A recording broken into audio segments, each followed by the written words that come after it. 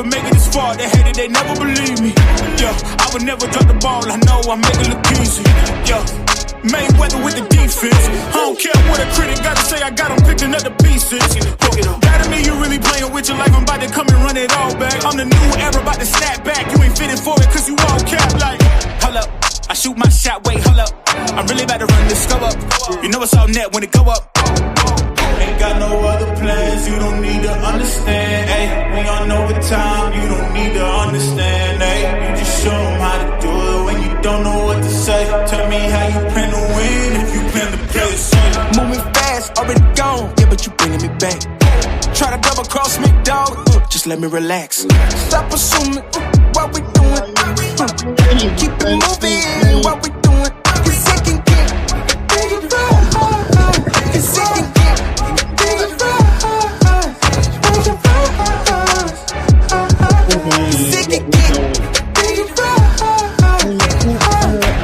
Please don't play no games with me, I promise I'm too much. Ay, I can never let up even if you had enough. Ay, this ain't for the faint of heart, we always playing rough.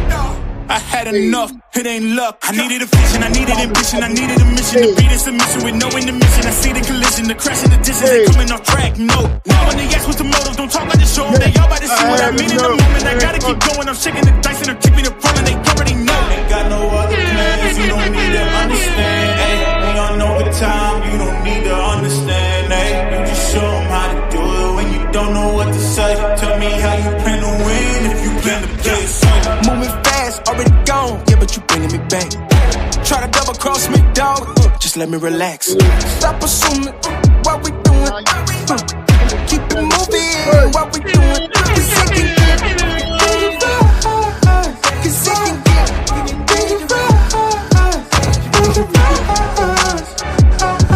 you second get.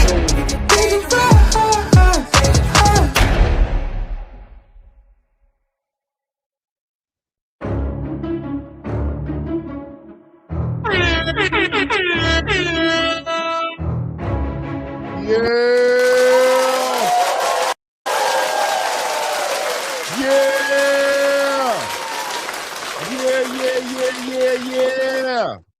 What's goody?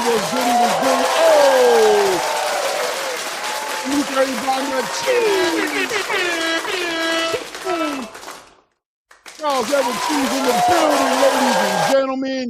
Salute, Cheese. What's good, man? Salute to you, man. Good to see you back in the building, man. Long time no see. Hope you've been catching the replays. You know, we've been growing, man. It's been slow, but it's for sure, man. We trying to keep it boxing. You know how it is. The sport keeps on moving, but, you know, slow, but for sure wins the race. But we still staying disciplined and we still staying committed to the game, man. So I appreciate you, Cheese, for sure. First super chat, Super Color in the building says, what's going on with y'all? Checking back in, putting some color in the chat. Back on my grind. Salad and chicken breast till we King Kong shape. What's up in the fabulous world of boxing? ATB Combat Media chat. Turn up tonight. Turn up. Yeah. Turn up for sure, man. I appreciate you, Cheese. I appreciate you, family. Thank you for the love, man. We do have a lot of stuff to talk about tonight, man. Great weekend of boxing, man. The UK card did its thing, man. We gotta stop playing with the UK when it comes to this boxing game. But an American fighter, Brandon Figueroa, went over there and showed out. Liverpool is diabolical. Shout out to Liverpool. The UK got some of the most passionate boxing fans in the space, man. You can't even be mad at them, right? But it did get crazy over there for Brandon Figueroa, going into enemy territory in the backyard of enemy territory, and they showed out for their fighter, man. Liverpool did what they did, man. They showed up, but Brandon Figueroa showed up too, man. We're gonna talk about that because 126 is on fire. If you follow me, you know how I feel about the 126-pound division, so we definitely gonna talk about it, the whole entire situation. And Turkey seems to be interested in what's going on 126 as well. We're gonna talk about all that. We got to talk about my guy Andre Ward today as well, man. Yo, listen, man, Mauricio Suleiman opened up a can of something serious, man. He's not doing himself any favors, ladies and gentlemen. I don't know. You know what I mean? Like I told you guys before, I'm sure the bylaws support every move he makes. But at the end of the day, how's the PR? Is the PR going to work? I don't know. Now you got Roy Jones on board. Everybody's asking questions. Crazy interview today as well dropped from Chris Mannix and Mauricio Suleiman. I gotta tell you guys, did not help his case as far as I'm concerned. I don't know what you guys thought about it. You'll let me know about that. We'll talk about that as well. Looks like Jerome Boots Ennis and Virgil Ortiz Jr. still in negotiations, man, which is a good thing because I'm not gonna lie, I lost faith in the situation happening. But like Virgil pushed it. He made it happen. He's obviously getting through to Oscar. Oscar understands in order to make his fighter happy, he has to be willing to make the biggest fights. Big risk for Virgil Ortiz, obviously a big risk for Golden Boy, and the same thing for Jerome Boots Ennis, right? So the negotiations are moving forward. They're trying to figure it out. They're trying to make a fight happen. For what I'm hearing is they're aiming for the end of April. One of the biggest fights that can be made in the American boxing space right now. Virgil Ortiz Jr. versus Jerome Boots Ennis. So, man, we just all can sit back quietly and watch the adults make the decisions, right, as to what they're going to do. And we're going to sit here and hope and pray that they figure it out for boxing, man, for the American boxing space. Dana White makes an announcement today as well. Lets everybody know that the first actual Zuffa championship will be on the line between Jai Opataya and what's his name again? Something Glandon. What's his name? I can't remember his name, man. What's my guy's name? I gotta find it. I cannot remember his name, but it's going to be the first cruiserweight championship. So if there was any questions or concerns about whether or not he'd be supporting the cruiserweight division and just going straight to the heavyweight, well, there it goes right there, right? So there'll be a cruiserweight division. That's going to be an interesting point of conversation. We've also got a special guest that's going to be stopping in the building today. We'll be talking to Demazian Van Houter. You guys know the new heavyweight prospect heavyweight on Zuffa Boxing. You guys might have seen him on MVP Promotions. He'll be on the show today as well to tell us about his career, what he's got going on. Future champion. I mean, this kid has all of the intangibles. Tall, in great shape, fundamentally sound, a lot of power.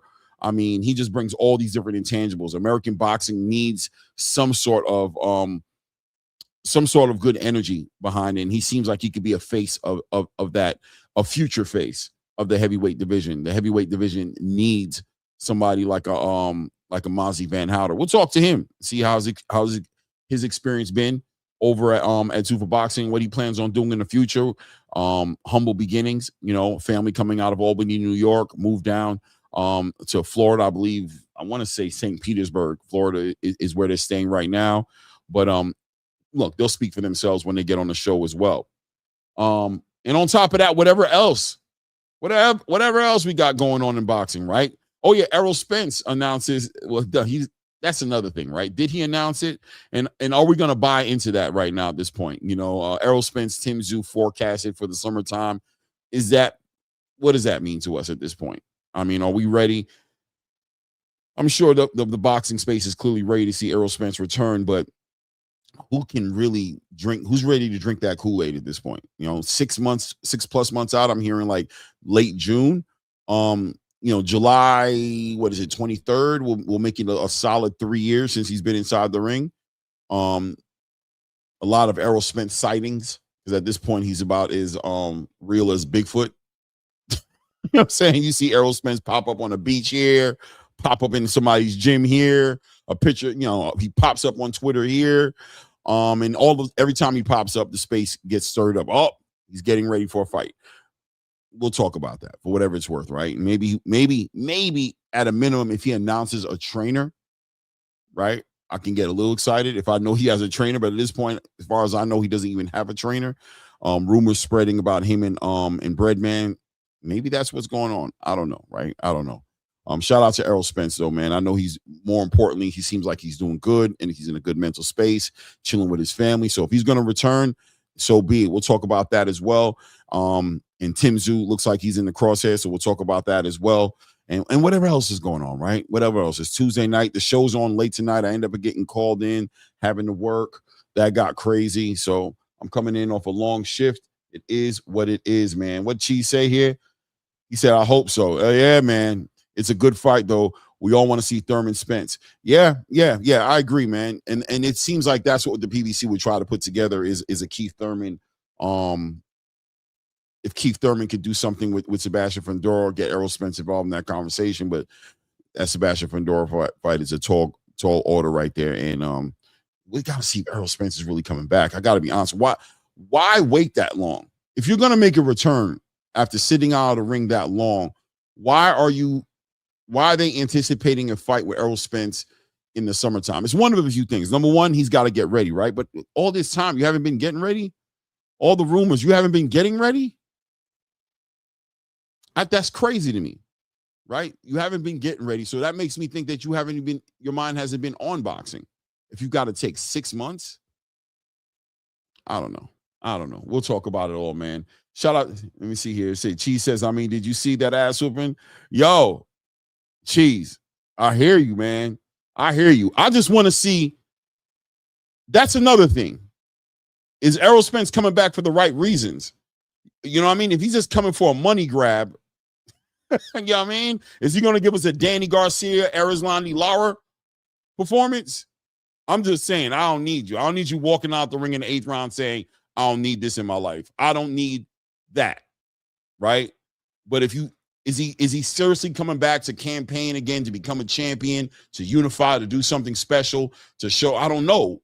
I don't know what his point is, man. So a nice press conference is something, man. A nice press conference is something. Let me see what's on your mind. Talk to me. Talk to the space. Let us know what's on your mind, man, because as crazy and as excited as the space is getting, when I heard that announcement, I didn't even feel nothing. Pause. I'm just saying that's a problem. It meant nothing to me. And back in the day, if Errol Spence was getting announced to make a fight, when I thought Errol was coming back for Sebastian, I'm like, all right, oh shit. When I heard rumors about him and Jermell Charlo, I'm like, what? This one right here, I almost didn't read it. I almost thought I treated it like it was propaganda, like somebody was lying, because it wasn't announced by the PBC. It wasn't announced on Errol Spence's social media. What do you want me to do? Mike Coppinger? I guess he's been on a roll, right? He has been speaking on some things. Anyway, it is what it is. Let me bring up the co-host on the show, my guys, man. Let me see here. Mike Touche said Errol first fight back should have been in Dallas, not no damn Australia. Oh, so it's going to be in Australia? See, I didn't even know that. It's going to be in Australia? I don't know. What's up with that? That's a whole nother conversation. Of course, it should be in Dallas, ladies and gentlemen. Amidst the lawsuit of Floyd Mayweather with Steven Espinoza, and even though his name's not on the paperwork, Al Heyman, PBC's under the magnifying glass. Why is Errol Spence fighting in Australia? Let me find out No Limit is paying for this. Let me find out No Limit is paying for this fight. And y'all gonna crucify me if I say something's going on with the PBC. If I get suspicious and I start asking questions about the PBC, y'all gonna shoot shots at me. What's Errol Spence doing in Australia? What in the hell what is Errol Spence Jr. doing in Australia? Anyway,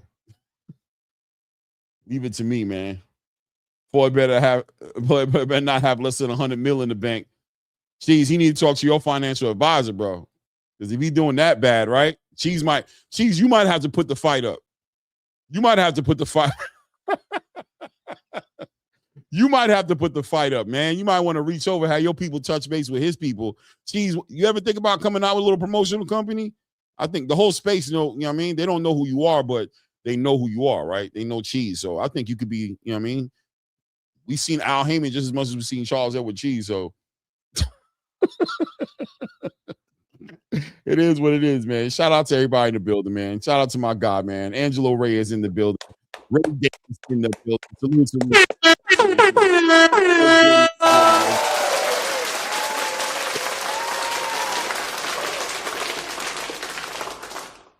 The interview when MAZI pulls up, Ray gonna fall back. You know what I'm saying? Yeah. No, I'm super excited about that, actually, with the dad, William Cheeks Van Houter, joining us, and MAZI joining us. I like how you slid that in there. Yeah. Hey, man, the man's name is William Cheeks Van Houter. Yeah, all right. I'm gonna call him Mr. Van Houter. I don't know. No, that's not what he told you to call him. That's not what he told you to call him. So. But yeah, no, I'm excited just because again, I thought we had a really great time when we had Bernard and Jaleel on together. and we got to see their dynamic as father and son, right? So it'll be fun to see the dynamic between Demazion Maserati Van Houter and his dad, Mr. Van Houter. Oh, it's for Maserati. Hey, man, they from New York. They already know, man. Shout out, you know what I mean? Rest in peace to the Fox. You know what I'm saying? Maserati Fox. I mean, saying rest in peace to the Fox, man, for sure, man. That's a a big name in New York. It rains, so he from New York, calling himself his son. He know it. I mean, I ain't gonna bring that up. It is what it is, man. Shout out. We're gonna find out where all of the nicknames and everything came from. I am, but it's so nice to see Cheese back. So welcome back, Cheese. We missed you. You know, Cheese coming in 2026 to save boxing. You know, maybe he could help out Errol Spence. I don't know. That's crazy, bro. Y'all gonna stop. Y'all gonna stop dissing Errol like that. But hey, no. I know what you're saying. Listen, Charles can do it. He's fighting Australia, let me right? Hold on. What I'm saying is, that man knocked out Tim Tszyu in Australia. He might get hit with a damn Foster, a can of Foster or something beside his head. You know what I mean? Yo, that's how crazy, they treating us out there. That's crazy. Get chased by some kangaroos and koala bears. I get it. What's he doing out there? Bro, what's that all about? What's he doing out? What is Errol Spence doing in Australia, man? I'm so glad you said it before I did, because I couldn't wait to get up here to be like, you know why he out there in Australia? What he doing in Australia? Is paying for the fight. We know this. I wouldn't be surprised if this is like a card that's just randomly put on. I don't even know if this would be like that Keith Thurman card that PBC really wasn't behind. That's what it is. That's what it looks like. Yeah, that's what I'm saying. I don't even think I think they'll. Yeah, it's just crazy, man. That's why I said what I'm saying to myself is this, right? If he's going out there, clearly it's for the money. Right. Is Errol Spence coming back? Is this a money grab? Is this a money grab, or is he really making a return into the boxing space? Because in what world does that make sense that he should go fight in Australia? What is Tim Tszyu like a champion or something? What's that all about? Has to do with funding. Clay, like right now, nobody in America wants to fund Tim Tszyu. So Tim Tszyu's done his last 2 fights in Australia. This is kind of like the Jai Apataya situation, right? But you know, Jai found himself a nice little bag in fighting for Zuffa. So I don't know. Shout out to the still trying to hold him. You know, said he's saying is Spence the A side. I was thinking the same thing. He can't be the A side. No, he wouldn't be the A side in Australia. No. Right? No. So I mean, it's kind of weird. I'm waiting for it to play out. It doesn't sound like something Errol Spence would do, but the fight sounds like something he would do. You know what I mean? 154, come back in. That I think that's a good tune-up fight, or you know, I don't want to call Tim Tszyu a tune-up, but we've seen what he's been doing. I think he's lost like 3 of his last 5 fights. Right? Like 3, right? No, 2 or 3. Yeah, 3, right?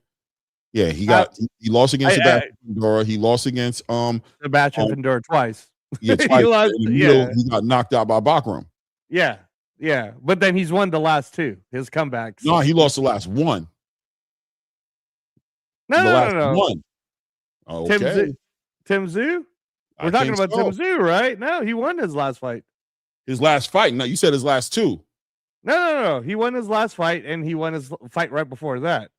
So the last 2. Yeah, the last 2 fights. Yeah. No, he did. He won the last 2 fights. So he's only won one fight? Yeah, he fought Anthony Velasquez in December. Right. Yeah. On that by unanimous decision, by the way. Right. And then Sebastian Fundora, he stopped and arguably quit. Oh, I thought he fought after Sebastian, and then he fought right before him. Velasquez. And then he fought Joseph Spencer, somebody who they pulled up from and he knocked him out. And then he got before that he got knocked out by Bakram. Yeah, and then before that he lost to Sebastian Fundora. Yeah, Fundora. Yeah. Right. So, well. Anyways, regardless of it all, I think that the Errol Spence thing, if it really is going to happen, if it's really going to happen, and Coppinger, you know, tends to be right on some of these things, so it's probably has to do with the whole "where's all the money" from the PBC kind of thing, and maybe Errol's fence needs it, man. I don't know. Hey man, it is what it is. Shout out to my Aqua frequency in the building. Walaikum salam rahmatullah. My Aki in the building. Shout out to Fly Frequency, man. What up, Frequent? Charles Edward Cheese says Bakram pissed me the F off of Kelly, man. Bakram, we gonna talk about it in a minute, man. Our guest is here. So Ray, just you know what I'm saying, sit back. Yeah. No, I sit down, man. Listen, I got you. For sure, man. Salute to everybody in the building. Salute to my guy Ray, man. Cheese. You already know we're tapped in with the Zuffa algorithm right now. We're liking what they're doing. We're liking the development. And like I tell you guys all the time when I'm talking about Zuffa, it's about the future of boxing. I'm not as concerned with the Jayo Pataya or the rumors of Bam. Oh, Bam too. Bam, I would like to see over there too. But I understand. His mom's in the chat, by the way. No doubt. Shout out to the moms. I'm not interested as much in that section of the space. I'm interested in the future and the prospects. Because I really do believe that they're breeding this next generation of fighters that are going to be in the space, you know what I'm saying, and really taking over boxing. I think this next generation, especially in certain divisions, right, like in the heavyweight division in particular, the American heavyweight division, has been a while since we've seen like a real. I mean, we had hopes a little bit of Jared Anderson potentially, but I don't, hey man, shout out to Jared Anderson, man. We're hoping that comes full circle and just makes more sense when it's all said and done in comparison to where it's at. You know what I'm saying? I mean, because I remember being very optimistic about Jared Anderson, very excited about what I saw, and then it kind of went the other way. I'm waiting on Jared, man. You know, everybody has their battles, their adversity, so we're going to wait on him. But in the meantime, though, we've got some up-and-coming heavyweights, but we have one particular up-and-coming prospect heavyweight that's been showing a lot. Tall, big puncher, fundamentally sound. Seems like he's got a good support system, disciplined, mature, you know what I'm saying, and so young. Just a lot of promise, and I'm loving that new breed of fighters. When you're talking about, even I include the Xander Zayases and the Shushu Carringtons and all those guys, this new breed of just like a representation of American boxing. You know what I mean? Not end-bombing every minute. You know what I'm saying? They get a chance to it if they're being aware of the environment, man. So this one right here, man, this one right here is a big one. Ray, you gonna fall back right quick? Yeah. What I was gonna say is let me welcome to the stage. But all right, you got it. Well, welcome to the stage, my guy MAZI. Van Houter and his dad, man, the Maserati TV, Mr. Van Houter in the building. What's up, guys? How y'all doing? How's everybody doing tonight? Man, we doing good, sir. We doing good. Let me give you a power. Salute to you guys, man. So many questions. So many questions for you guys. And I'm gonna talk to the elephant in the room. I want to get right to it. I don't want to waste no time. Please. Van Houter. Yeah. Talk to me. Help me out here. Van Houter. Yes. That don't happen every day. That don't happen every day, man. We don't talk to me, man. Talk to me. And it's probably to the dad, right? Because MAZI gonna be like, bro, I came out the womb and this, bam, that was me. You don't know, but the dad gotta know. Dad, talk to me. Van Houter, you stand out. It stands out a little bit, right? Yeah, it always does. Okay. Not just me. All right. All right, talk to me. What's up with the name? I mean, I ain't gonna lie. We're from New York, right? I know my great grandparents is from Pennsylvania, and I got a great grandparents from Virginia. On my mother's side, father's side is from Pennsylvania. After that, I don't know where it came from. You know what I mean? I might have to ask my sister. She might be in the chat in a little bit, but I definitely got to ask my sister. But I think it comes from the slave days. Not gonna lie. You know what I mean? It is what it is. But you think it was a violation? Yes, sir. It has to be. It has to be because everybody's black in my family. You know what I mean? So so there's no connection. There's no like second, third, fourth. There's not like a blue-eyed, blonde-haired. Maybe I haven't seen them yet. You know what I mean? But not nobody I've seen in any family photos is blonde hair, blue eye. All right. Well, I mean, I ain't gonna lie. When I first saw MAZI, which was on an MVP promotions fight, that's when I saw him at. I just thought he had an accent.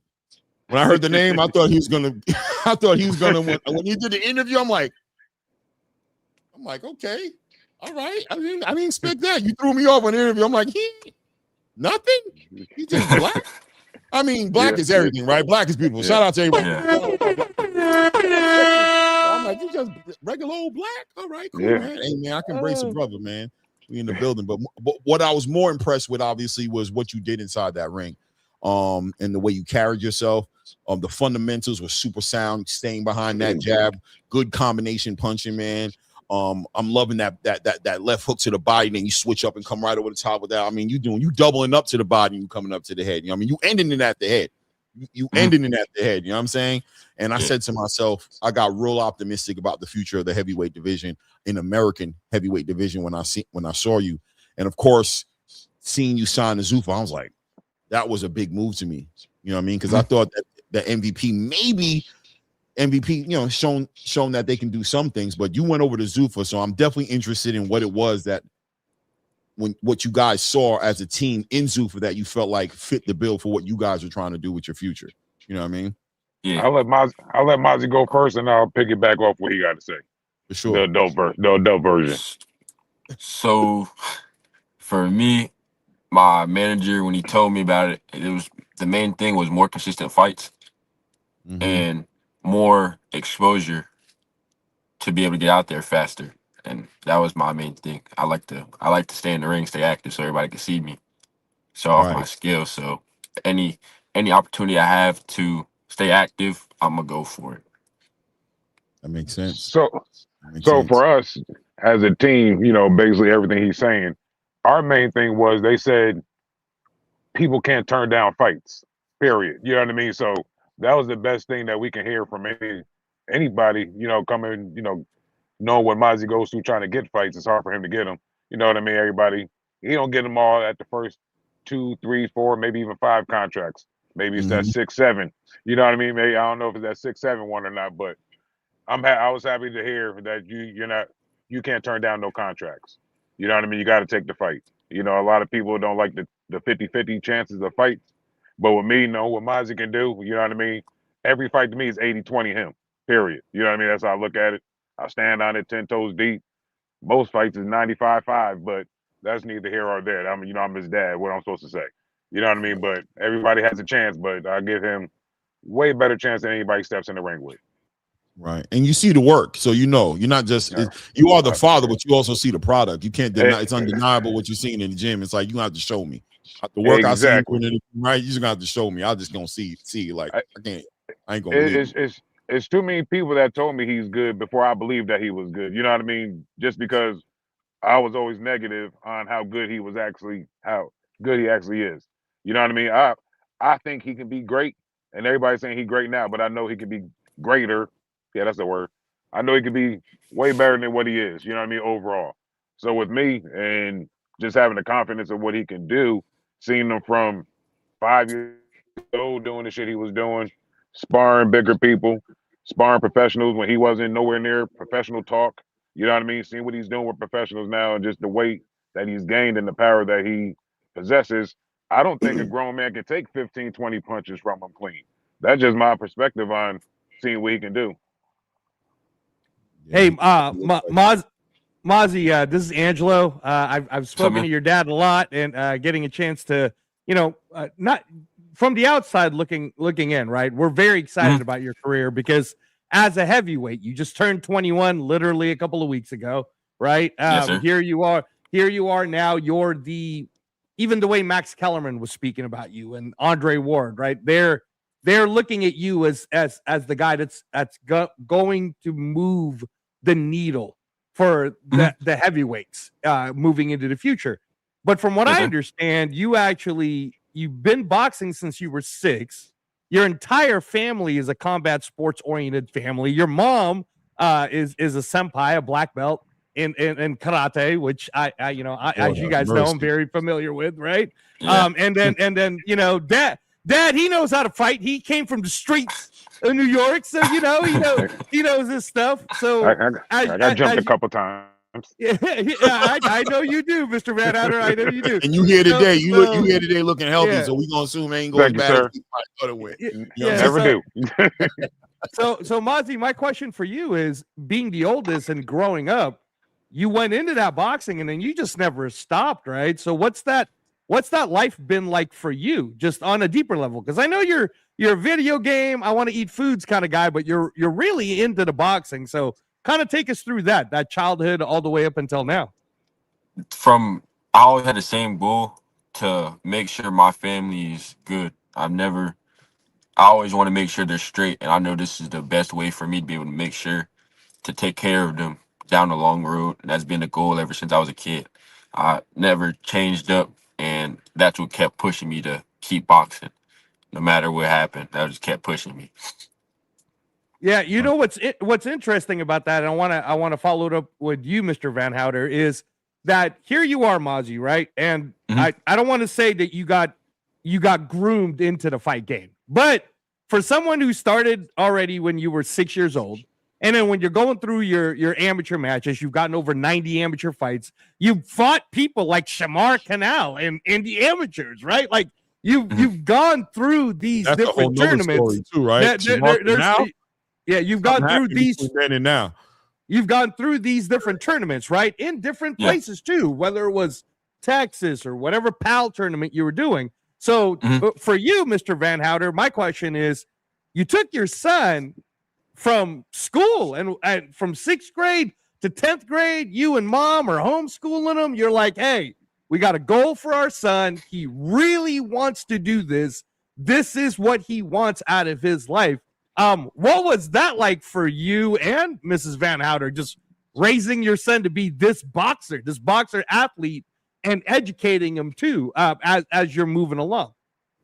It was more so, as much as we did watch combat sports, we did dive deep into all the backgrounds of the management side, the financial side. You know, we're a big financial literate family. We want to make sure our kids is well taken care of. You know, we already set them up with a couple of things, but the way boxing took off with us, it was more like a gun and a bullet. You know what I mean? He said he wanted to do it, so we did it, but we didn't know how much we had to sacrifice as a family to make sure he got to every tournament, got the new gloves, got the new shoes. You know, it was a lot of sacrifice that, you know, I don't think I bought a new pair of sneakers for like 7 years. You know what I mean? Because everything with the boxing, you know what I mean? We're traveling with 7 people to different tournaments. You know, we get the hotel rooms for a week. That might cost us like $4 or $5 grand, or, you know, overall. And it's only for a 3-minute tournament. Like, he literally was fighting for a minute. You know what I mean? Then we go out for a week and he loses the first round. Now I'm cursing him out for the next 5 days because we can't do nothing. We got the hotel room. It's like, so like I said, overall, you know, we didn't mind doing what we was doing when we was doing it. You know, looking back, it's like, yeah, we won't change shit. You know, especially seeing where he's at now. It's like, we're happy we did what we did, but it was definitely a big toll on everybody. But, you know, he said he wanted to do it, and everybody in my family supports everything that anybody wants to do. He just actually took it a lot further than we ever expected. We're not going to lie. You know what I mean? Like, we knew he was going to be good, but we thought he was going to be good around 25, 26. You know what I mean? We was going to be on shows like this at, you know, later in life, not 21, where he just turned 21, you know, fighting in Vegas under the big lights. Shit, we used to watch Dana White when he was a baby. Now Dana White's his boss. That's just, it's just crazy to me. You know crazy what I mean? How it comes full circle, right? Full circle. Yeah. But let me ask you this though, right? So you said something earlier that threw me off. I'm familiar with Shamar Canal. I think we're all familiar with Shamar Canal. Are we talking about the same Shamar Canal that's fighting at what is he fighting at? 135 right now? 140? What's he fighting at? I haven't seen him in a while, but last time I seen him, he was fighting at 55 pounds. Because that's when him and MAZI first fought. No, at 55. Just 5'5". Nickel. 5'5". Yeah. Just 5. 5 and 5. 55 pounds. Him and MAZI fought at 8 years old. I think Shamar was 9. Okay. But it was his very first fight. We trained together in Albany, New York. That's where he's originally from. We was at the same gym until we moved down to Florida. And then Shamar went somewhere. I think he moved out to Vegas around. Yeah, he working with DHP right now, right? He working with the Haney right now. So yes, sir. And that's kind of crazy. I can't even picture this. I can't see the MAZI. I can't see MAZI at fighting no Shamar Canal. I can't picture it. Like, MAZI, I don't know what that looks like. MAZI didn't get big. He didn't grow really until 18. You know what I mean? He was always small. Like literally, he was so 20. He's 20. He just turned 21. Yeah, and he just started growing at 18. You know what I mean? So for Mazi, what's going on? When I turned pro, I was 6 foot 154, and I was 17, and then I started growing slowly, but then after I hit like 18, 19, then I blew up to 6'5", but I was still small, like 190, and then I just started eating more and packing on more muscle, and that's why I'm at 217 now. Well, it was like a slow.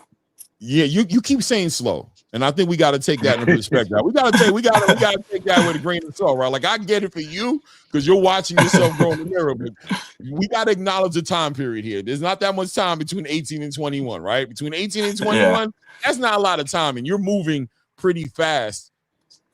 Was there a point in time? I guess because you're telling me gradually happened to you, but from the father's point of view, were you looking at him like, brother, I need you to slow down. I need you to to stop playing with me. I was talking to Angelo actually about this. Our dentist, Mazi's dentist, when he was 6, he was either 5 or 6, 6 or 7. His little brother was 6 or 7, 5 or 6. They're only 1 year apart.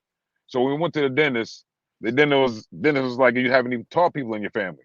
I was like, I'm pretty tall. I'm like 6'3", 6'4" back then. You know what I mean? My mother was 6 foot. My sister 6'6". I got a couple of uncles that's 6'6", 6'5". So I'm like, yeah, we got some tall people in our family. He was like, well, you better get ready for these two. He was like, Mazi should top off around 6'7", no, 6'6", 6'7", and his little brother should top off around 6'8", 6'9". And right now, Mazi's at 6'5", and his little brother's at 6'6". So that dentist put us on a long time ago. Like I said, it was 5 years old. So I always knew he was going to grow tall. I just didn't know when it was going to happen. But when I seen it happen, I was happy as shit. You know what I mean? He's still little. I shouldn't be saying this out loud, because he's in the, he's listening. But yeah, he did get taller than me. You know what I mean? Over to like a year and a half. I was like, God damn it. Like I said, I don't like that shit. But yeah. Clothes.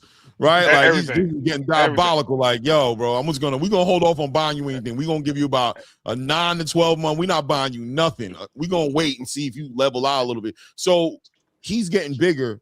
Now you got all these people in your family that are tall, and your wife, his mother, she's 5'11". Right, and she's a combat sport. She's some kind of degrees in black belt. Not only that, Clay. Actually, his mom was a basketball player for college, also up where you grew up, Clay. Actually, around Syracuse. Where you're Mohawk Valley. She went to Mohawk Valley. Let me ask you this though. So was sports always going to be something like? Are you big on sports with your kids? Because you got some physical attributes, like you know what I'm saying. You got some gifts from God. You know what I'm saying. He's going to be tall. His mother is an athlete, combat sports. You're a tall guy. Did you already have a vision about your kids being athletes anyway, just because of what the blood, was going to come out in the bloodline? Not at all. Not at all. I'm a bowler. Mom did though. She said she knew somebody's going to be an athlete. For me, no, because I was like, okay, my kid's going to be smart. You know what I mean? Because I always wanted them to be financially sound on everything. So I was hoping I was going to get a lawyer, a doctor, a CIA agent, so I can drill them on, their cases and shit. I'll be watching Special Victims Unit a lot. So I always wanted a child that was in one of those type of positions so I can see what they're doing.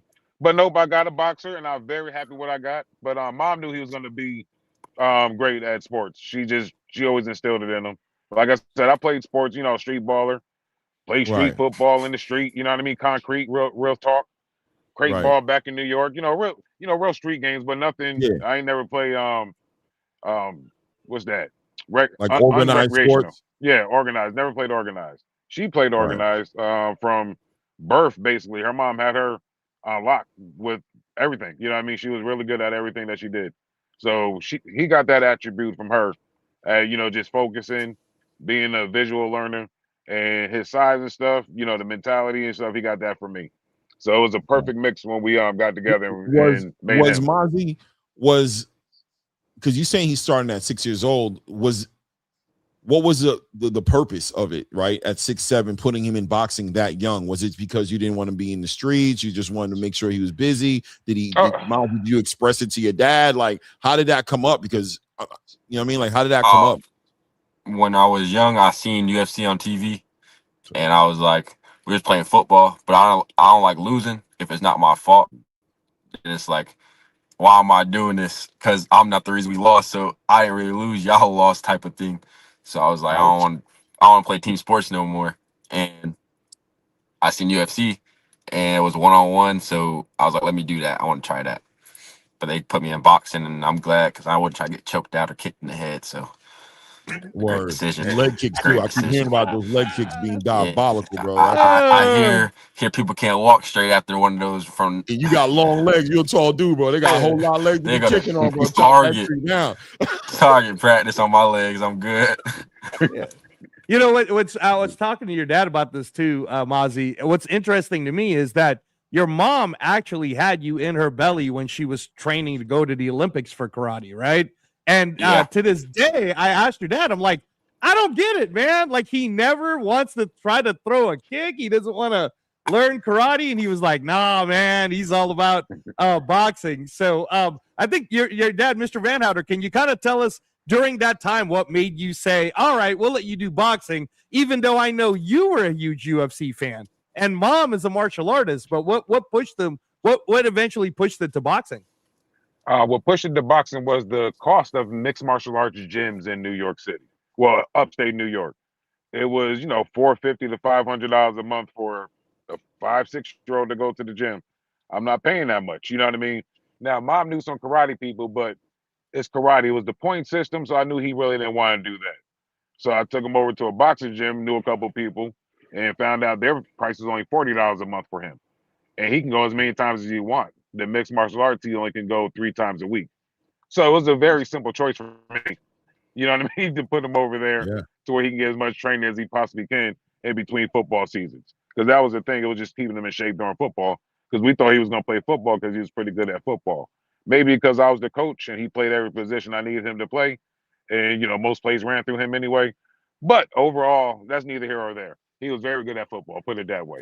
So we thought he was going to stick with that. But he just, after he got with a couple of personal coaches, one-on-one coaches that we know, guy's name's Coach Tone.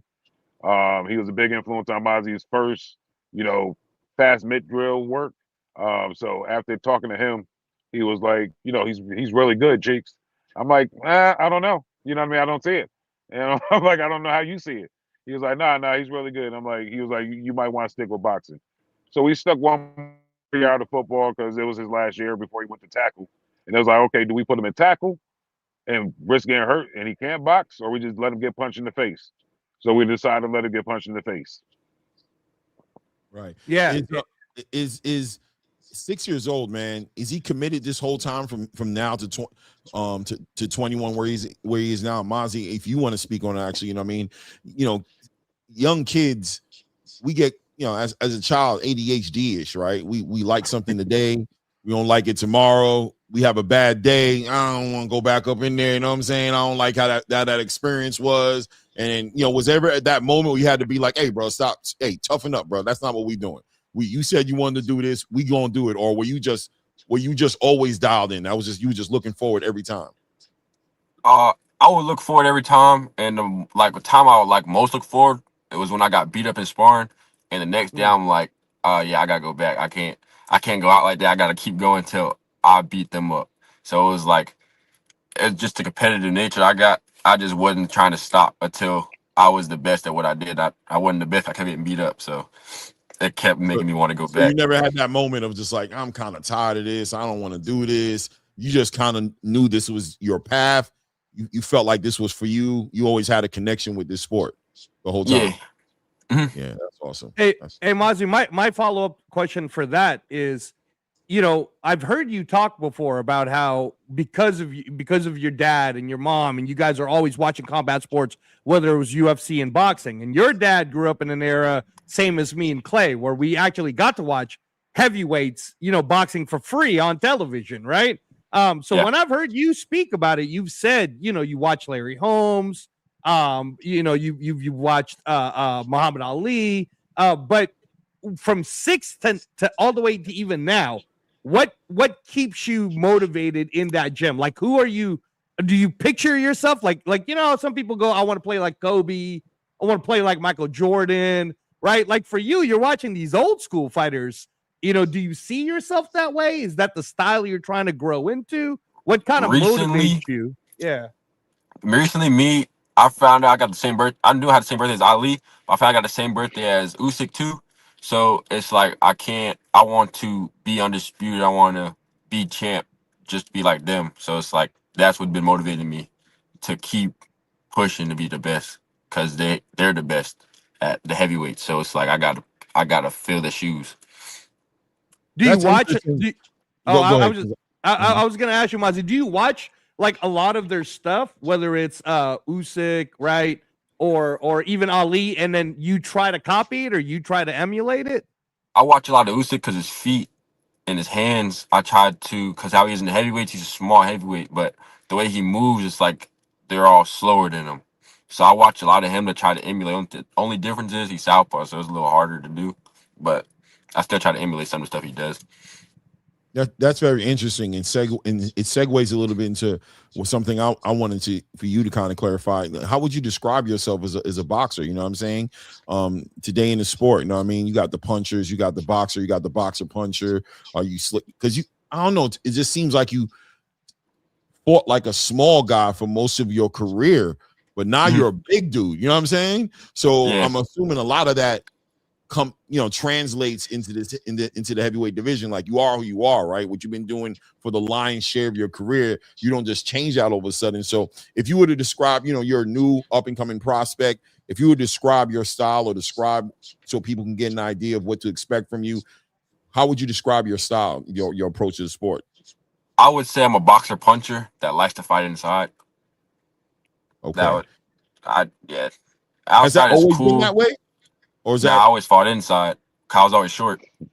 Right. Yeah. And that's where I'm trying to figure it out. Like, because as fast as you grew up, I can't believe that the way you were boxing at 17 is the way you just can't box like that no more, right? Like, you gotta figure this body out, right? You figuring this whole thing out, right? The arms are long, and I'm tall, I'm stronger. You know what I mean? How did you deal with that?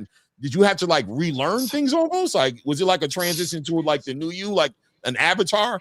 You know what I'm saying? It was in the gym. So when I was younger, I always fought inside. And in the gym, my coach likes, because I can still fight inside. I got quick punches inside. It's just he wants me to box more because I'm not always going to be the shorter person. Sometimes be taller, sometimes have longer reach. So it's like he wants me to box more. So it was learning how to box.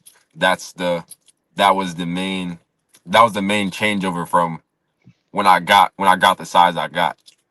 But he still fight inside. When was the last time you was a shorter person? Last week to me. When was the last time you was a shorter person, bro? It's been a little while, right? You might actually, you know what? When you fought, let me ask you this, Mazi. When you fought Madison, weren't you shorter than Madison, or were you taller than Madison? I was taller than Madison. You were taller than Madison. Yeah, that was a big dude. That was a big dude. I was talking with your dad about this, and it's when I was studying your tape, right? Because in the coaching field, that's kind of what I would do. I would just, when I'm either looking for the next thing or, hey, where's your dad? I noticed you love your left hand a lot. Like, you use it a lot. You were throwing that sucker like crazy, right, to the body, to the head. And then I talked to your dad, and I was like, is he left-handed? And he said, no, you're actually right-handed, but you've gotten so used to that side that he was saying that your power hand really is your right hand. And I started thinking, oh my gosh, man, when this kid finally really does open up, because I have noticed it. For example, when you throw that beautiful step back right uppercut, it's so natural. It reminds me of like a Lennox Lewis, right? So that's why, like, why is it, do you find so far you're using your left hand a lot? Right? Is it that they're just going down because of the left hands, or are you trying to find ways to mix in the right hand? The real reason I use my left hand so much, I used to watch a lot of Roy Jones, and I used to try to copy his left hook. That was about it. But now I'm opening up with my right hand more, so we've been working on it in the gym. So it's getting better, but it's just my left hook. It's something I always wanted to mimic from Roy, so I just kept doing it until I had it. No, you got it. I definitely noticed how you use that left hand, man. You'll double up to the body. You'll come up top. I mean, you'll work them all the way back with the left hand. It's amazing. You know what I'm saying? But I always said that in myself in my head. I know that right hand is crazy. I just always knew that. I'm like, I know that right hand is diabolical. He ain't had to use it yet, but it's gonna happen. I know it's the right hand. My Kobe fight was the first time I actually hurt somebody with my right hand. Right. I was surprised, honestly. See, you didn't even know, right? You knew, but you ain't know. Ain't nothing like seeing it. You like, man. Who was it? Terrence Crawford said the first time he put on gloves. I don't know if you saw this interview, and he said he put the gloves on, and he was like, yo, I get to punch people with these because it was so little, you know what I'm saying? And then he said when he beat up the dude, he felt kind of bad, but he said at the same time, right after that, he was like, oh, shit. You know what I'm saying? Like a feeling like, I'm doing this again as soon as I can. Did it feel like that when you hit him with that right hand? Was it like, oh, nah? It surprised me. I was like, oh, snap, I got another hand. It was one of those type of moments. I know it had to be, man. Bro, in my mind, I'm just picturing you being surprised and I just feel like you're still getting used to who you are right now. You know what I'm saying? Just knowing that you got that big at 18, and so you're doing stuff in the ring and you're just like getting to know yourself. It feels like I can't imagine going from, I don't know what you were, 150 something pounds at 18. By the time you're 21, you're 200 plus pounds, 6'5". I mean, it's just got to be an experience every time you do something special inside that ring. Am I bugging? Nah, it is. It's like some moves I do, it's like you shouldn't be doing that come heavyweight. So it's like they surprise me, surprise my coaches, like, oh snap. There's something we can work off of type of thing. None of that surprises me. He came from me. You know what I mean? Point blank period. I've been telling everybody for years. I've been talking shit to all his sparring partners that he had coming up the ranks, and he probably remembers it, but I got a lot of footage on YouTube. But yeah, everybody used to beat the hell out of him when he was coming up. But he's been locked in, to piggyback on something earlier. He's been locked in ever since 6 years old. So I just wanted to put that on him too. Yeah, he's definitely been locked in since 6. I got unlocked a whole bunch of times, so this shit was costing a lot of money. But no, he stayed locked in through the losses and everything. Like I said, that he got it on that one. But no, a whole lot of people beat him up. You know what I mean? We still know him. We still talk to him. But I used to talk shit. I'm like, look, when he gets big, he gonna fuck y'all up. Point blank period. I'm tired of y'all beating up on my kid. Y'all not taking it easy. But watch when he gets bigger, he gonna beat the hell out y'all. And now they won't get in the ring with him. I be trying to sneak him away from his coach to come spar people that used to beat him up, but he won't let me do that no more. But like I said, I be trying to get his get back because he don't remember what they did to him. You know what I mean? But yeah, he's actually shit. I want to say the more losses he took, the more he wanted to do it. Like you said, he didn't want to be second fiddle to nobody. And when he knows he can beat you, like he shouldn't have lost. So it's definitely he's going for his get back. And most of the time, they'll split decisions. So, tomato. Hey, Mazi, I was talking to you with your dad about this. Bro. Dad's still feeling some kind of way about them. I just want you to know, I can see he's in his feelings about that shit. He ain't letting it go. Like, Mazi, move on. He looking for, he feeling some kind of way, and them wounds is open for him. Mazi like, bro, we knocking people out right now. Like, I don't even think about that. He like, nah, man. You knocking people out, but nah. But we talk about it later. Go ahead, keep knocking people out. No, Mazi. So, I mean, it's fun to just see the dynamic between you and your dad. I was talking to your dad though, and I was saying how, and I wanted to kind of get your perspective on this. You kind of remind me of maybe because you developed the way your dad's speaking of. You were smaller, you were younger, so you really learned. You're fighting on the inside. You're boxing. So I was telling him you're kind of like my comparison of Chet Holmgren. Because Chet Holmgren, if you play 2K, I know you play 2K. Yeah. So, but with Chet Holmgren, he really played like a Steph Curry, right? But then he just kept getting taller and taller and taller, and now he's this guy who, when people look at him, they think, well, shouldn't you be a center? but he plays like Scottie Pippen. He plays like a play like a guard, small right? forward. Yeah. So when I watch you and I've seen how you fight, it is interesting. So for example, you'll jab someone like Madison and already almost knock him out, right? Which to you, you're kind of surprised. But then there's other fights where I've seen you where you look frustrated, almost like, man, why can't these guys last longer with me? So when you're in the ring, do you still think like that 147-year-old guy, even though you're 6'5", 220 now? Yeah, like when I stop people in the first round, I get frustrated. I'm like, I train, so they should train too, so they should be able to go somewhere around. I don't like getting first round knockout. I mean, it's cool, but it's not. I like to get rounds in, so that's just how I think about it. Like I should at least be able to get like 3 rounds in with somebody, so I know where Before he I'm knocks at. him out. So I know where I'm at. So Yeah, I know the last fight go ahead. you fought, it looked like you were trying to buy some time. I could see when the first fight you had in Zuffa, it looked like you were trying to like give your opponent an opportunity to kind of get active a little bit. Like you were just like kind of pulling him along a little bit. You know what I'm saying? Look like you was kind of dragging him. And I think, what round did you knock him? Was it the third round? The third. Right. So it looked like he was like, I can't even do it, man. I can't even play with you, bro. You're not really supposed to be in here with me. Let me get you out of here, bro. So when I dropped him the first round and he got up, I was like, okay, so he's tough, and dude could take a punch. Like the body shots hitting him with and punches I was hitting him with, like I was trying to take his head off. He was taking him, so I was like, all right, cool. I gotta calm down and slow down the pace a little bit so I don't gas out, just in case he goes all 6. And then the second round, I just boxed a little more. The third round, I was like, he's tired. I'm getting him out of here. I don't want to be here no more. Today I got him out of here. So I now I know you're big on the video games, right? And we got to see your tattoos. So when you're in there and you're having that moment like you just described on the Zuffa card, do you have like a Naruto moment in your head, or are you like, here comes my superpower coming out, or do you ever like put the anime in your head while you're fighting, or are you just kind of like, nah, just focused on fighting. It's only ever outside the ring where I think about it and think about like anime moments. But when I'm in the ring, is really just I'm just fighting because that's just me. Are we ever That's gonna get to see? place. Are we ever gonna get to see you, MAZI, do like what Ben Whitaker does? You know, come out and do the whole anime, dress up with the headgear and the headband, or anything like that? Yeah, one day. One day for sure. All right. So going into Zuffa, right? You told me that you wanted to go in because of the activity. You said that was the biggest attraction, that they can get you fighting 3-4 times a year, and you wanted to get active.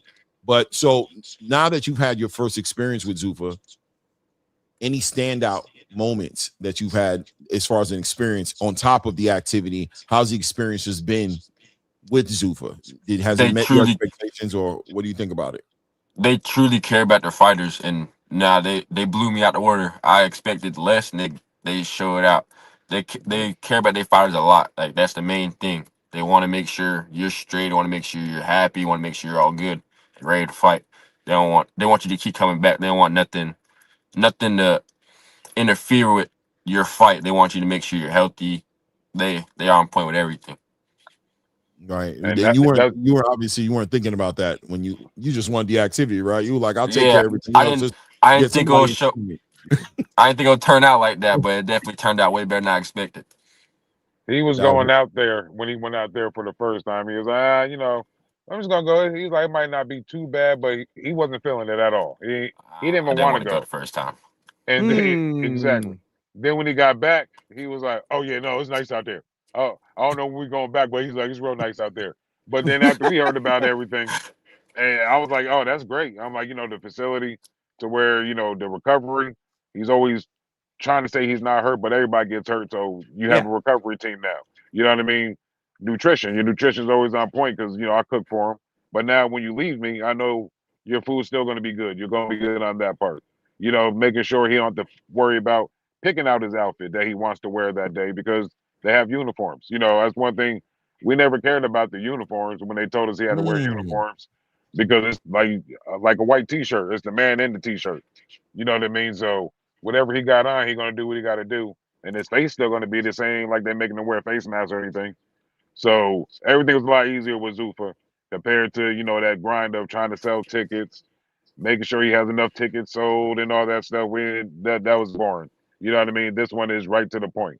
And what I mean by boring is when you have another opportunity to where they want you to fight and he want to fight, yeah, I'd rather do that than sell tickets. No, go have fun.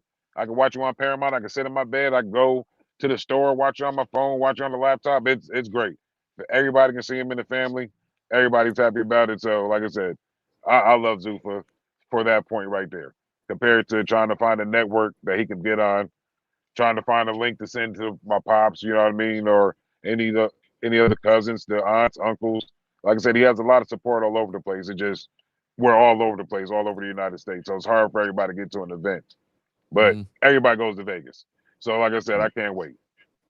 Hey, Mr. Van Houter, let me ask you about that because, you know, in on the channel, we're always talking about global boxing around the world, right? And we probably talk about UK boxing just about as much as the UK shows do, right? You know, Clay and I he was just calling the fights on Saturday with the Brandon Figueroa versus Nick Ball fight, right? Like it's all for us.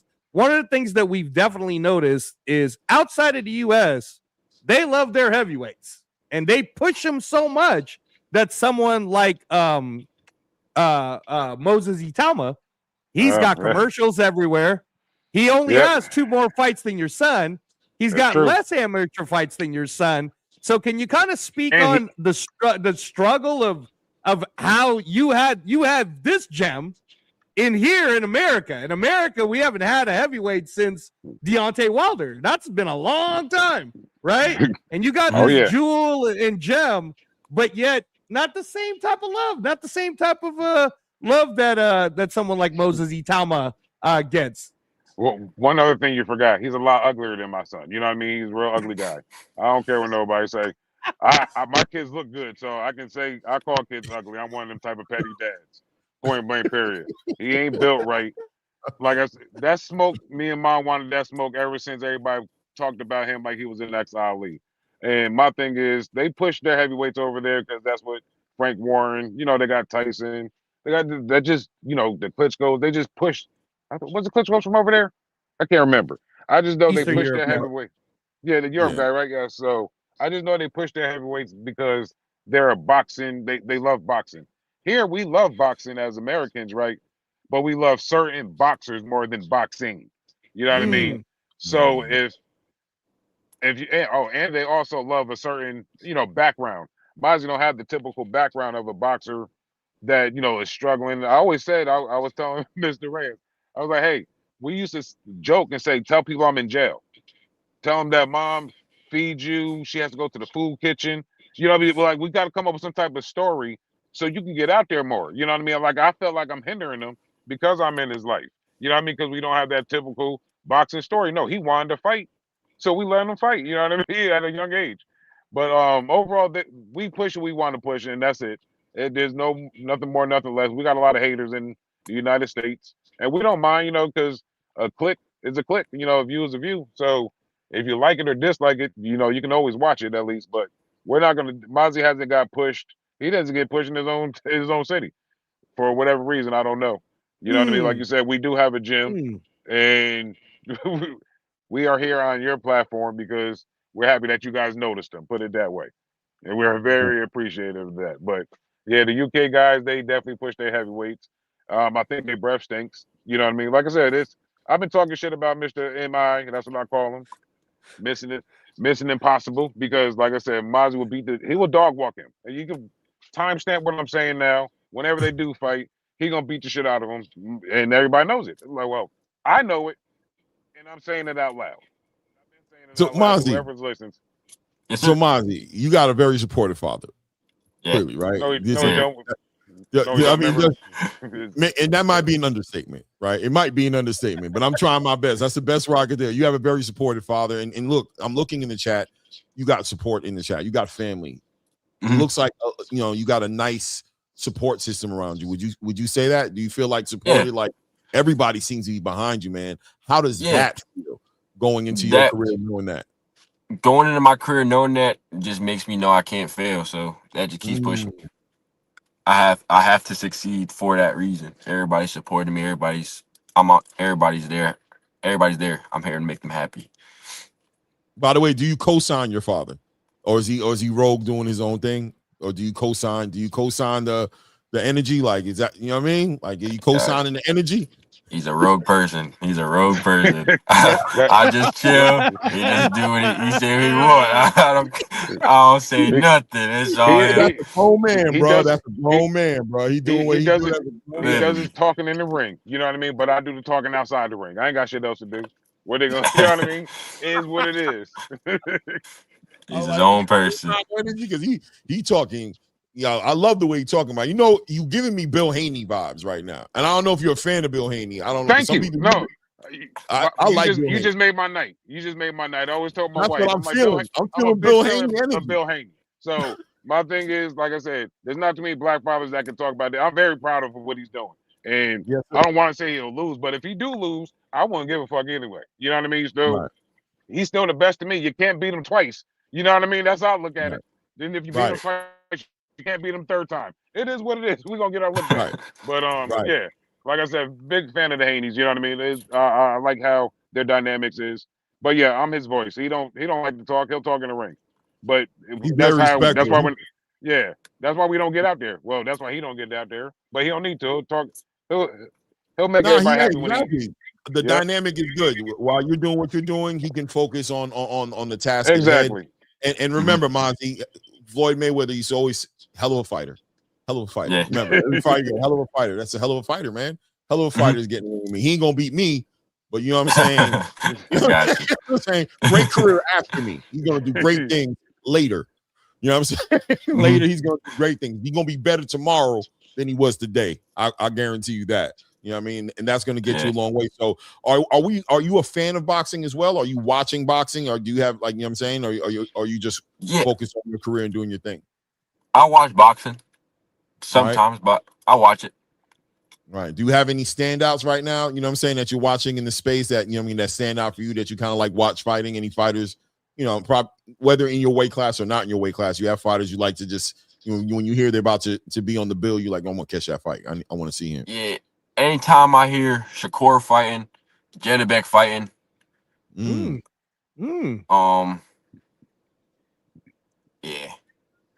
Even when I heard Barakram was fighting again, that fight was bad, but I like watching him fight though. So you pick it's very interesting, the fighters that you like Usyk. You know what I'm saying? And Janibek, Alam Halal. I mean, that's some deep boxing stuff, right? Like, Bakram. Why those fighters? What is it about those fighters that interest you? I like them too, but I'm very interested in why you like those guys so much. The way they fight, they got like the killer instinct. They have the killer instinct that I have. So anytime I can see somebody with it, I like to watch it, see what they do. And especially how they take out their opponents. I mean, that's just me. That's very interesting, man. Every time you talk about that, every time we ask you like a boxing question like that, you always go, no, I don't be seeing it coming. Like when you said Janibek, no, I did not see that coming at all. And your last was Van Houten, so I guess I should expect a lot of things. Exactly.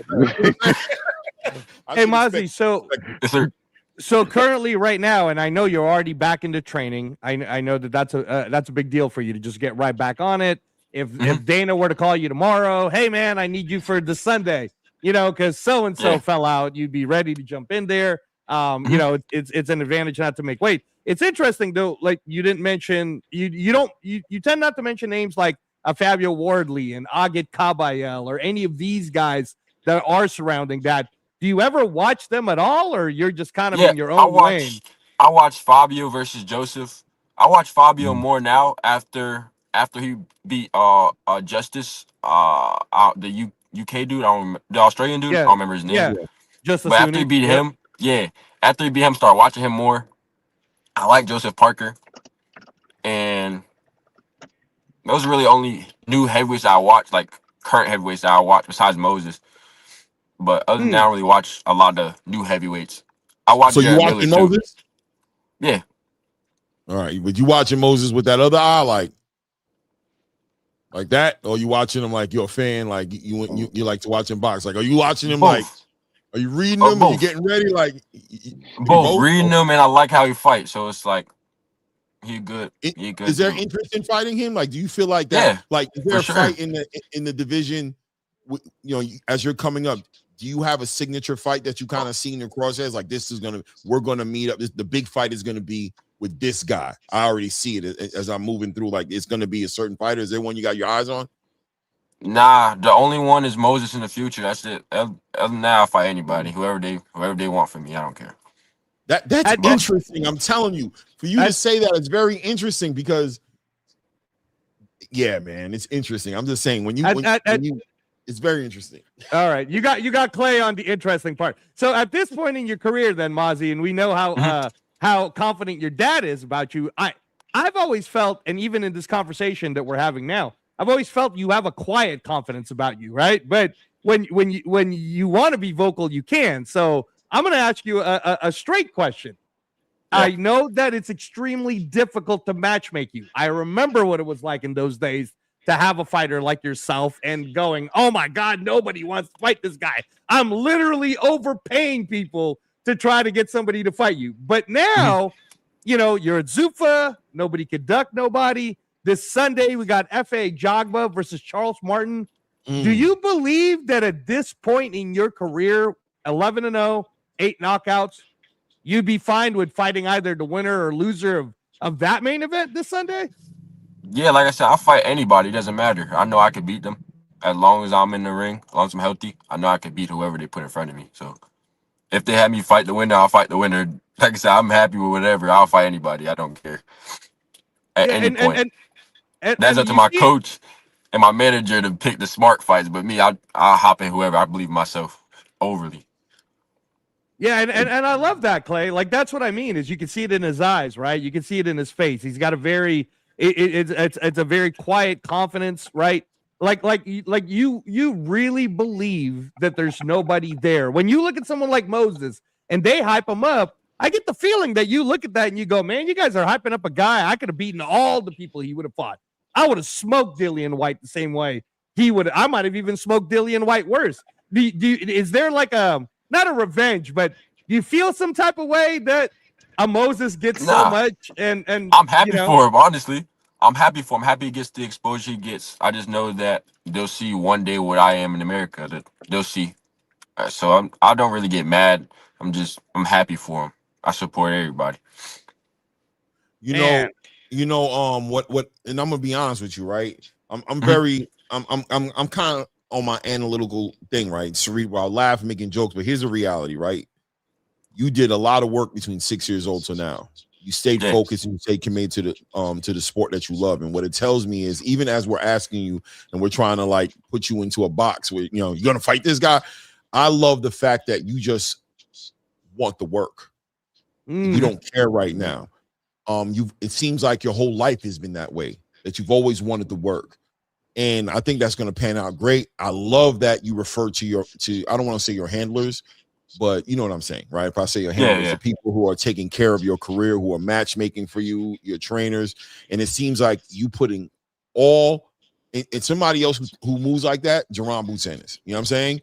You put all the work in your hands. You're not worried about those things. Just get me active. Put bodies. I'm going to give you the performances you need. And that mindset is going to organically just put you where you need to be.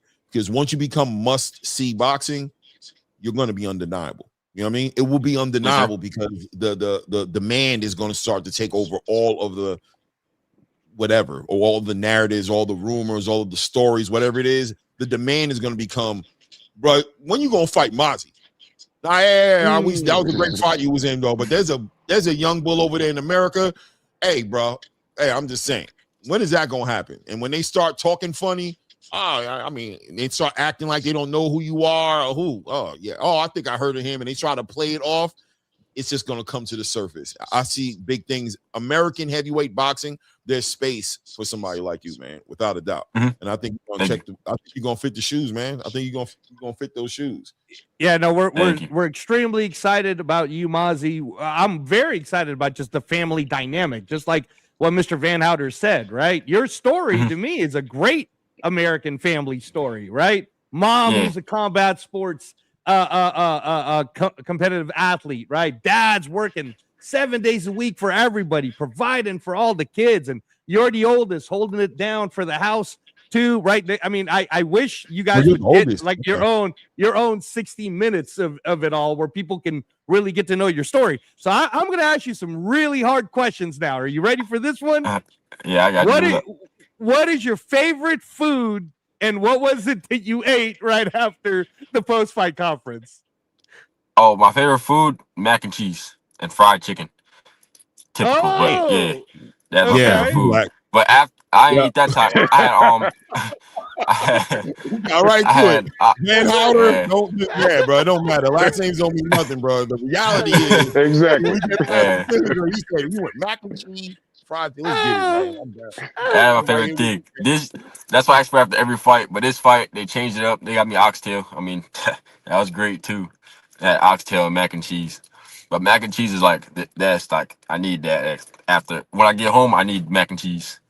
Is mom making the mac and cheese, or is there a spot you're going to for the mac and cheese? Mom makes it. Mom makes it. Mom makes it. Mom and pops. Mom and pops. But pops can cook. All right, I like that. I like that. All right. So Pops, you said that you be cooking for him. So is that something you do? Are you a cook? Yeah. Or no, like I used to cook in the bar, for a couple of jobs and stuff like that. But no, I like to cook. I grew up in the 80s and the TV shows, Emerald Lagasse and all that. So I think I got some skills. But no, I can cook my ass off.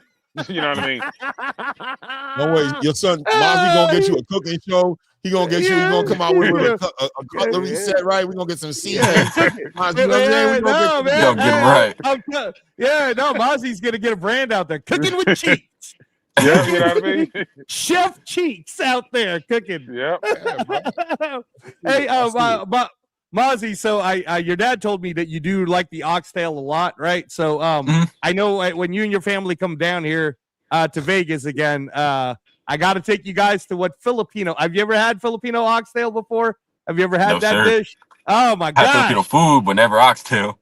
Yeah. So there's this dish called kare-kare, which is a staple of Filipino cuisine, and only the best places really know how to make it. So we got to make sure you don't got to make weight. So we got to make sure we get you some kare-kare. And then my next hard question for you is, I know you're a gamer. So what game are you playing right now, man? What are you playing? What are you into right now? I'm playing Rainbow Six Siege and Arc Raiders. That's it. Rainbow Six Siege. He's playing Rainbow Six. You over there with Jalil. You and Jalil over there playing video games, bro. Because bro. He was over there. Jalil was like, man, I ain't gonna lie to you. I'm back on that Rainbow. Look at this. Jalil. You over here. That's what y'all doing, bro. That ain't a coincidence, bro. That game is strategic. That job fun. You gotta get used to it, but after you used to it, it's fun. Playing? Are y'all playing like not yet. We're gonna start, but not yet. Yeah, because all of a sudden that was very coincidental. That was very convenient that you just said that. All of a sudden. He's like, I don't know, man. Right now I'm back on that Rainbow Six. I'm like, oh, that's interesting. Where'd that come from? I know where it came. Okay, anyway. We was talking about it the first biggest trip we had took. There it is. Now I know you played the 2Ks and all of that. When you play 2K, what was the team you're using? What's the team you use for 2K? My favorite team's the Celtics. Which year though? Which year of the Celtics? I can use any year of them. Really? Year. Besides the new year, because I only got 2 people, but any year for real. Yeah. Are you? Did you end up? Because I know your dad said you grew up in northern New York. Did you end up liking the Celtics for some reason? Or that's my favorite team. Me and my granddad used to watch them all the time. Really? I mean, when you say favorite, because you young, man. So when you say favorite team, and we're talking 2K, you're telling me you know who Larry Bird is and Robert Parrish and no, really, man. Yeah. Oh my gosh! All right. Well, I love it. I see a Kevin Garnett energy I see there's an energy I'm getting from him. That Kevin, he's liking that. He's liking that, my lord. You know what I'm saying? Shout out to Kevin. Shout out to Kevin KG, bro. The best storyteller in the NBA history, bro. When that man sit down and does an interview, I'm tapped in, bro. He does the best. Everything. He keeps you. He's like the basketball Fat Joe. Yes, he is. Yes, he is. That was a good comparison. The way he be talking, like let him tell you a Jordan story, you gonna be like, stop playing with me, Kevin. Stop playing with me. I know you're lying. Exactly. Well, my one last thing on the game part for you, MAZI, is I don't know if you played it yet, but I always try to tell Clay about this all the time, and he's played them. Have you tried Ghost of Tsushima? Have you played Ghost of Tsushima? No, sir. My brother probably has. Okay, and have you played Ghost of Yote? Nah. Okay, so I want you and moms and dad, ask your brother, go check that out. And I know you guys, the entire family is martial arts lovers. It'll be very hard for you not to fall in love with that game as much as you love martial arts. You're gonna love it. You're gonna love it. What's the first one you said? Ghost of Tsushima? Tsushima. The first one you said? The first one is Ghost of Tsushima. And then the second one is Ghost of Yote. Yeah, his brother has that one. That's the one that's it's like the samurais and you got the swords. And that's right. Yep. That's right. Yeah, he plays that one. I haven't played it against him, but I seen him watch. I watched him play it. That shit dope. Yeah, that's nice. It's like a movie. Yes, it's like playing a movie. It's like playing a movie. So, hey, one last question for you, Mr. Van Houter, from me. Yes, sir. You grew up as a UFC guy, so tell me your favorite UFC fighters when you were growing up. Let's see. UFC fighters. George St. Pierre. No, in no particular order. I'm just naming off all the people I like to watch to fight. George St. Pierre, Anderson Silva, Matt Hughes, Robbie Lawler, Pete Spratt, Forrest Griffin, Stephen Bronner, Corey Hill. That was a 6'7" lightweight, if y'all remember him. Of course. Of course. Yeah, I love Corey Hill. Ben Rothwell. Andre Arlovsky, Tim Silva, Fedor's in there, but he's on the far end. But like I said, Rampage is my favorite to watch. Chuck Liddell, and basically anybody that y'all seen back in the day, I like them all. Royce Gracie, I even like the fat dude that Royce Gracie fought back in UFC 2. Was it 2 or 1? I think it was Tank? 2. No, actually, yes, Tank. Yeah, Tank. Yeah, even liked him too. So I had a slew of those people that I like, and we watched them all. I feel you on that Fedor read though, because Fedor kind of rubbed me the wrong way too. I like Fedor, but it's I can't stand the man who don't smile. You know what I mean? You got to smile at me. With a big wooden cross on his chest. Nah, yeah, he was. Yeah. Like I said, I can't stand the man who don't laugh or nothing. You got to giggle. You know what I mean? I got to make sure you're a human being, and he don't look like a human being. You know what I mean? Bro, he's the sociopath, low key. Like, yeah, exactly. His brother. You know about his brother Reyes. His brother was. I know. Borderline criminal. Yes. Legitimate.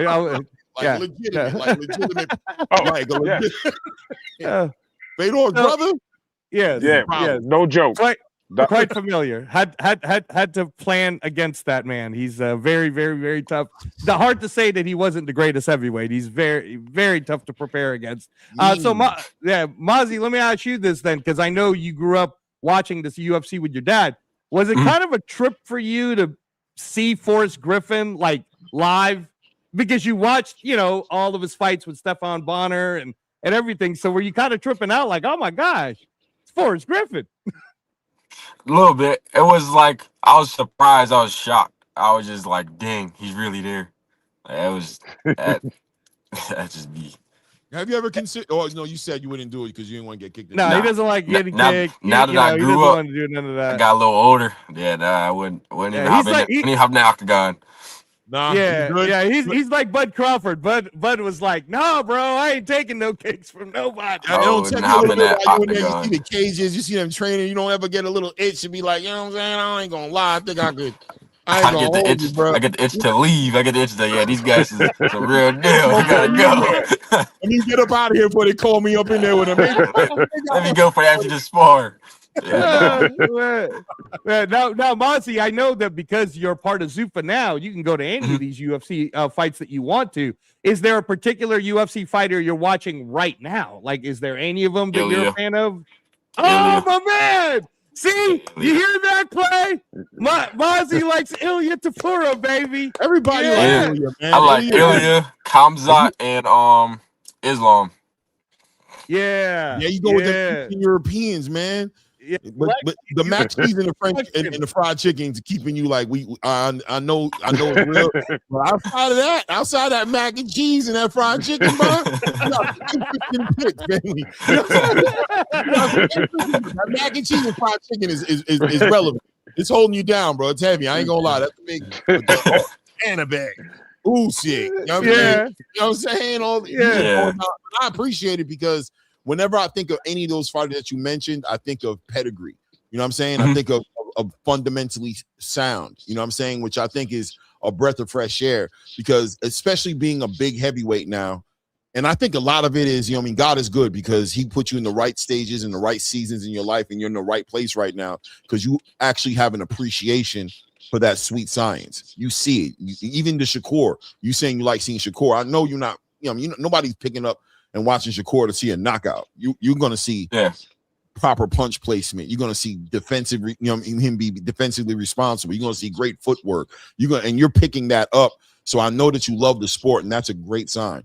You know what I mean? I'm a real fan of the sport, bro. Like, I'm a real fan of it on that kind of level. So I love to hear you talk like that. It throws me off, to be honest with you, because most people ain't thinking that way, and that's just being honest. I won't say no names, but on the landscape of boxing, it's not that many people loving the sweet signs like that. You know what I mean? Yeah, refreshing. Yeah, no, you're definitely an impressive young man, MAZI. Mr. Van Houter, you've raised an amazing young man. You and Mrs. Van Houter, we're rooting for you, and we've been rooting for you from even the beginning when we first saw. I believe it was that weird fight. By the way, you remember this one where the guy came in with the red dye, right? And I felt like that was kind of your Ali moment, honestly, because your eyes, like from what I understood, you couldn't see at all during that fight, and you still beat the hell out of this guy at the end, right? And you've experienced that. Can you talk about that fight a little bit? That fight was funny because we was walking to the ring from the back, and I was telling everybody, I was like, I think he's red. He's not really black anymore. And they're like, nah, what are you talking about? So we were walking, then we get in the ring, and he's red. I'm like, nah, he's not black. He's red. Like, he's just red. And they didn't know what it was. We didn't know what it was either because he had that thing on his head. So we didn't know, like, where it was from. We just knew his body was just red. Then he took it off, and we see his whole head was red because his hair before, he had a mask on, so we didn't see it. We didn't know, like, what it was, like, what type of hair he had. Then once he hopped in the ring, the first round, he headbutted me. And from there, I couldn't see out my right eye. And my coach is like, you got a left eye, don't you? I was like, yeah. He's like, you better use it. So it was like, as the fight grew on, it got easier because he wasn't really moving. But at the beginning, it was hard because he was moving a lot. Not like selling could see out of one eye. And we was wiping the hell out of his eyes in the corner, too. I mean, we was trying to get it all out of there, but it was. Did y'all start to complain about that? Like, hey, bro, hold up, man. We was complaining like foul play. Like we was complaining in between each round, but you know what I mean. He was still going. He said he was fine. No, but we knew he wasn't fine, but it just wasn't right. You know what I mean? But they couldn't do nothing because the commission should have seen that before. Right, his hair was dyed. Nope. Yeah, that was it. We were just in the hospital after that for 6 hours getting his eyes flushed. Oh my God! How long, MAZI? How long do you do you have like a timeline as far as like where you like to see yourself in the next, like, let's say 3 years? Is there an ideal situation you like to find yourself in a certain amount of time? Nah, not really a certain amount of time. Just I like to be champ as fast as possible. So whatever I can do to get to that point as soon as possible, I'm willing to do it. So I don't really have like a certain timeline. At 220, do you think you'd ever consider, like, is weight cutting at all in your future? Like, could you see yourself fighting a cruiserweight guy? I can't picture it, but I'm just asking because Nah. He likes oxtail. Play, stop it. I like oxtail. I like mac and cheese too much. No, but plus cut you that don't out. look heavy. Like you look like you in shape. You look like a real young Anthony Joshua. You know what I'm saying? Like you on that type of. You don't look like you got too much to cut. Like that you can get up. Yeah. It was. We stopped thinking about that after I hit like 210, 205. That's when we stopped thinking about cutting weight. Because when I was cruiserweight, I was walking around only 200 pounds. So it's like, right. We don't have to cut no weight. We just hop on the scale, cut 2 pounds maybe, but that's about it. But ever since I hit 210, it was like we stopped thinking about cutting weight and just bulking and getting bigger. But a good way, not a bad way. Yeah. Yeah. Within that timeline that you mentioned, are you excited that the first Zuffa boxing belt is being fought for on March 8th? And do you see yourself being the first heavyweight Zuffa boxing champion? Yeah, for sure. Like I said, if you think it's lined up that way, I hope so. Right. If not, I'll be the second because whoever gets it before me is gonna lose it to me. Facts. But whoever to get it to, I hope I get it. Hey, bro, I ain't even mad at you, man. I see. I love it. I believe you too. When you said, I ain't gonna lie to you, I ain't even doubting you. When you said it, right? Yeah, I was convinced. I was like, yeah, yup, that's what's gonna happen. Oh man, no. I really hope you do get it because I feel like that's the type of push that you need for people to recognize you as the Moses Itauma of America, right? They keep talking about this young man across the pond, they're not talking enough about you, man, and they need to. So I know Dana's going to be on his job, and the Zuffa boxing guys are going to be on this job to push you. Yes, sir. I already know they're doing a great job of what they do. Yeah. They're killing it. Do you know when your next fight's going to be? You already have that? Not yet. Just it's gonna be within April, May. April, May, but nothing confirmed yet. That April card is shaping up, Clay. We got Jaleel, Rob. Then we might have MAZI on it. Man, that April card is shaping up now. I think Dana's seeing the team, not just him, but they've got the standouts that they're seeing, and we're gonna start seeing the cards. That's what is gonna make those cards get sacked. The Robert Merriweathers, the Jaleel Hackett's, the MAZI Van Houters. You can already kind of see the standouts that once you put them on a card, it's going to make the card really stand out. I'm patient. We'll see. I'm very patient. I've been waiting 16 years. I can wait another 5-6 more with no problem. No doubt. Yo, pound for pound list dropped. Shakur Stevenson, number 3 on the pound for pound list. What you think about that? I have no problem with that. It's deserved. You don't get hit. He beats everybody he fights. Exactly. Out like good. Only bad one was the Edwin De Los Santos, but that wasn't even that bad of a win. He still dominated. It was just they didn't like how he looked. What'd you think of that Tio fight when you saw it? Like Shakur's, because you just said the De Los Santos fight wasn't that bad. So I know you've been tapped into Shakur's trajectory for a while, but he needed that signature fight, right? He was looking for that fight, and he got the opportunity. What'd you think about what he did with that opportunity when you watched that fight? With Tio? Yeah, with Tio and Shakur. He took advantage of the opportunity that was given to him with the jab. Like it was right there, right? He made him look ordinary, and people don't make Tio look really ordinary. That's the best Tio. That was the best Tio for sure. Wow. And with that, I don't think anybody could beat Shakur, honestly. Yeah. Wow. Did you see that going into that fight? Did you see that happening? I thought it'd be a tougher fight. I thought Tio would give him more problems because of his athleticism and like his jerky movements. He's like an awkward dude, kind of. So I thought it'd be a little harder. And I didn't think he would find that jab that easily, that many times. Right. And like he just I don't know. So did he gain even a new, was it like you know what I'm saying? Like a new respect where you was like, I knew he was nice. Yeah. Damn. Was it like that? Like, damn. It was like, damn, he really on a whole nother level from everybody else. It was like, yo, his dude's like wild what he does. Dude's great. Yeah, man. Definitely up there. Are you good with how that list turned out though? Do you agree that Usyk should be number 1, Inoue number 2, and Shakur number 3, or would you flip it around? No, I think the way it is how it is. They're both undisputed at 2 different weight classes, and Shakur, not yet. So I feel like it should be that way. All right. I like it. MAZI, man, I'm looking forward to continuing to speak with you. This one was a long interview because we were going to take our time to really just get to know you as a person. But we're definitely behind you in your fight game, man. We're excited to see it. I'm gonna be calling the fights. You know what I'm saying? I mean, I call a lot of the fights, and it's a pleasure watching you fight in the ring, man. It is, man. I can't wait till they get that right opponent, because I know you're the kind of fighter. As the opponents go up, we're gonna see more layers to the onion. It's just gonna come out. These new things gonna come out, especially in this new body you got. I'm gonna start calling you MAZI, aka the Avatar Van Houter, bro. I feel like there's this 145-pound dude sleeping somewhere in the crib right now, and you just this body walking around. You know what I'm saying? Like,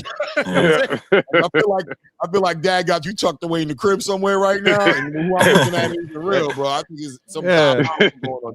Deeper, darker, criminal link. You know what I'm saying? I'm going on right now. Hey, bro, I can't tell. I can't catch it, so I just got to deal with the Avatar.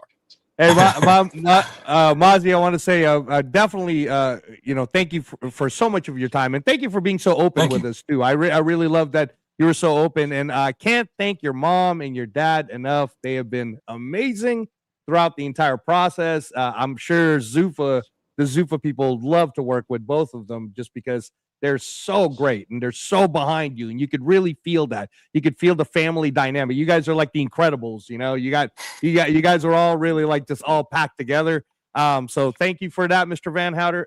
No Mr. problem. Van Houter, thank you, Mrs. Van Houter. I know you're listening on the chat. We got to get you on the show one of these times. Talk about them karate days. Come on, Exactly. Mrs. Van Houter. We want to hear about you being a senpai. I love it. They go that left hook that body.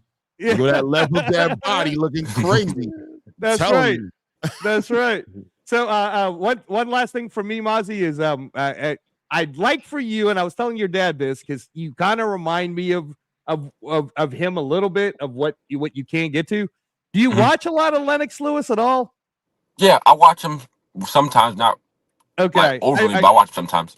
Okay, I want you to rewatch when he fought Hasim Rahman the second time. That 247 with that jab and the way he moved his feet. I feel like that's one of your, like, that might be your purple belt, like your next level up, right? Like, because I could see you wanting to do it, but none of these guys that you're fighting so far have given it to you. So I'm waiting for that moment, and maybe we will see you fight either the winner or loser of FA Jogba Charles Martin. Make it happen, Zuffa. The kid's ready. Make it happen. Yeah, I got a feeling. Oh, he ready. He ready. I ain't gonna talk too much shit, as a dad, but just know when he gets to that point where, like you guys said, everybody's gonna talk about him. That's when I'm gonna fall back. When everybody's talking about him, that's when I'm gonna fall back. I ain't gonna say nothing. All right. So, all right, bro. Yeah, all right. Yeah. Until the next time, right? Until then. Okay. So you're done for tonight. Like, I'm gonna stop tonight, but like I said, he's done for his interview. He's for his interview, but the sun will come out tomorrow, bro. You're gonna be like, you go most whole new day. Scaring everybody with his ugly face. Oh, he back at it. He back at it. Yes, sir. Doubt, looking forward to see you guys, man. Tap in, man. Any social media you want to communicate to the space and follow? I know you got a channel too. Like, you got a little channel going as well. Anything you want to put out there?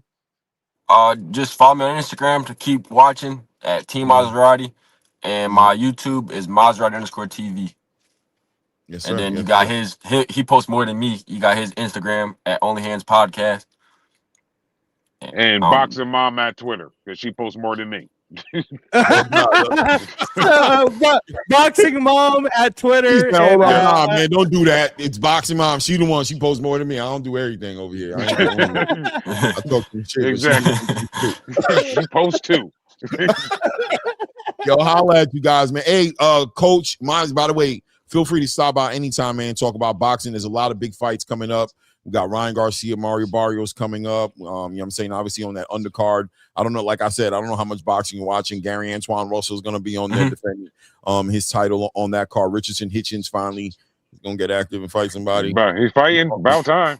Yeah, he fight. He fight. I'll wait till he walk in the ring. Oscar Duarte. That's gonna be a good fight. To believe it. I yeah, can't wait to see. No, he's gonna be there. It looks like it's going down, man. I think it's gonna be a good fight. Perfect. Yeah, that's gonna be a damn good fight. Yeah. So I'll be in the chat when y'all talking about the fights. Yes, sir. Yes, sir, man. Salute to you guys. Man. Thank you again. Thank y'all for having us. Thank you for having us, man. Thank you. You know, no problem, man. Team MAZI in the building, man. Demazion Van Houter and his father, man. Salute to those guys, man. Salute. Yes, sir. Till next time. So, that was a good one, man. MAZI, man. I love that we're giving them the space, right, for people to really get to know who they are. And hey, man, the kid convinced me. You look at his eyes, bro, and I'm excited when he says I'll beat these fools. You know, like, I mean, I love that, and I you know what I love? I love the patience, the patience and the time he's willing to give for everything to happen the right way. You know what I'm saying? And how he's not caught up on the names, that he's just right now. It's just like one step at a time with him, and he's in that place right now where it's just about activity. It's like those names are great, but I just want to fight. Keep me fighting, and eventually that's gonna come my way, and that's a good sign, man. Because you know, with the proper team around him, and as long as he doesn't get in their way and he allows them to do their job, and I think he's in good hands over there at Zuffa. I think he's gonna develop right by the time he gets into those fights. I think he's gonna be a well-oiled machine. You know what I'm saying? Right. By the time he gets in front of those guys. Sometimes these young fighters get a little, I want it now. I want, you know what I mean? Like he will take it right now, but he's going to allow the people he's hired to do their jobs. He's not going to get in their way, and he's going to focus on his job, which is performing in that ring, man. And that's gonna turn and manifest into something special, I think. Yeah. No, that was great. That was great, and it's very open with their time. Very open with their whole life, really, man. I don't think any other. I've never heard him talk about that growing up, or him being homeschooled, or any of that stuff. So yeah, no, that was fun. That was definitely fun. Yeah, for sure, man. I definitely, and I love the fighters he picked. There was a lot of just little intangibles, you know what I'm saying, that really, like I said, and I was saying during the interview, very interesting. I am, because I'm getting to know these fighters, you know what I'm saying, and so is the space, right? The community getting to know these up and coming fighters. A lot of people complain about Zuffa Boxing, saying who they signing, who the stars, who they're not attracting nobody, and they don't get the bigger picture, you know what I'm saying, yet at least. And the bigger picture is him, man. The bigger picture is Robert Merriweather, is Jalil Hackett. That's the bigger picture. So if you can tap into these guys when they're at this stage in their career, you appreciate a lot more of what they do 3 to 5 years from now, because you understand the humble beginnings and you kind of get to follow them up, and that's always a great part of boxing. But that being said, segueing into the great conversation, I'm going to talk about Mauricio Sulaiman for a little bit. I'm not going to lie to you, bro, because go ahead. Go get him, Clay.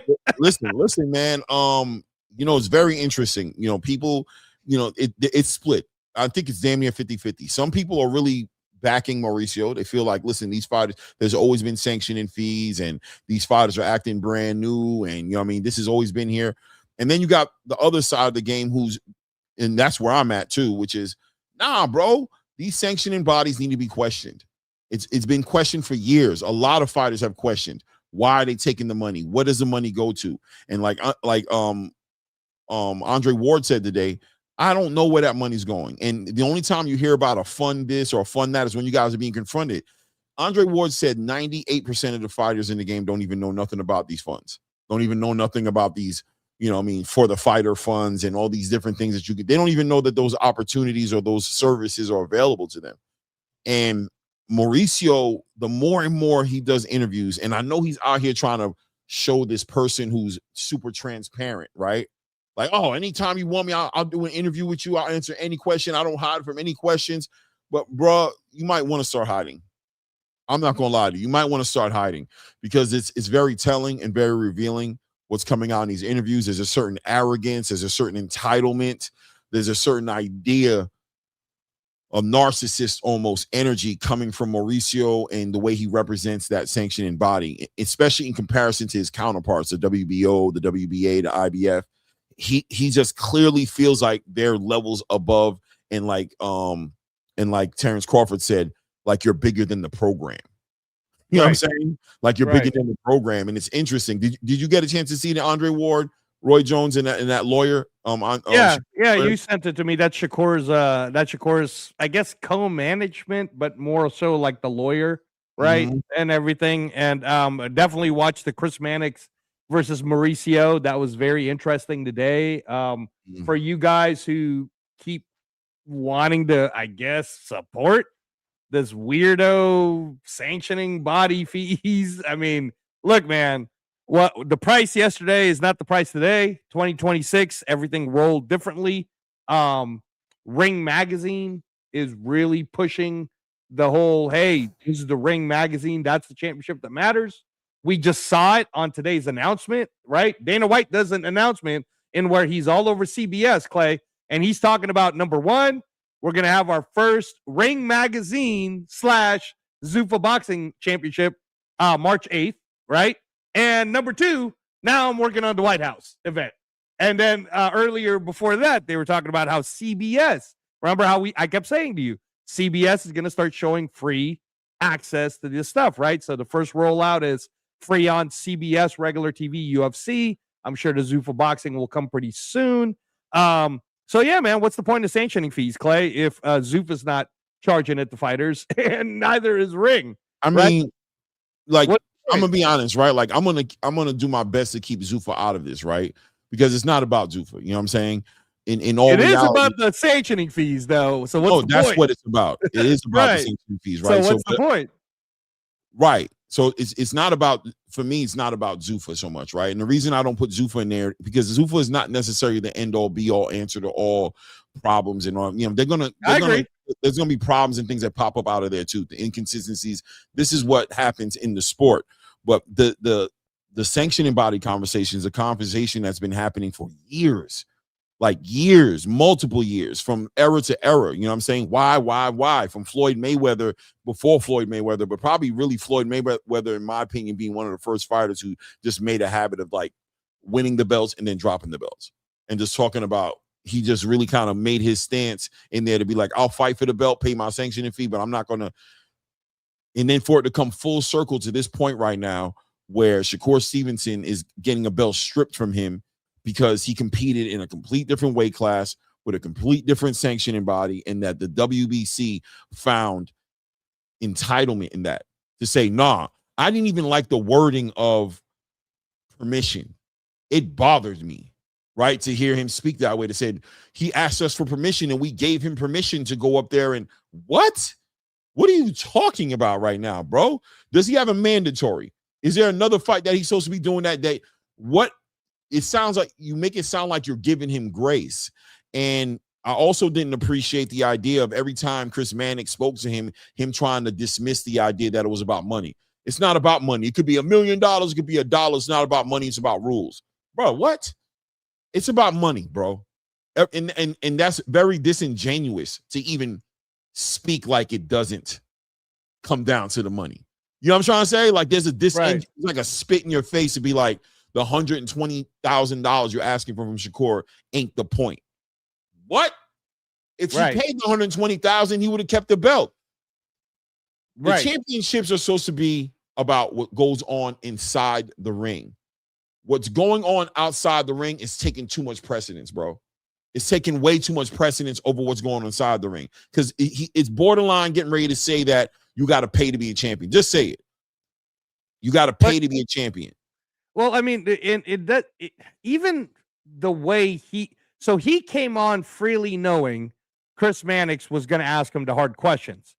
So in his head, he's answering these questions, but Clay, look, even when, okay, so let's say my argument to you is, but Clay, those are the rules. Claymore, but those are the rules. Hey, bro, don't get mad at me.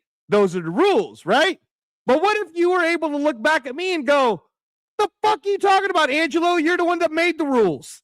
So change them, right? You're the one, you keep moving the goalposts. You keep changing all these rules. And that's where I'm kind of like, I've even given this some thought, Clay. I've even given this some thought. Why is it that in boxing from 2026 moving forward, and with the Ring Magazine being so significant in that when you win that belt, they're giving you a $200,000 belt. Actually, the value of it because of just the gold and craftsmanship and all that alone, right? Why can't we get to a space where the belts are the ones paying the fighters for the belts to be worn by them? Because that's what's happening, right? Like Shakur Stevenson is right now known as the WBO 140 champ, but really more importantly, he's the Ring Magazine champ. So the WBO part, it matters, but does it? Like, did that position really matter? So I don't know. Where are you at with that? Why are they still paying the 120s and the 60,000s? And why are we doing that? I believe the belts have value to them, right? I think in a perfect world, they'd be free. The price would be my blood and sweat. Right. In the fight. You know what I'm saying? To me winning, that'd be the price that I paid or that a fighter paid, right? But I also understand that there is a point behind the idea that the belts do give them notoriety. It makes them bigger. It affects their paychecks. I believe their pay does go up when they have the belt. You know what I mean? It does add to the fighter. It's an asset in a way, right? It has asset qualities to it. But I do believe that just like the American dollar to a degree, by printing it so much, you kind of devalue it. And I think with all these interim titles, silver titles, all these different levels of titles that these, it's not just the WBC, all sanctioning bodies, right, find themselves in a position where they're able to charge fighters to make money. It seems like it's very culture vulture energy about the way their presence is showing up in the sport. It's a very like, vultures picking at the bones. Like, you just getting the money out of these guys' blood, sweat, and efforts in there. And I think that the people who support it, it's so funny because I remember when there was so many complaints going on about boxing, but ever since Zuffa or Turki and all these people came in, there's been a fight to keep boxing the way it is. There's been a big fight to keep it that way because they don't want to move forward, because moving forward looks like it's going to leave the powers that be, and people are starting to realize, I actually want Al Heyman to be doing what Al Heyman's doing. I want Oscar De La Hoya to do what he's doing. I want all these promoters to still do what they're doing. They're scared to go to the devil they don't know. They want to hold on to the devil they do know. So they're like, bro, the sanctioning fees been having to get paid. Keep paying it. That's the normal way of doing things, man. Why are we trying to change things up? And I always say, and I come back to this, Reyes, it's about the fighters, bro. Yeah, it's about the fighters, bro. And the moment you start seeing the fighters rallying, the way they're beginning to rally and complain the way they're complaining, we should hear them. Yep, because they're the ones in there risking it all. They're the ones dealing with it. And you see a lot of fighters coming out the woodworks who probably didn't have the courage to speak before, coming out and being like, man, that don't make no sense to me. I ain't gonna lie, I've always wanted to know what that was about. I just do it because I feel like, and when now you bring in the idea that there may be options out there, it can become complicated. And I think Mauricio Suleiman is disconnected from the reality of that. Right. That you saying the rules and you saying it's not holding the weight you want it to hold, because the rules don't get the respect you want the rules to have, because we seen you bend, break, stretch, disregard, make new rules. We seen you disrespect your own damn rules. There's absolutely no reason Ryan Garcia should be coming off of a loss and being number one, and then off of a loss, off of an expulsion, not suspension, expelled, coming off of that, coming off a loss and being expelled, and walk right into another number one championship fight.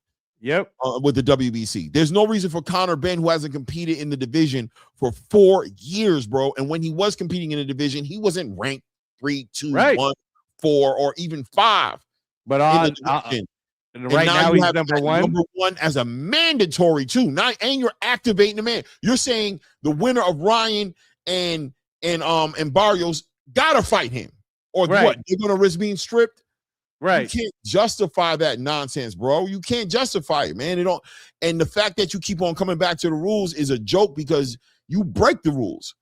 You should stay away from the term rules, because that's when the scrutiny comes in there. And I felt Chris Mannix in his frustration, like, bro, stop playing with me, bro. Right. Like, and he told him, like, I've supported you, right? Like, I'm like, even with the Terrence thing, I'm like, he competed for that belt.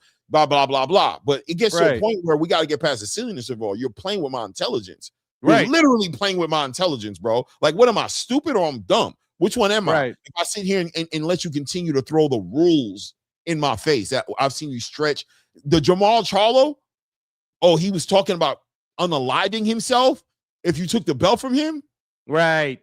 How's that your problem? Get him help. Get him put in a hospital. If you're that worried. Or take some of that, take some of that nonprofit money and put it on to mental health and put him in a hospital. But I mean, again, it's like everything that was coming out of his mouth, Clay, was let me defend why these crooked ways are okay. And like I said, man, 2026, we're in a new time, right? Last time I checked, Claymore, when they were talking about Xander Zayas and people like Ricky Martin, everybody and 128 million people saw the halftime show with Xander Zayas on it, they didn't say he was the WBA, WBO champ. They just said he was the champ. So I'm just saying, man, like how significant, like the fight itself is significant. I understand, like having a tournament or a title fight, all of that. It's just like bowl games in college football, Clay. I understand. Yes, there is a significance to winning the Rose Bowl. There's a significance to winning the Sugar Bowl. I get it.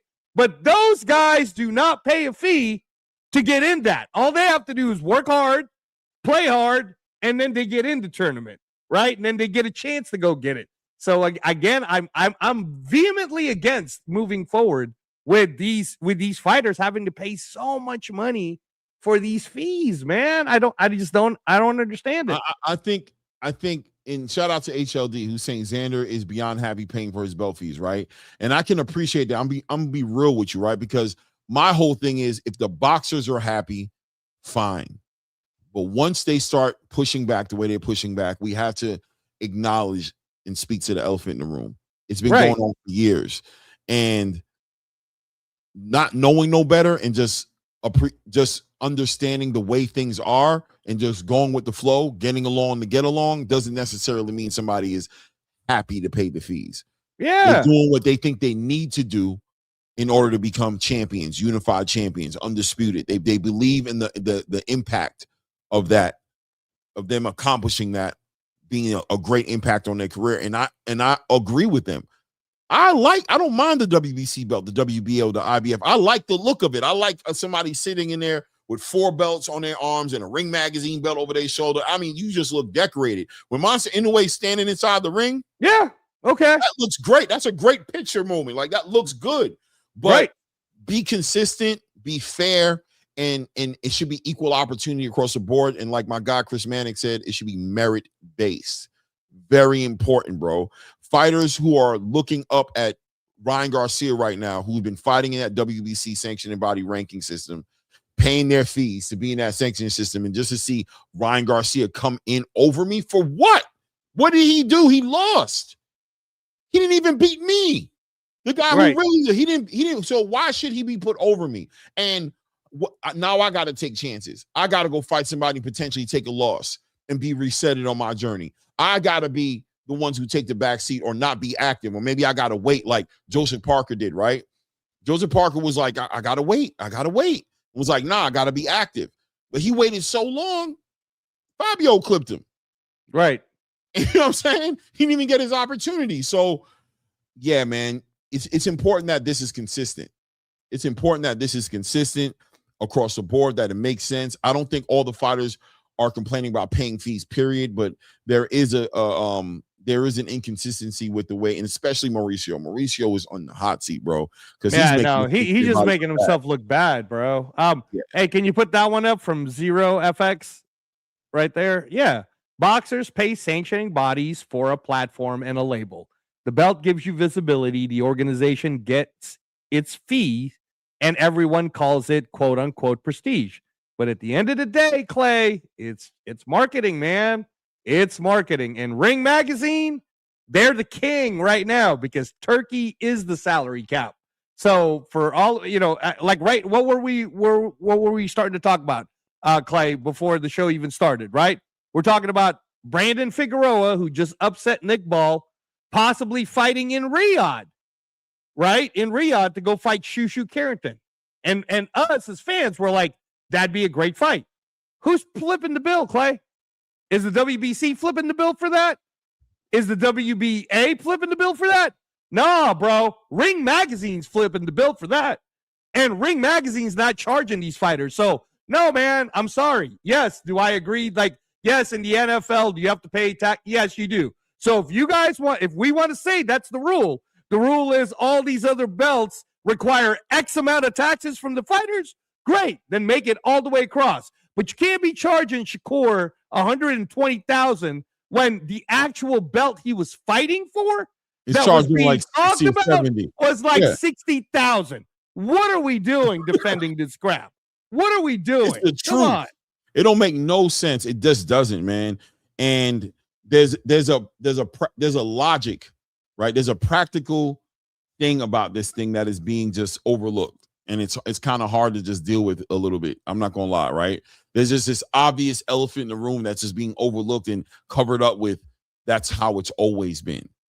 Covered up with the rules. It's the rules. If you don't want to be champion, don't take the who doesn't want to be champion, but they don't want to pay the absorbent fee. The fee is not, it's not, if he doesn't want to be a champion. So are we buying belts or are we earning belts inside the ring? Yep. Because if Shakur moves around right now and fights Dalton Smith and says, yo, bro, I'm not fighting you for that belt. Yep. Right. Let's just say that happens, the Ring right? Magazine, it's a Ring Magazine title. No, but look, if Turkey's paying for it. Let's say he fights Dalton Smith, right? And he says, I'm not fighting you for that belt. I'm not paying the sanctioning body. I'm not fighting for that belt. And Dalton Smith says, I don't care. I just want to fight you. Now, when he fights Dalton Smith and he beats Dalton Smith is the WBC champion. Right. You want to throw a shot. You want to Swiss cheese the credibility of your belt. Right. Have it around the waist of a motherfucker who just got knocked out. Right. You know what I mean? Right. Have him walk around and be your champion now. A dude who just got pieced up, dominated, outclassed, and the guy who beat him saying, I'm straight off that belt. I wasn't competing for that belt. I just wanted to fight. Let's see how much value your belt gets then. So there's a hypocrisy about the idea of if you don't want to fight for the belt, don't fight for the belt. Because if somebody calls your bluff on that, it's going to be interesting. I remember when Tim Tszyu and was fighting when they were talking about him fighting I think it was Keith Thurman. And they said they were going to make it a catch weight because Keith didn't want to fight for the WBO title. He had talked shit about them back in the day. He wasn't going to fight for them, so he was going to do a catch weight. And I said, that's going to be real weird, bro. Because if Keith beats this dude, Tim Tszyu going to be champion still? Because he didn't fight for the belt because it was a catch weight. Who's going to believe that? Who's going to believe that, bro? They're going to look at that belt like it's a joke. They're going to be like, bro, that belt is a joke, bro. That guy ain't no champion. He just lost. So you don't want to deal with that. So, you know, Mauricio was talking very one-way street about it, very matter of fact about it. Very, if you don't like it, don't do it. Right. And I thought that was some diabolical shit to see him talk like that, bro. Yeah, I mean, and Clay, like even like right now, right? What did it do any good? The WBC said, hey, yeah, you're not the champion anymore. Like right now, everybody's talking about what's going on. Why is this so bad? From Mannix to Roy Jones Jr. to Andre Ward, and if this story ever at some point this year, like I've said, it might happen at some point, Clay, becomes like a global, national type of a story where 60 Minutes, why are fighters paying for sanctioning fees, right? The WBC is going to be the face of the whole crookedness of it all. So, you know, like I said, man, we're at the channel, Clay, what are we always talking about? What's best for the fighters? And we're watching it from the fan perspective. So what we care about is more eyes on the sport. The WBC isn't giving more eyes to the sport. They're actually taking it away. This is the reason why I got to listen to Raider Nation tell me, Angelo, man, boxing's dying, bro. Boxing's so crooked. Well, there you go, Mauricio. You're one of the reasons why they're saying it. Yeah, man. Yeah, man, it's crazy, bro. And I hear you, HL. I know, I get it, man. I really do get it. But the aesthetics, the optics is diabolical. The optics is not good. The optics ain't good. Mansa Musa says when Turkey merged with Dana, that made people want to support the WBC because we all see they're trying to monopolize boxing. Brother, let me tell you something, man. Every last one of those promoters have been trying to monopolize boxing for years. That's where the across the street politics came from. Come over here if you want to fight for the belt. They take belts and hold the belts hostage. You want to come? Sign over here. What did Bob Arum say to Eddie Hearn? Well, he said to not Eddie Hearn, but he did say to Eddie Hearn, but it was about with the Devin Haney and the Shakur thing. He said he signed in the wrong place. Right. It should be over here. They've all been trying to do it. Always remember that the game that Turki Al-Sheikh and Dana White is playing, always understand that they came to Rome and they're just doing what the Romans do, bro. The rules were made and they're just following the rules. He who has the bag makes the rules.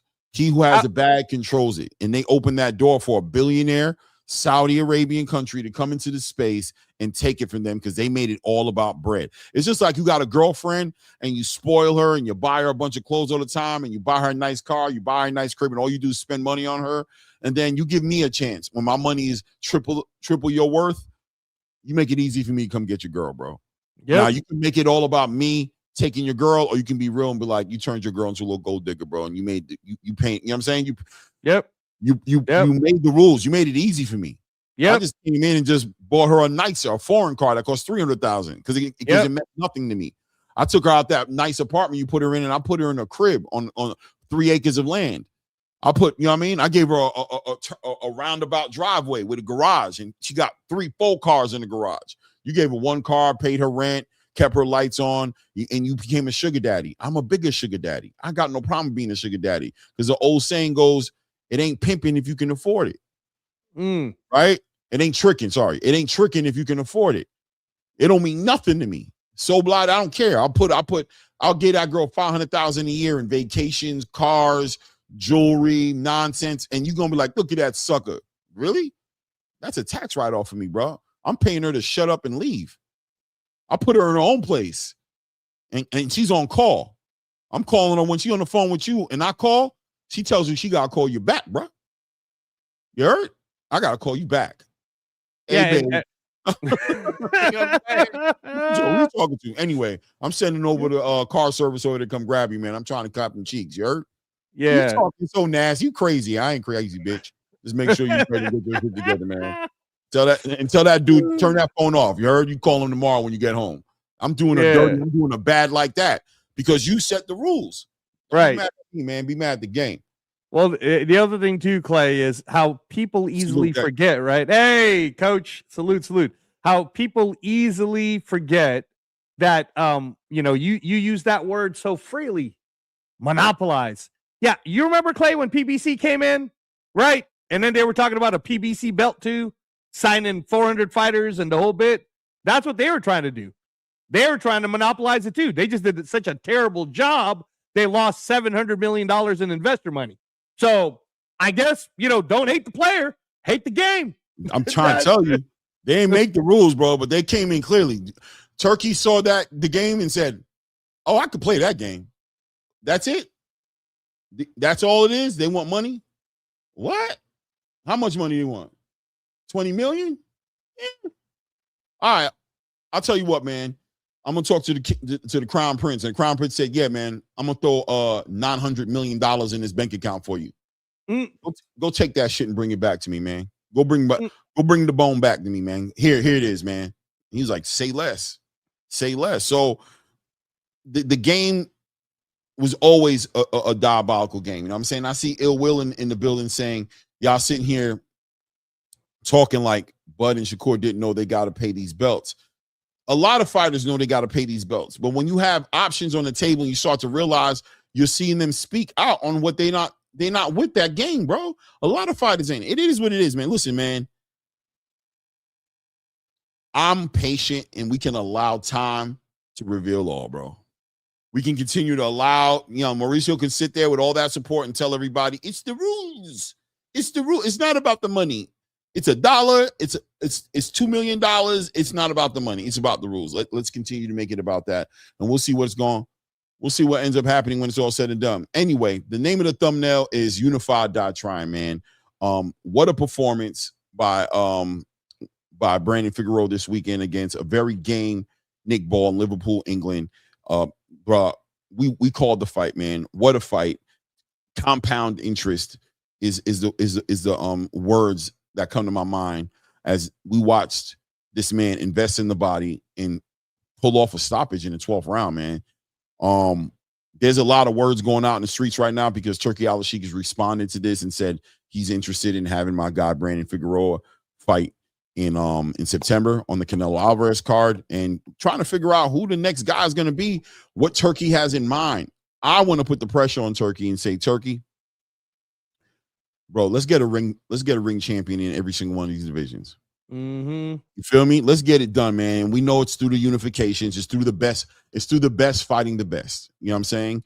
And right now, Brandon Figueroa is a gamed opponent. Shushu Carrington just last week comes off of a knockout of the year candidate performance. I see a lot of different directions this can go in, but this is the one that shines for me. This is the one I want to see him going. I can see other things come together. You know what I'm saying? Around that, I could see him trying to put, Rafael Espinosa on the same card, maybe fighting Angelo Leo, or maybe, I don't know. You know what I mean? I could see him even trying to put Brandon Figueroa against Rafael Espinosa, you know what I'm saying? For that Ring magazine. But at the end of the day, the fight that stands out for me, and it just makes sense, is why not have the knockout of the year versus a potential knockout of the year performance and bring those two guys together. You can't just help and see fireworks. That's all I see happening in that fight. What do you think about that? Yeah, no, I think it's fantastic that Turki, right, again, the guy who holds the salary cap, right, he's speaking up for 126, Claymore, for 126 pounds. That's such a big deal for him to say, hey, I'd like to invite you. I'd like for you to come, because we get excited about stuff like this. And you're absolutely right. The 126 division has been so talented for a long time, and it doesn't really get a lot of, I guess, talking space, right? Especially like with the mainstream. We would like to see Rafael Espinosa. We get it. Towering Inferno, 126, 28-0. But we're tired of seeing you defend, bro. When you going to fight somebody? When you going to fight Angelo Leo, right? And here's Angelo Leo. Why is Angelo Leo still fighting at Pro Box, Clay? Right? Bruce Carrington, we just saw him throw a 5-piece knockout of the year. And now Brandon Figueroa goes all the way to the UK, knocks out Nick Ball, bro, in front of Liverpool so badly that the Liverpool crowd is throwing beer at him. Bro, we got 4. So Turki, come on, baby, tournament time, right? I love that, by the way. Tournament time. I love the beer game. I thought it was an iconic moment, man. I thought it was an iconic moment. I think Liverpool showed out for their fighter, bro. I liked it, bro. I was like, damn, that was kind of, my guy came around the side and kicked homeboy in the leg. I'm like, yo, it's about to go down. Y'all better get out that ring, bro. Hey, bro, I was like, y'all better get up out of there, bro. You better get up out of there, bro. Get that belt mailed to you, bro. You won. We all seen you win. You ain't got to be a hero, bro. They about to turn up. They turning up in there, bro. So, hey, salute HLD, salute Coach Hector Bermudez in the building, man. What's good, man? What's going on, guys? The reason we're gonna get that the shoe and Figueroa, because it fits the picture of what Turki wants. Turki is inviting him to the Mexican versus the world Riyadh season, so it would be Shushu and Figueroa. It's not gonna be. It seems like it would be. It seems like it would be, man. That's what's going to end up happening. So I mean, I hear you saying it was about the investment in the body. Now, man, he just got caught. He just got caught. That was it. I don't think it had nothing to do with the he was winning on the scorecards, though, HLD. He was up 106, 103, 106, 103 going into the 12th round. I wasn't even paying attention. I wasn't even paying attention to the fight at that point. I thought that ball had to fight in the bag. And bam, like damn. The scorecards had him. The scorecards had him up. He was winning the fight. Only one judge had him. No, HLD, you're wrong. Yeah, I saw them myself. Weissman was the one who had him up. The other 2 judges had a Nick Ball. It was going to end up being like a split decision or something. I'm going to have to look at it again, HLD, because when I read it, it said 106, 103 for 2 of the judges giving it to Rafael or to Brandon Figueroa, and then the other judge had it at 107. I remember looking at the scorecards. I remember Weisfeld was the judge in the middle, and he had it for Figueroa. But anyway, hold on, I'm gonna tell you right now. I'm gonna pull it up Maybe. now. I'm gonna pull it on the screen too. There was no tally on it either. I didn't see no tally. And Adam Smith also at the end of the broadcast said it live. He said that Figueroa was slightly ahead heading into the 12th round. So maybe Adam Smith and I got it wrong. I'm trying to read this. I'm trying to read this right now. Yeah, that middle one was Steve Weisfeld. That I remember. Yeah, right there. Those two judges are 106, 103, 106, 103. Yes, Glenn Feldman, Marcus McDonald, and Gene Roberts. So they had it. Yeah, two of them had it for two of them had it for Figueroa, and only one crazy ass judge had it for Nick Ball. Right. When me and Clay were scoring it live, I had it even closer than that. I had Figueroa ahead, but I only had him ahead by 1 round. Clay had him ahead by 3. So Clay's scorecard was closer to 106, 103 than my scorecard was. But yeah, I had him up by 2, but it was going to be 3 with that round that he stopped him in. Yeah. So no, man, Nick Ball wasn't winning. Not on my card. I understand why it looked like, to some people, but nah, bro, not that. Did you see that fight, Coach? And how did you score it when you were watching that fight? Yeah, I saw it. I was hoping for Nick Ball to win because, I was hoping for Is that Avius? Avius Griffin. What's good, Avius? Salute, hey, Avius. What's up, man? Claymore. What is that, Coach? Is the one we like. All right. You got to come up on here. You know what I'm saying? Yeah. When's your next fight, Avius? When is Avius fighting, Coach? When's his next fight?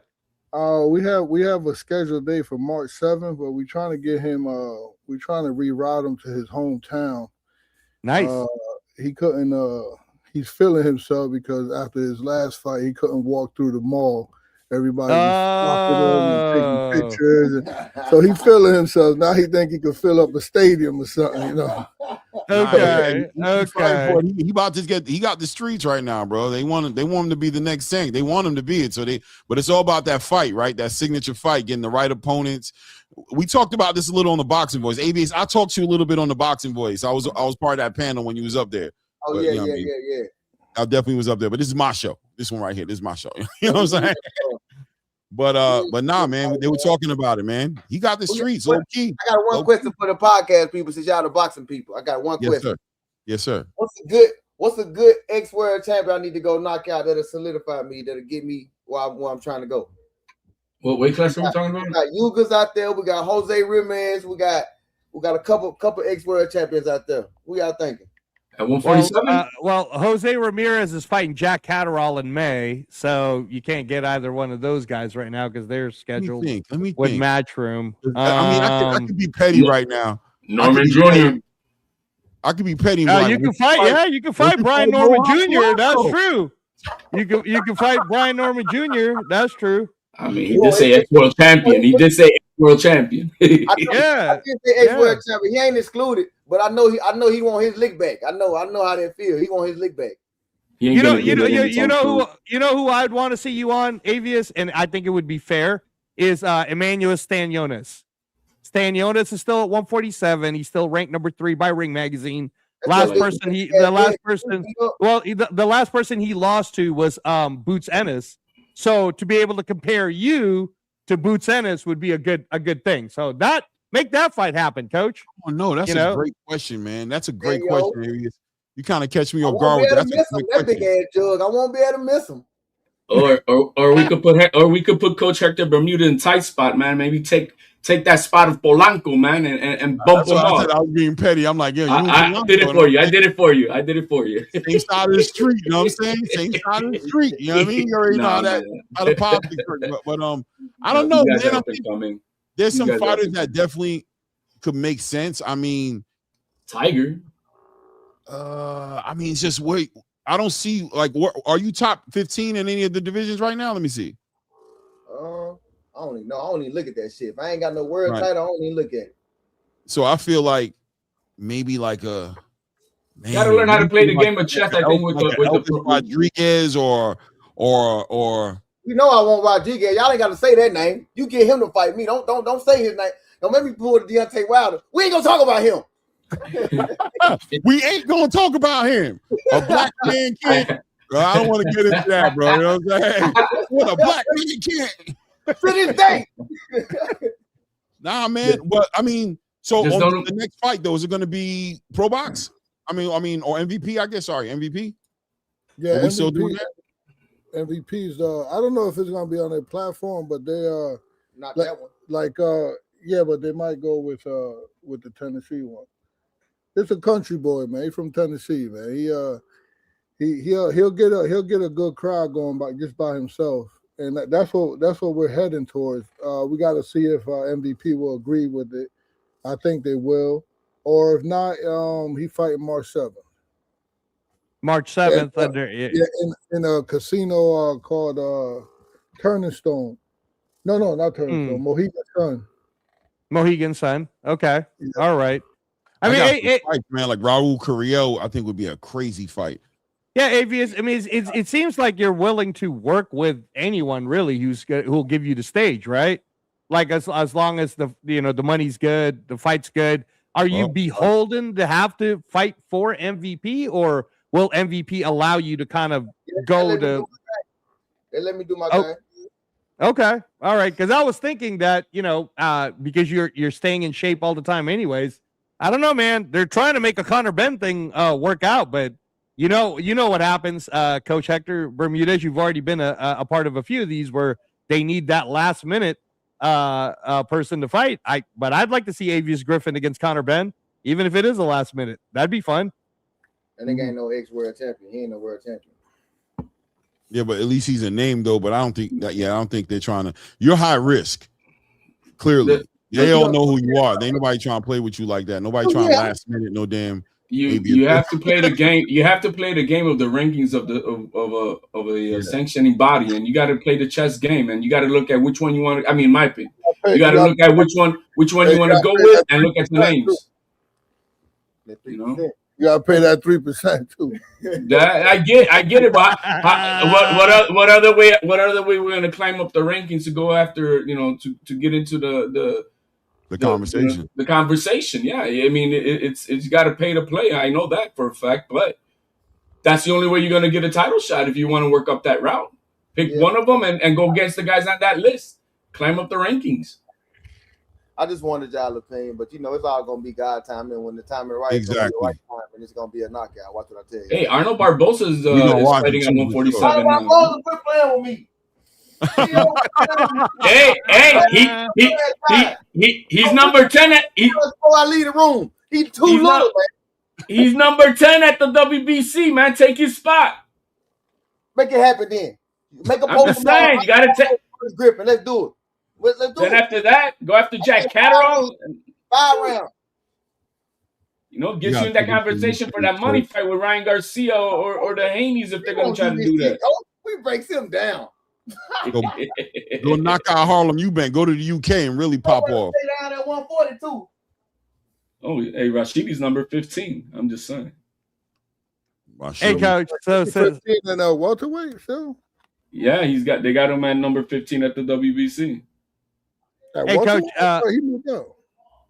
So since you just had Avius on, this is a coach question. I know that you normally like to have the fighters for at least 2 to 3 fights for them to get used to the system. So now that Avius experienced it for the first camp, you think it'll take like maybe 2 more for him to kind of get used to what you're trying to teach him? Or do you think he's ready to go, like he's saying, where he's willing to take on whoever the top dog is right now? So he's a kind of hit and miss guy. This guy here is a nutcase. This motherfucker could really, really punch though. He got power in both hands. Like he could. I don't know. Oh, does his record show it or no? I don't know what's his record. Let's see. Yeah, I can pull it up real quick. No problem. Avius Griffin Bong right here. I don't know I don't even know his record. He got a 94.4. Yeah, he got a lot of knockouts. Yeah. He deserved that percentage because he could really, really punch. So he can't box a lick yet, but he could knock it. So I would like a couple of more fights. I think his boxing skills can improve a lot.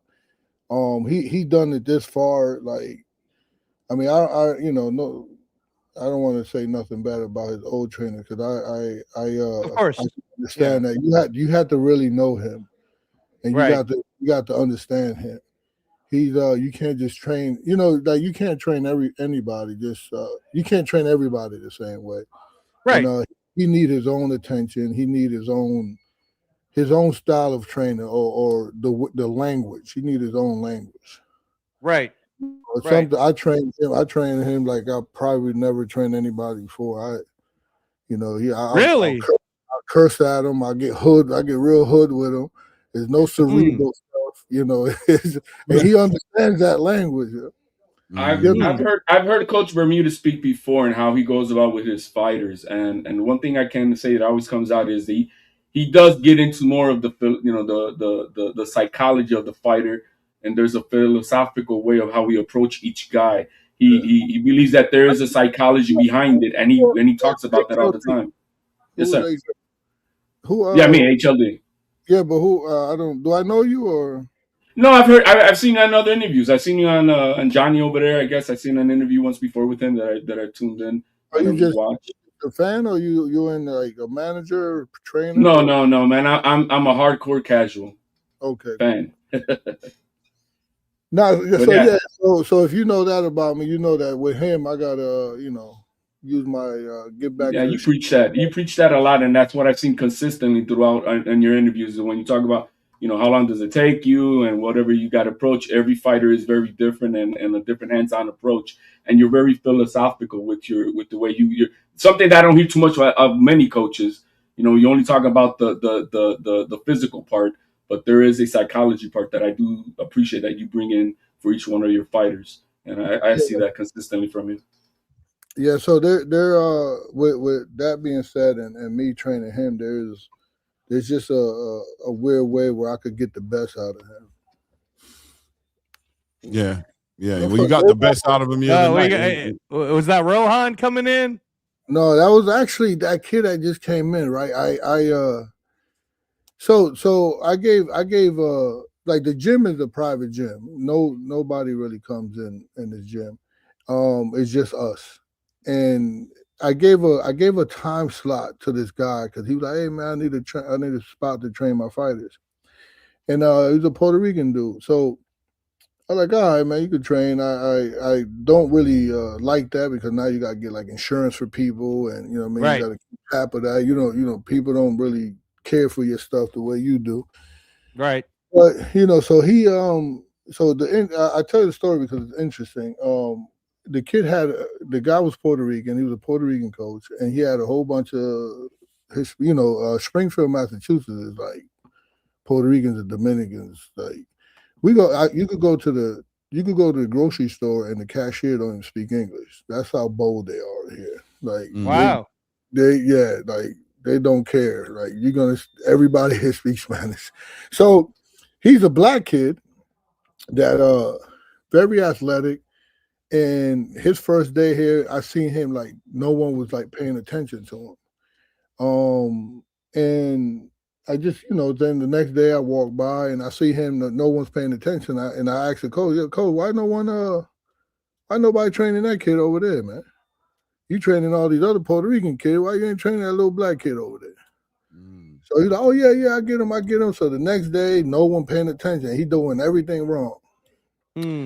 So I go out to him. I say, "Listen, you want to box?" And he's like, yeah. I was like, "All right, so do this." So I made him just circle the ring for like 2.5 hours. And I just watched him in the camera. I wasn't even there. I just watched him in the camera. You could see behind me the camera. So I just watched him. And then I was like, man, the next day I taught him a jab and I put like some things on his feet so he could keep his feet together and his elbows in. And he did it for another 2.5 hours. So then I went up to him. I was like, "Listen, come early with all the pros." And then now I'm intrigued because he's like my blank canvas. Right? He's like my blank canvas. He got him. He don't even know like every Every time I do drills with him, we do 2 rounds right-handed, we do 2 rounds left-handed. One time I said, okay, everybody turn right-handed. We're gonna start the drills right-handed. Oh no, everybody turn your stance to your stance. He came up to me like, I don't know what stance I am. I'm either left hand or right. And he's proficient in both. And he's been with me, and I'll finish it here. He's been with me for 1.5 years. And for 1.5 years, this kid from nothing been training 2.5 hours in the morning, 2.5 hours now at night. And the motherfucker's nice. Clay.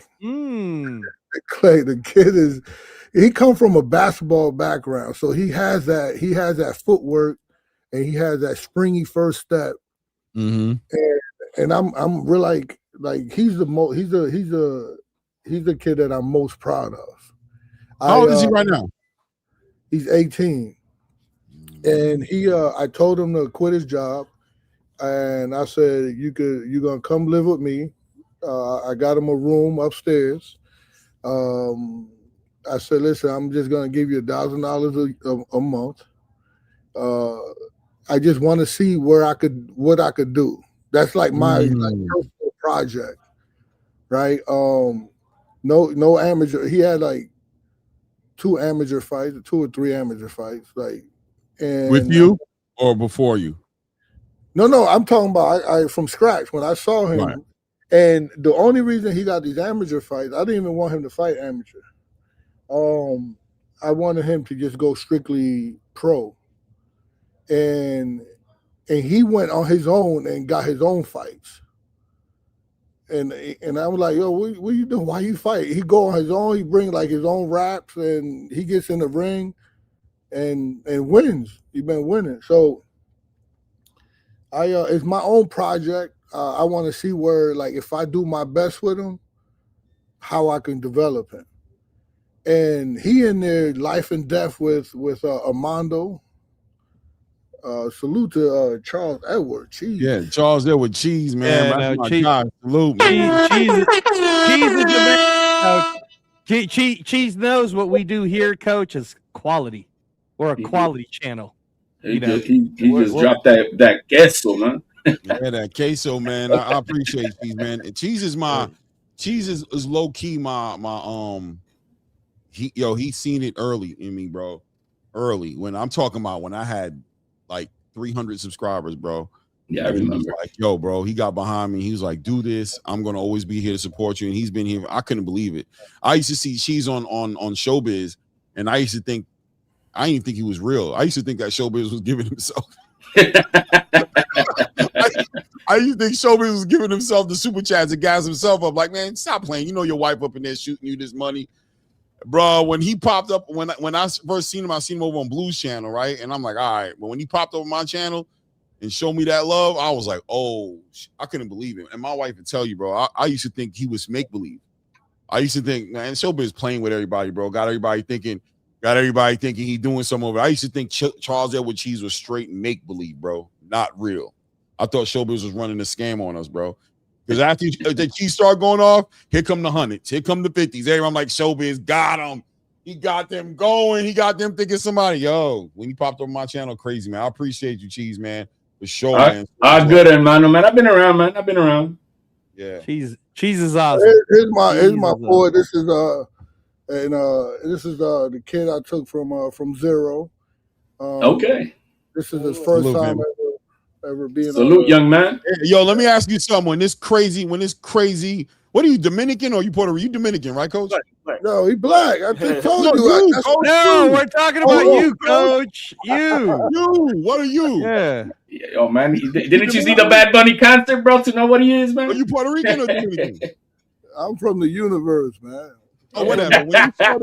When you saw this looking like a Puerto Rican dude walk up on you, Coach like, is yo, white, bro, Clay. let me see Coach what you is can white, do. Come man. to my gym. When he was like, come into my gym, bro, I think I could do something with you. What were you thinking in your mind? Like, what the hell are you talking about me boxing, bro? You don't even know me. Like, how did you feel about that? Like, what did you know of Coach Hector Bermudez already? Or was it like, how was that first encounter? I mean, I ain't gonna lie. I seen how he was talking and how the other dudes in the gym was respecting him. So I was like, he probably he must know what he's talking about, you know. And I seen. Did you already kind of want to box? Like, were you feeling like that's something you wanted to do anyway? Like, you already trying to do that? Yeah. Remember, that's how I found him in the mirror. and with a bunch of Puerto Rican guys that didn't care for him. So we had to bring him in. So you was all for it when he said, yo, quit your job. I got you. I'm gonna get. Was you like excited or was you like, man, you want me to quit my job? Yo, bro, that's a big thing for somebody to say quit your job. That's your livelihood. Like you had to put, or did you not care? You was like, man, I'm willing to gamble. Let's do it. Or did you think twice about it? Like, man, quit my job, bro. You crazy? Nah, as serious as he sounded, it made me go all in with it. He sounded real serious, and I feel like I could believe in his words, so I was with it. That's love. That's love. Hey, young man, let me ask you a question real quick. What was because you're 18 now, you're learning how to box from one of the best coaches that are out there right now on the game today, right? What was your athletic background prior to even wanting to box, and what made you want to box? I was playing basketball before I was boxing. I was playing ball. It was all right. I was doing my thing. I was all right on there. You know what I'm saying? I was all right. He think he's nice. He think he's nice at basketball.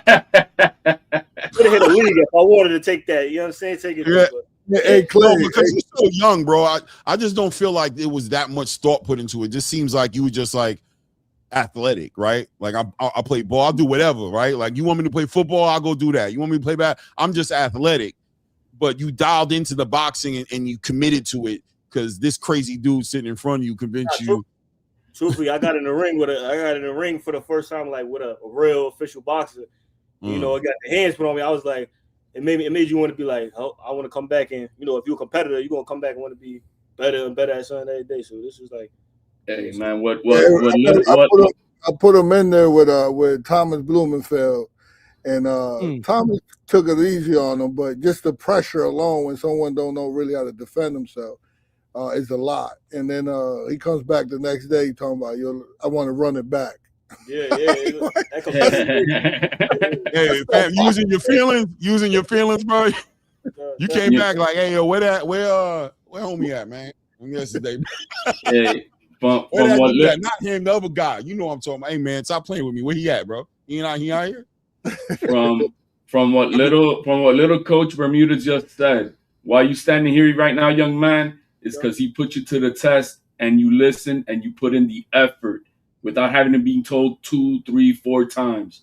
That effort, that self-burning fuel that you got inside, in my opinion, it's probably the primary reason why you're standing right there next to Coach Bermudez, because he saw that. And that goes through everything in life, man. You got to give it 100%. You don't need nobody babysitting you. And he saw that in you, and he saw the effort, and that's why you're right now in that gym, man. So keep on pushing, man. And not only in this, but in everything else in life. It's the small details that will put you over the top versus anyone else. Keep on pushing, man. Thank you. No doubt, for real. Hey, real quick. Salute the Polo Buck, man. Assalamu alaikum, Aki, man. I did miss your super chat. Must have been while we was interviewing MAZI, man. Wait. Hold on. And she said to HLD, he said, HLD, where you been, brother? You know what I'm saying? He saluted me, man. I've been around, Charles. Yeah. I've been around, man. But I'm glad I see you around, man. So I was gonna say to Polo, what was that, Polo? Like his picture is diabolical, bro. Why are you doing that to Coach Hector Bermudez, man? Yo, Polo Buck is stalking Coach Hector Bermudez. That's diabolical. Picture. Every time you see me, I want you to see this picture, bro. He got the picture in 4K, bro. I don't know, but I appreciate him. No doubt. It's love at the end of the day. Let's be real. That's what it is. I was gonna say, young man, give us your name. That way, everybody can start paying attention to this career that you're gonna have with Coach Hector Bermudez. Your Instagram. What is it? I'm gonna follow him right now. What is it? Ty.violet. TY. Violet. Wait, hold on. You gotta say it one more time because I wasn't ready for you. Now I'm ready. Go ahead. What is it? TY. Violated. Like that? Yep. Violated? Yep. Yeah, violated, bro. You heard him. He said violated. Okay. Like you got violated, Clay. All right. And then what's your name, young man? When we're starting to look at articles, what's your name? T-Sean Hall. T-Sean Hall. All right. T-Sean Hall. Watch out for him, guys. About how long, Coach, before we see him? Because you said how you moving in with him now? Like That's gonna be my project. I'm gonna do my very best with him. I would like to see, as long as he put in the work, I'm gonna do my best, and if he do his best, it's gonna be a really good relationship. He might. I'm just gonna turn him pro probably March 7th too. Probably March 7th, something like that. And really? Yeah, take it easy with him, and we're just gonna see where he goes. As long as he stays the way he's staying, I'll do my best by him. Hey, no distractions, man. The kid got ability. He could crack. He could, he could box. He's smart. He picks up things very fast. And he's in there wherever he's in there with Armando. He's in there with Thomas. He's in there with he just sparring. Just now, yeah. Who was just sparring? School. He was just sparring School. Kurt Scooby. So he's getting his ass whooped by everybody. But that's gonna change one day. Hey man, that's where the growth comes. That's where that growth comes. Is putting in that beat down from everybody else at the beginning. Hey Ty.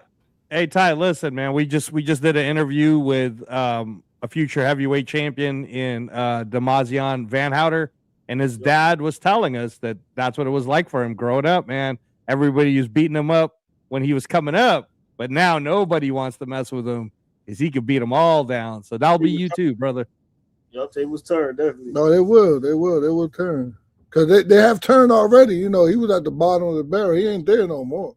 They turned a lot. Just the other day, he caught a little body in the first time you knocked somebody down, right? That's the first time you knocked somebody. It's coming along. The power's there. The first one? First one, yeah. And the kid was bigger than him. The kid had way more experience than him. There was a kid from DR that came. He was on an Olympic team in DR.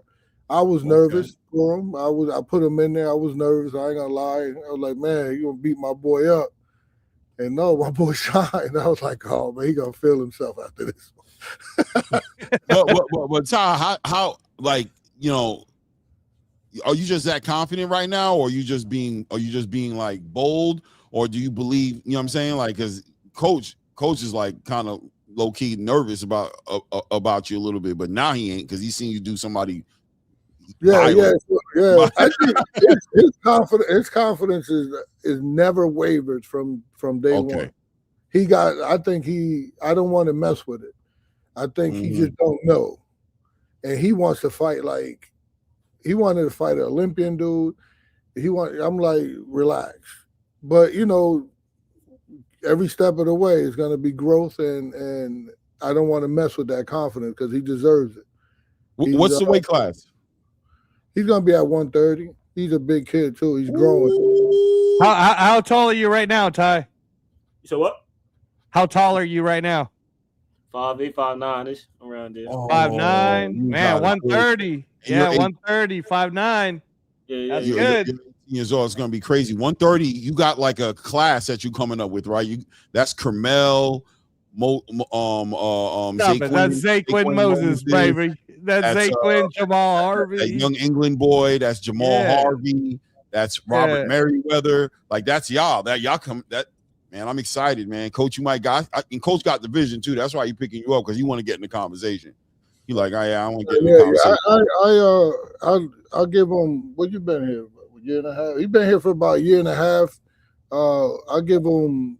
He'll go through the ringer, and he'll graduate within if he was to go to college in 4 years' time, and in 4 years' time, I'll put him in with anyone. Gotcha. Are you going to put him in any amateurs for 2026? No, forget that. Pros. Yeah, we're gonna go pro. Okay, you're just going to keep him in the gym for a little bit longer before you turn him pro. No, we could pick our opponents. We could take it. He's young. We could take it slow with him, and pick the right opponents for him, and get him experience under the lights, and see where he go. He's a fast learner. He was just he was just sparring just now with Scoob, so it's not like there's a lot of opponents I could pick that he could fare well with. And he's got a good gym where he's getting some good work, and that many other young men at his age ain't gonna get it in any regular gym. So that's awesome. You got to be obsessed with the young man. You got to be obsessed. You got to trust the process, and keep the discipline. Don't let distractions hey, this man is willing to put in that work. You're talking about already 4 years he wants to have you doing something major. So what does that say? That says there's a lot of confidence behind coach, but you got to do your part, man. Don't get distracted. Be obsessed with it like nothing else matters, and you might make an impact that you never thought was even possible, man. Good for you, man. Bro, I like your name too, man. Yeah, hey Ty, since you're into boxing now, you watch it too. I'm assuming who's the fighters you're gravitating towards watching right now? Like, who do you like to watch? We talking currently or like what? Yeah, currently or old school, man. Yeah, whatever. What's the fighter that you find yourself watching kind of closer than the other fighters? I mean, I'm watching dudes from the gym. Obviously, we watching their work, and because we watching the behind the scenes of it. So watching the guys from my gym, and to give all the dudes from other, I'll say probably Bud, a guy like Bud. Watch Old Floyd, Sugar Ray, guys like that. Okay. So remember how we film study here. So he get that on the daily. Yeah. I know, Coach. Yeah. Hey, Coach, have you shown him Aaron Pryor yet? Because you got to show him Aaron Pryor, man. No, he talking about all that power, man. You got to show him Aaron Pryor. What's up? He's if you would go down a similar style, what would be Bud? He switch it. He don't even know if he's right-handed or left-handed because he goes both ways from the very start that I had him. So Bud would be him. He have to study that. A switch hitter like Hagler, he have to study Hagler. Right. But, he always got every time he spar, he always got homework. You got to write down the things that he does wrong, and then we create drills after it. So we always, just knocking down his weakness, steadily knocking him down. So he's getting better and better every day. It's fun to watch, man. It's fun to watch somebody grow. He has So there was another kid in the gym that I grabbed just like him from the very beginning, and in 2 years' time, he never went pro. He went straight amateur. In 2 years' time, in only 2 years, and never did a amateur fight. I got him straight from him not knowing anything, and in 2 years, I had him ranked 10 in the WBA, and I wanted the Nick Ball fight. I wanted the Nick Ball fight because when I was training TJ for Nick Ball, and remember Nick Ball kicked TJ in the leg, right? So I was training Nick. I was like, the kid that I had, his name was Carlos Gonzalez. Carlos Gonzalez had to take it. I had to tell him to take it easy on TJ when TJ was fighting, was training for Nick Ball. And I was like, TJ, if TJ could do what he did, just TJ was just old. I know that Carlos Gonzalez could beat Nick Ball. And in only 2 years, I'm telling you, Clay and Ray, only in 2 years' time. But you had to definitely put the time in. In 2 years' time, number 10, we was waiting for that. And I'm calling Lee Eaton, I'm bothering Lee Eaton. Give us a shot, man. Give us a shot. He only been fighting, I'm downplaying. He only been fighting for 2 years. He got no amateur experience. He never fought amateur. He only been fighting for 2 years. And he like, hey, yeah. Okay. As soon as we get a downtime, we'll pick him. And I'm telling you, he would have beat him. And guess what? Then he caught a case. And he beat the case. He beat the case. He just beat the case last week. So he got found not guilty, and he's back in the gym now. Yeah, see, those distractions are dangerous for anyone. So Ty here got to see that somebody with no amateur experience and see where it just in 2 years' time where someone could go, Right. Listen, young man. The current WBO heavyweight champion of the world came from rugby. He had no amateur experience, and he's the champ right now. So it's definitely possible to get up there. You just got to be dedicated. You heard how coach has his guys writing shit down, and there's a structure to his process. I appreciate that because it rewinds everything to their brain. Like, this is what we got to do. This is what we got to do. This is what you got to acknowledge. This is what you got to fix. This is what you're getting good at. This, all that stuff, all that structure, man. That's awesome to hear, Coach. That's awesome to hear. I appreciate that. Yeah, this is his notes to me. His last notes to me was focus on moving off the track instead of straight back after I counter punch, stepping around on the inside, clinching. You know what young guys know about clinching, right? Clinching or moving off the ropes to open space, crosswalk movement. You know, so his language is there. You know, he know how to express himself, what he needs to work on. Slowing the tempo down to my fight. Right, he only been fighting for a year and a half, and his language is he wants to slow the tempo down of his sparring. Right. So that's good to hear, man. I appreciate that. I really do. I'm excited to see you on March 7th, man. I'm definitely trying to tap in and see you fight, man. So I'm following you on Instagram. I'm definitely gonna be watching. I'm dead serious too. Like I'm gonna be watching for real. Like I'm not even playing. I love this shit, man. Follow him, everybody. Ty Violated. TY dot Violated. You gonna give me that interview, bro? When you clean him up, you gonna come over here and give me that interview, bro? You gonna turn a superstar on me. Oh yeah, we did for it after that. You gonna even show up on the camera? You're like, Coach, man. I'm saying, man, I know that's your people's. Yeah, I said, what's up, though? You know what I mean? Yeah, I remember. I said, I'm like, damn, bro, Ty. Hey, Ty, yeah, I hear you, Clay. No, I'm gonna holler at me, go run around the ring. Like, damn, he turned superstar on me, bro. That quick.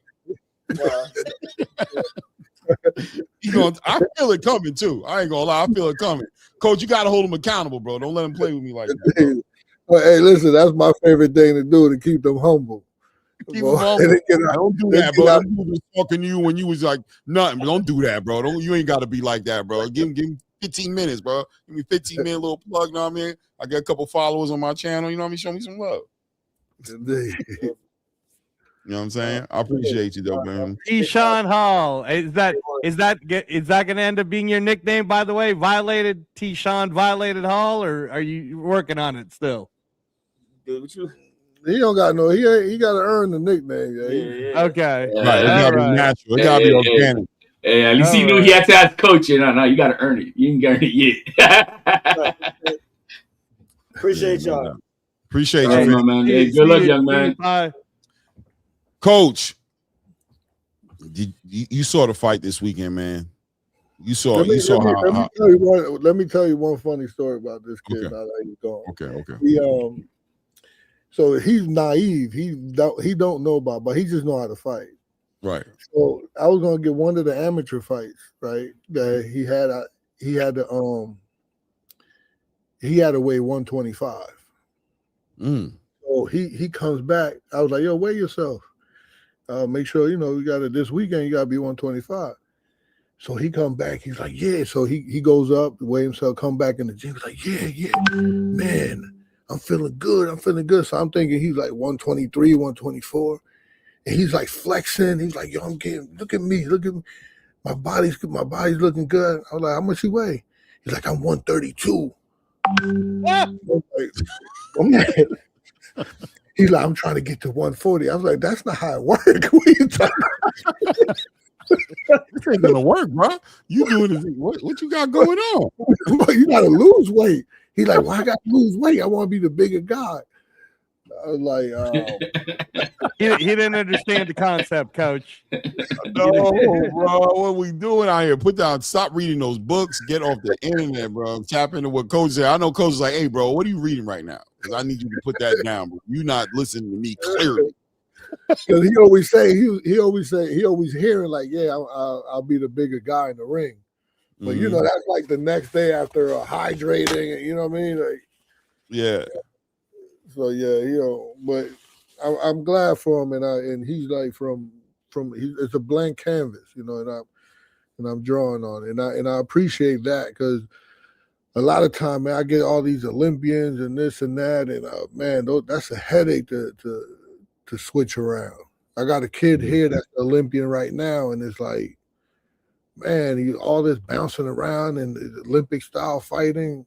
Understood, because you have to fight like that to be successful in the Olympics or in the amateur system at a world level. But now I got to sit you down. I got to get you to punch through the target, I got a good system for it, but when I was first getting these guys, I got Carlos Gongora, which was a 2-time Olympian, and he had over 500 amateur fights, and it was like, oh man, tooth and nail. It was difficult to get him to sit down, to keep his chin down, and to punch through the target. And then it took me like 2 years. And then, but after the 2 years, we find out he was a huge puncher. Rohan Polanco, we finding out now that he's a puncher because he's getting to sit down on his punches instead of like, just touching and then trying to score. Yeah, he got that James energy. I always say that about Rohan. He got that James energy, man. I like how he fights on the inside and that mid range. I like how the thing with Rohan is mean, man. He's mean. He's a sweetheart outside. He gives. I got to be careful with him because, like anybody in need, he'll just give up his money on some Roberto Duran shit. No, you got to invest your money, buddy. You can't just give it away. But in the ring, he's going for that kill. That's why, like everybody should love Rohan's style. He's coming forward. He's trying to counter punch you by coming forward.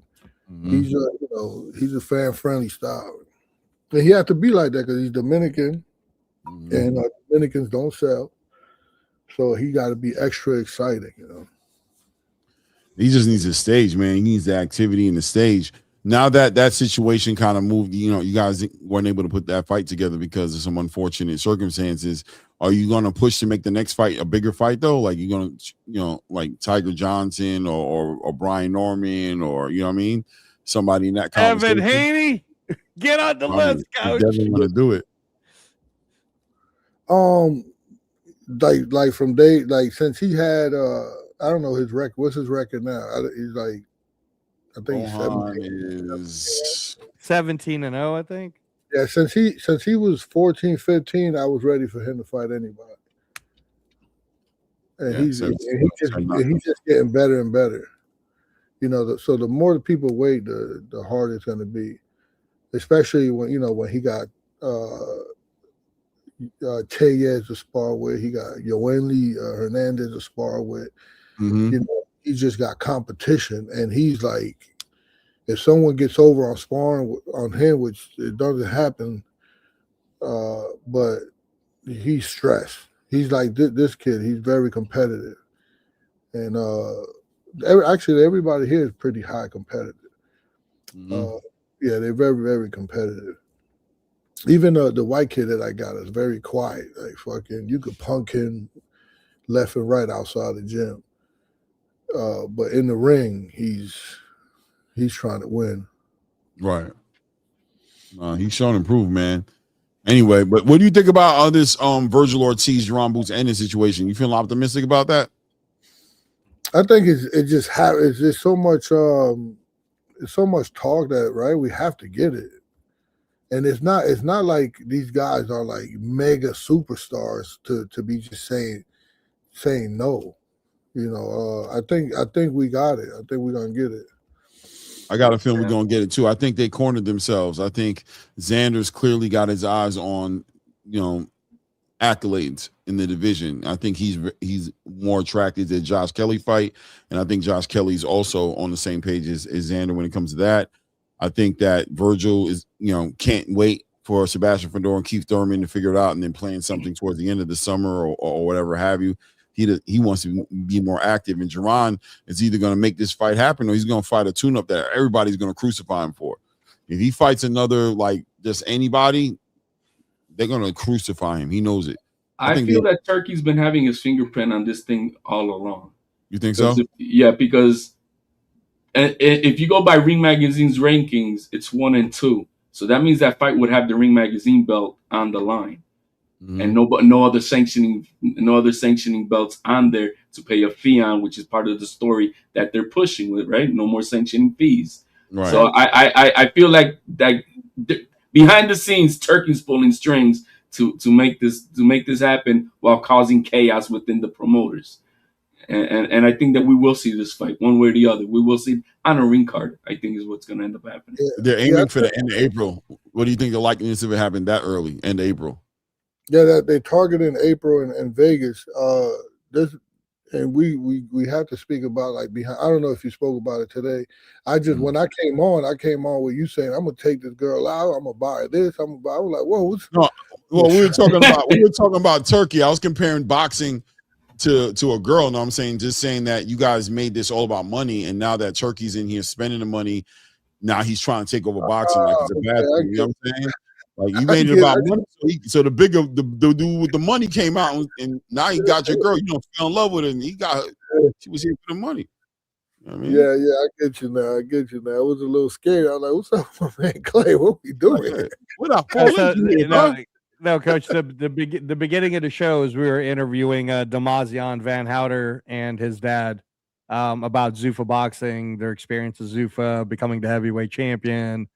Which, by the way, I don't know if you guys saw, but while me and Clay were doing that interview, apparently Alexander Usyk on May 9th is going to be fighting Rico Van Hoven, who is the kickboxing champ for Glory. Right. So that's interesting. I guess Usyk can do that too. I guess it's all right, as Claymore says. He can do whatever he want to do, bro. Yo, he's earned it, bro. He can't lose. He can't lose right now, bro. He doing what he want to do, bro. By the way, shout out to Albert Campagna Bell. You know what I'm saying? Right. That's right. Albert Bell. That's right. IBF Eliminator. IBF Eliminator. With Lucas Body, which I think is kind of weird, but I'm happy for Albert. This is the Prince, bro. Albert Prince Bell versus Lucas the Prince Body. I like it. I like it. Midwest Mafia, shout out. I wish Toledo was here, man, because I know he's been working so hard in his own way to put his boy in position, man. So to see this kind of, I'm actually very happy. I'm very excited about that, man. I can't wait to see. I hope he wins that fight, you know what I'm saying, and does what he has to do. I hope so too, man. I hope so. But if you don't, Albert, I want you to remember Zuffa Boxing's right here for you, brother. Just come on over. Of course. Of course. And there's like the questions that I have for like for Ennis, we have Ennis being athletic, right? We have him switch hitting. He can box, he could bite down. He could definitely bite down. When I went to the gym, I was talking to his father. And his father was like, I was like, man, Ennis always fighting. They're always fighting in these Philadelphia gyms. And his father said, I could have him box if I want, and he could box all night. He could just make it look, make it easy. And I told him, I was like, I don't think he could. I think you think he could because he could probably do it for a couple rounds. But when you don't do it mentally, like a mental endurance is a thing. And if you don't practice it, then you think you don't need it, right? So I think, and his boxing ability, if he was like to drill it more instead of like in the dogfight, he'll be a monster to deal with. But he's kind of like Abdullah Mason, though, right, Coach? I mean, Abdullah does the same exact thing. Not good because Abdullah a prospect. Hey, man, you shut your mouth. Abdullah's the champ. I mean, right? He's a champ, but I'm just saying he's a champ. But he had his first 12-round fight in his championship fight. You know what I'm saying? Stop hating on my guy, Clay. Abdullah Mason's the man. Jerron should be. There is a difference, though. There's a difference because I would say honestly, and I hope no one gets mad at me, but I don't think Abdullah know any better. I hear the corner and I hear like everyone talking and I hear like it's just no structure. But he could fight. But Ennis knows better. He can box, right? He can box if his father told him to. And I just think that he'll do it for a round or two, and then that mental endurance. This is one thing about Mayweather. Mayweather would be the same from the first to the last. He's tuned in, focused, and locked in. And I just think that I don't think Ennis could do that. I think Ortiz pressure and his power and his volume would drag him into like that danger zone because listen to me, Coach. Listen to me. I love you. All right, but I'm going to stand my ground. I've been saying it on this channel forever. Clay knows that when the Boots people listen to this, it's not just because I've been rocking with Boots since the Showtime days, but I firmly believe it. if they fight, if Virgil Ortiz and Boots Ennis fights, it ain't even going to be a contest, man. Boots is going to kill him, coach. I don't know. It's a bad. Hey, HLD, you shut your T.O. loving mouth. I don't agree with that. I don't agree with that. Because the way he's been fighting, you think if it gets into late round, like a late round dog fight, won't get to the late rounds, coach. I think won't get to the late. Clean, his instinct is going to be to turn up, bro. And I've been saying this for a while, but now listen, I'm with Angelo though. I think Boots is gonna knock Virgil out. I'm telling you straight up. Yeah, exactly. He's gonna kill him. I think he's gonna face some adversity though. I think that I agree with Coach. I've always said it. Boots can win that fight easily, but will he choose to? Will he choose to fight a fight he doesn't need to fight? And will he get hit by somebody like Virgil and get hurt unnecessarily? He might need it. He might need to get that shot so he can dial it back a little bit. I was really hoping that he would approach 154 with that mentality, be like, you know what, we got some bigger punches up here. This ain't 147. Let me dial it back a little bit. But look, man, he didn't play with his food. He got Usman Lima out of here. But going into this fight, it's the same feeling I had about, and you brought it up. You brought up Abdullah Mason, and I said the same thing with Abdullah. I said, man, I wanted him to fight who? Giovanni Cabrera, right? I wanted to see that fight for him. I wanted him to get in front of somebody who's going to force him to box. You know what I mean? Slow him down, not just be easy to track down and get into the fight with. When he fought Sam Noakes, he won, but damn, bro, he won. Right. He became a champion that night. That's my point, though. Hold on, HLD. That's my point, is that it's a bad matchup. Like, I think that the person that would give Boots the harder time, coach, is Xander Zayas. Because Xander's going to stick to his game plan. He's going to box around, and Boots would have to really, stick to a game plan. But if you're saying, Rhino versus Rhino, heads up, Boots versus Virgil's getting knocked out. Like, that's Boots is bigger, Boots is faster, Boots can switch, Boots you guys are look. Oh, that is cute. Hold on, HLD. First of all, to HLD, who by the way kept saying Tio was going to give Shakur a hard time. Is that your argument to win this? Is that your point to win this argument? No. Let me cut in then. No. Hey, you got to let me finish, HLD. For all of you guys who keep thinking I'm crazy, let me remind you that Boachuk really beat Virgil. Let me remind you that Madrimov gave Virgil a really hard time, and Madrimov was sick. And the Lubin that he just knocked out, that Lubin was drained. So if that's your argument, if that's all your arguments, that's exactly how Virgil Ortiz is going to make it a tough, competitive fight against Boots Ennis, man, y'all better start watching more boxing, because no. Now you're getting disrespected. Even talking to a coach about watching more boxing. Are you crazy? Are you crazy? Man. The difference I see majorly in this between these two guys is one guy is battle tested in the heat of the fire and has pulled through it. One guy has not. One guy, we don't know what's going to happen to him when he's in the fire. We don't know if he's going to wilt. We don't know if he's going to go bananas and just falter. We don't know nothing. We don't know when he gets touched in that chin, how he's going to come from it. We don't know nothing. And guess what? Virgil Ortiz is going to make sure to test every single aspect of his will and endurance and mental stability in that ring like he's never been tested before. And guess what? Virgil has been through that. Yeah, he's been dropped. He's got up and he smoked the guy. So we know what Virgil's going to do. And there's nothing adversity that Boots is going to bring on the table that Virgil has already not been tested through. We already know that. So right now, it's really an unknown factor. It's either put up or shut up. And that's what we're going to see from Boots. If he does it, great. He proves to be a lot better than we don't know that he ever was. But is he going to be able to with Virgil? I don't know yet. And HL, I want to add, I agree with everything HLD said, bro. I'm sorry. It's just the truth. That's just the reality of it. It's the eye test for Boots. We've seen him do things. We know he's super athletic. We know he's super talented. We know he's got power, and we know he can box. But we also know he doesn't choose to box. He fights. When he boxes, he's impatiently waiting to fight. You can see it in him as he's fighting in the fight. He's impatiently waiting to fight. Like, he's looking for a reason to go crazy in the ring. And the reality is the criticism that Boots has taken ever since, let's say, David Avenesian, right? Or maybe, right, since David Avenesian, this is when the criticism started with him, where it's like, yeah, he's winning these fights, but he's getting hit. And the thing is, Virgil's a puncher. So it's very probable that Virgil will hit him. Very probable. Now, we've also seen Boots take a shot like a G and say that he's got a chin. So, look, we're going to give Boots his credit. But at the same time, he's never been punched by a 154-pounder who's one of the biggest punchers in the division like Virgil Ortiz.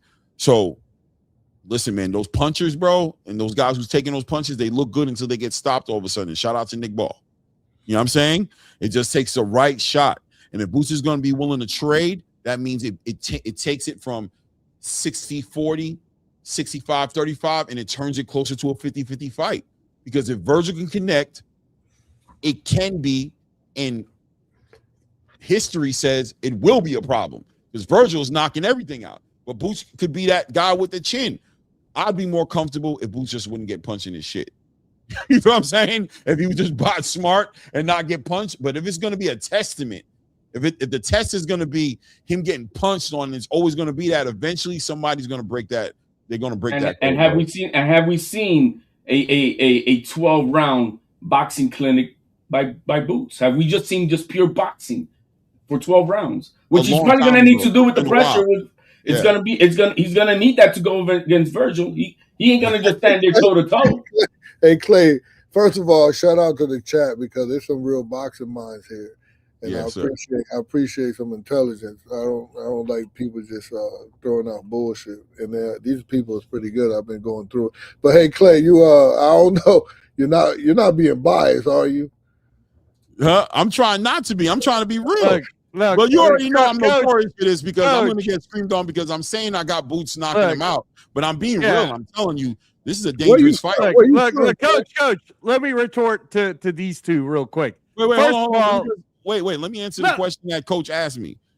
Yeah. I'm from New York. You know what I'm saying? But I live in PA. I plan on coming out there to Springfield, though.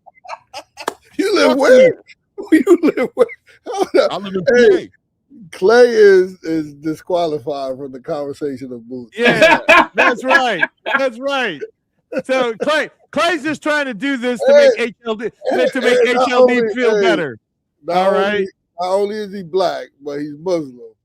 He's disqualified from Boots. Yeah. Boots ain't Muslim. Boots is Christian. No, he's Christian. My bad boy. He ain't Muslim. It must be like 5% in Philly that are Christian. Everybody's Muslim there. Yeah. I didn't know that. I thought he was. Like, he got the beard and everything. I know. I thought he was Muslim a long time ago too, but I found out he's Christian. He's not Muslim. Coach, look, listen. Coach, look. Well, our predictions here tend to be pretty correct, right? I'm rocking with Boots the whole way. First of all, let me just I know I know what you're trying to do with HLD because I know in private you're really agreeing with me, but I get it, man. You feel bad that HLD got an ass whooping right here on the channel. I get it. He just acknowledges the points that I made. Right. I'm ending it with Boots is going to win. I think Boots is going to stop Virgil. I'm being honest about, but what I am saying is that there's some intangibles in this, and Boots can make this way more difficult than it needs to be with the way that he fights. He can make this all right. So Coach Bermudez, you know this, right? When you talk about the mental aspect of it all, not one of us have ever said that Virgil Ortiz isn't worth of being a top level fighter. You've never heard me say that Virgil Ortiz is like a weak person or he's built or none of that. I'm just talking straight up Boots versus Virgil. And the difference is, for me, like if we're going to go to that space, is Virgil has never, ever won a world title. Not at 147 pounds, not at 154 pounds. Boots Ennis, on the other hand, fought an undefeated Emmanuel Stanionis in a fight where he could have boxed. He could have boxed. And for all you haters who are going to sit there and try to say Stanionis ain't that good, let me see Stanionis fight somebody coming up. Let's see what happens to that person. Stanionis is good. It's just that Boots made him look like he's nobody. That's how good Boots Ennis is. Is Stanionis better than Madrimov? Is Stanionis better than both? I would love to see that fight, especially because I just saw how Madrimov looked against a guy he should have put away. So, yeah, I would absolutely love to see Madrimov versus Stanionis and see what would happen right now, right? I would love that. But that whole belt thing that doesn't come. Yeah, it really it doesn't, man. The championships don't. No, I because the name I disagree. The names are look. You just Stanionis. Oh, I mean, like what? It's about the intangible of Virgil's a puncher. Yeah, what would Polanco do to Stanionis? Yeah, I don't know. Like triangle theory wise, I don't know. I'd like to find out though. I bet you Polanco box his ass out though. I bet Polanco won't just step up though. Maybe, but I'm gonna say it. I'm gonna keep it 100, man. The intangible in this fight is Boots Ennis is prone to getting punched on. Like he gets hit a lot, man. He just does, and he doesn't have to. He's better than that, but he likes to fight and he wants to perform for the crowd. Virgil will hands down be the biggest puncher Jerron Boots Ennis has ever fought. I know it. I don't care. Nothing. He should not be sitting up in there getting punched on like David Avenesian punched on him, like Karen punched on him. You know what I'm saying? He should not be up in there giving that kind of energy up to Virgil. But Clay, will he is a question. But Clay, do you really believe it's because he wants to get hit, or he has no choice because he's not that good and he gets it? No, I think he's better than that. I'm sorry. I think he's better than that. I think the thing is with Boots is he wants to fight. He wants to put on a show. He doesn't want to give up position. He wants to keep his leverage on his punches. He's got a wide stance, by the way, which is also it's funny you brought up Abdullah Mason because he has a lot of little characteristics that Abdullah Mason has, but Abdullah Mason is a champion, yes, but he got prospect energy still written all over him. He's his breath smell like Similac. You know what I'm saying? He a baby. He's still learning, and he learned a lot from that Sam Noakes. Shout out to Abdullah Mason, matter of fact, for showing his maturity at the end of that fight, taking that victory and saying, I got hit too much. I can't be getting hit like that. He said that. Boots don't talk like that. He's like, yo, everybody defends him and goes, man, that's how he fights, though. He's knocking everybody out, though, right? Now, that's what people always say about Boots. Whenever you try to criticize what he does, what do people say? You act like he lost. But he knocked that dude out, though, so he gets away with it. Just like Deontay used to get away with it, just like a lot of big punchers got away with being fundamentally flawed, but coming out of the end with victories. Now, I believe Boots Ennis can box and not get hit. He can be slick. He can take away. I think he can take away weapons from Virgil Ortiz. He can be a cerebral masterclass. It could be a sweet science masterclass inside of that ring. But the question is always going to be, will he? And I agree with what Coach said, because we're creatures of habits. What we do most of the time is what we do all of the time. And we can count on him being a sound mind person who's making the right decisions. But at the end of the day, when he gets hit, what's he going to do? When Terrence Crawford fought against Canelo, I was scared about that. I was like, what's going to happen when Canelo hit him? That's why I brought up, have we ever seen a complete 12-round disciplined Boots Ennis? I don't remember. I brought Yoan Lee to Philly to spar with Boots one time, and they had a good spar, man. They had a good sparring session. But I'll tell you that, and I really like the father, Bozy. We spent some time together in a few out of the country fights where it was just we got to hang out. So he know I keep it real. I told him his son was a beast a long time ago, and I gave him my reasons. But in that Yoan Lee sparring session, it kind of confused me a little bit, because Yoan Lee was, and I'm not saying that Yoan Lee got the better of him or whatever, but Yoan Lee was punching him dead in the face. And the whole gym was like, oh, good defense, good. And I'm like, huh? Good defense? And that worried me a little bit. I don't know if they're like the cheerleading type and not being real with the man.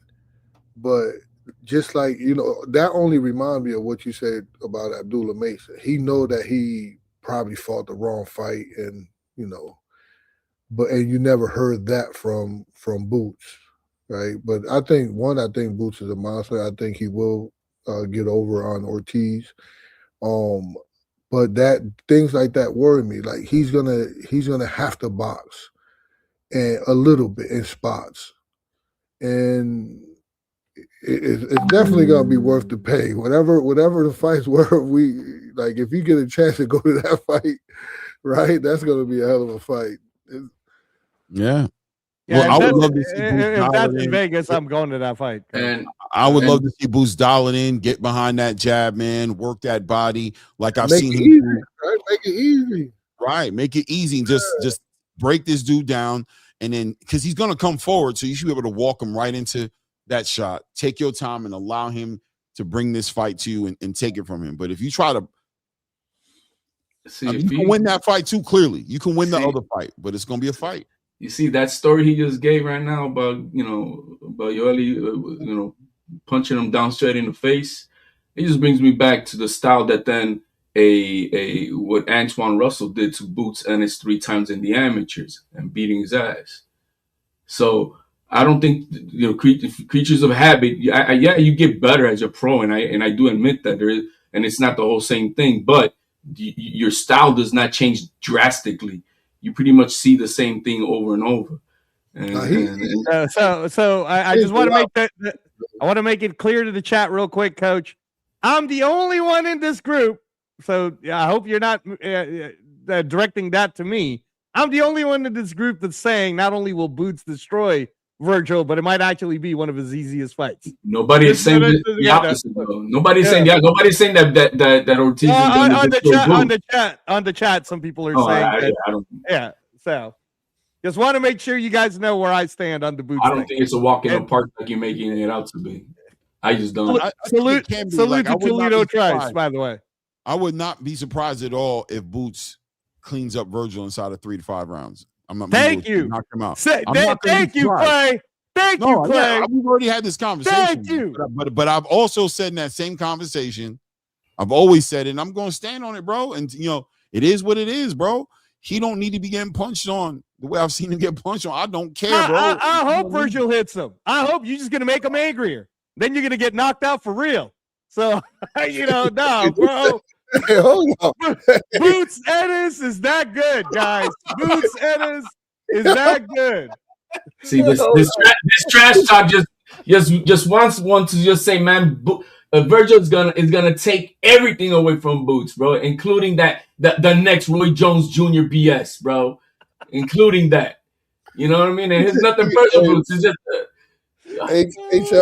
HLD. Reyes just said that if he gets punched in the face, all he gonna do is get mad and knock Virgil out. Exactly. Yeah, he thinks he's Hulk Hogan. He's gonna start trembling and That's what Coach is talking about.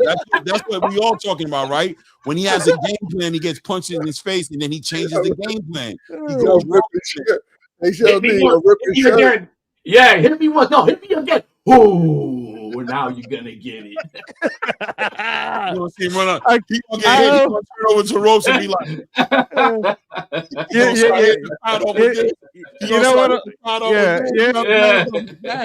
You know what will be fun is I hope the fight does happen because we all know that Virgil's group's the one that's ducking it. It's not Boots' group, so I hope it does happen. Well, Oscar. Or Oscar. And we haven't talked about the other intangibles in this fight: Robert Garcia and Bozy Ennis. Yeah, I think the coaching is going to be great too, like on both sides. And Robert Garcia obviously has that, but this isn't. I mean, look, man, Phil Jackson had a good team too, but when he didn't have Michael Jordan, he didn't win jack. You know what I'm saying? With the Bulls, I'm saying, right? So I'm just keeping it real, man. Boots Ennis is that good. I know that people don't like that me saying it that much. That's fine. It'll be fun though, HLD, when this fight does happen, because one of us is going to be correct, right? Yo, so you're polishing that trophy like it's already there, and that's the problem. Well, you know what it is? It's because I'm on a win streak, bro. Shakur, oh boy, that Shakur really made me feel a lot more confident. That wasn't too difficult to pick. No, ask HLD. No, HLD was standing on his ground, which I respect. I'm gonna stand on the guy that I've been rolling with since day one. Of course, I am. Who do you think has the better corner? Robert Garcia is really experienced, coach. I think Robert like super experienced. The better corner is Robert, because you know why? Because Bozy hasn't been able to rein Boots in, and I haven't been able to see him do that. I haven't been able to see him the adjustments. I haven't seen it yet. And look, I like Bozy Ennis, man. Fuck, bro. I hate to have to even talk. Yeah, like this, it's hard, right? It's just a different style with him too. Like with Bozy, that's why, like the Andy Cruz, I don't want to say he coached them bad, but maybe that wasn't the best game plan against Murataya. You know what I mean? Bozy has a way. He has a system, and that's his system. Whereas Robert Garcia isn't going to have Raymond Murataya fight the way he has Bam fight. He ain't going to have Bam fight the way he has Jose Ramirez fight. He ain't going to have Jose Ramirez fight the same. He coaches his fighters according to their strengths and their weaknesses, and he brings them into the ring with the best game plan.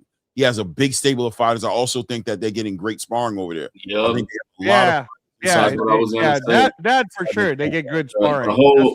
When you take all the intangible that Robert Garcia brings to the table with his gym, I believe it's going to be Robert Garcia that has the better overall thing, and on top of what he's already proven with so many champions that he's got coming out of his gym. 100%. There's no way to deny that from Robert Garcia. He's not going to have Virgil fighting the same way. Like everybody's going to fight the way they're supposed to fight with Robert Garcia, but with Bozy, I can see Bozy and Jack Catterall. When Jack Catterall fight, I see Bozy. When Andy Cruz fight, I see Bozy. When Jerome Buchanan, I see Bozy. You know what I'm saying? I don't see Robert Garcia like that. Robert Garcia don't have a set style to where when his fighters fight, I'm like, that's Robert. That's Robert. That's Robert. I see well-coached, well-rounded fighters.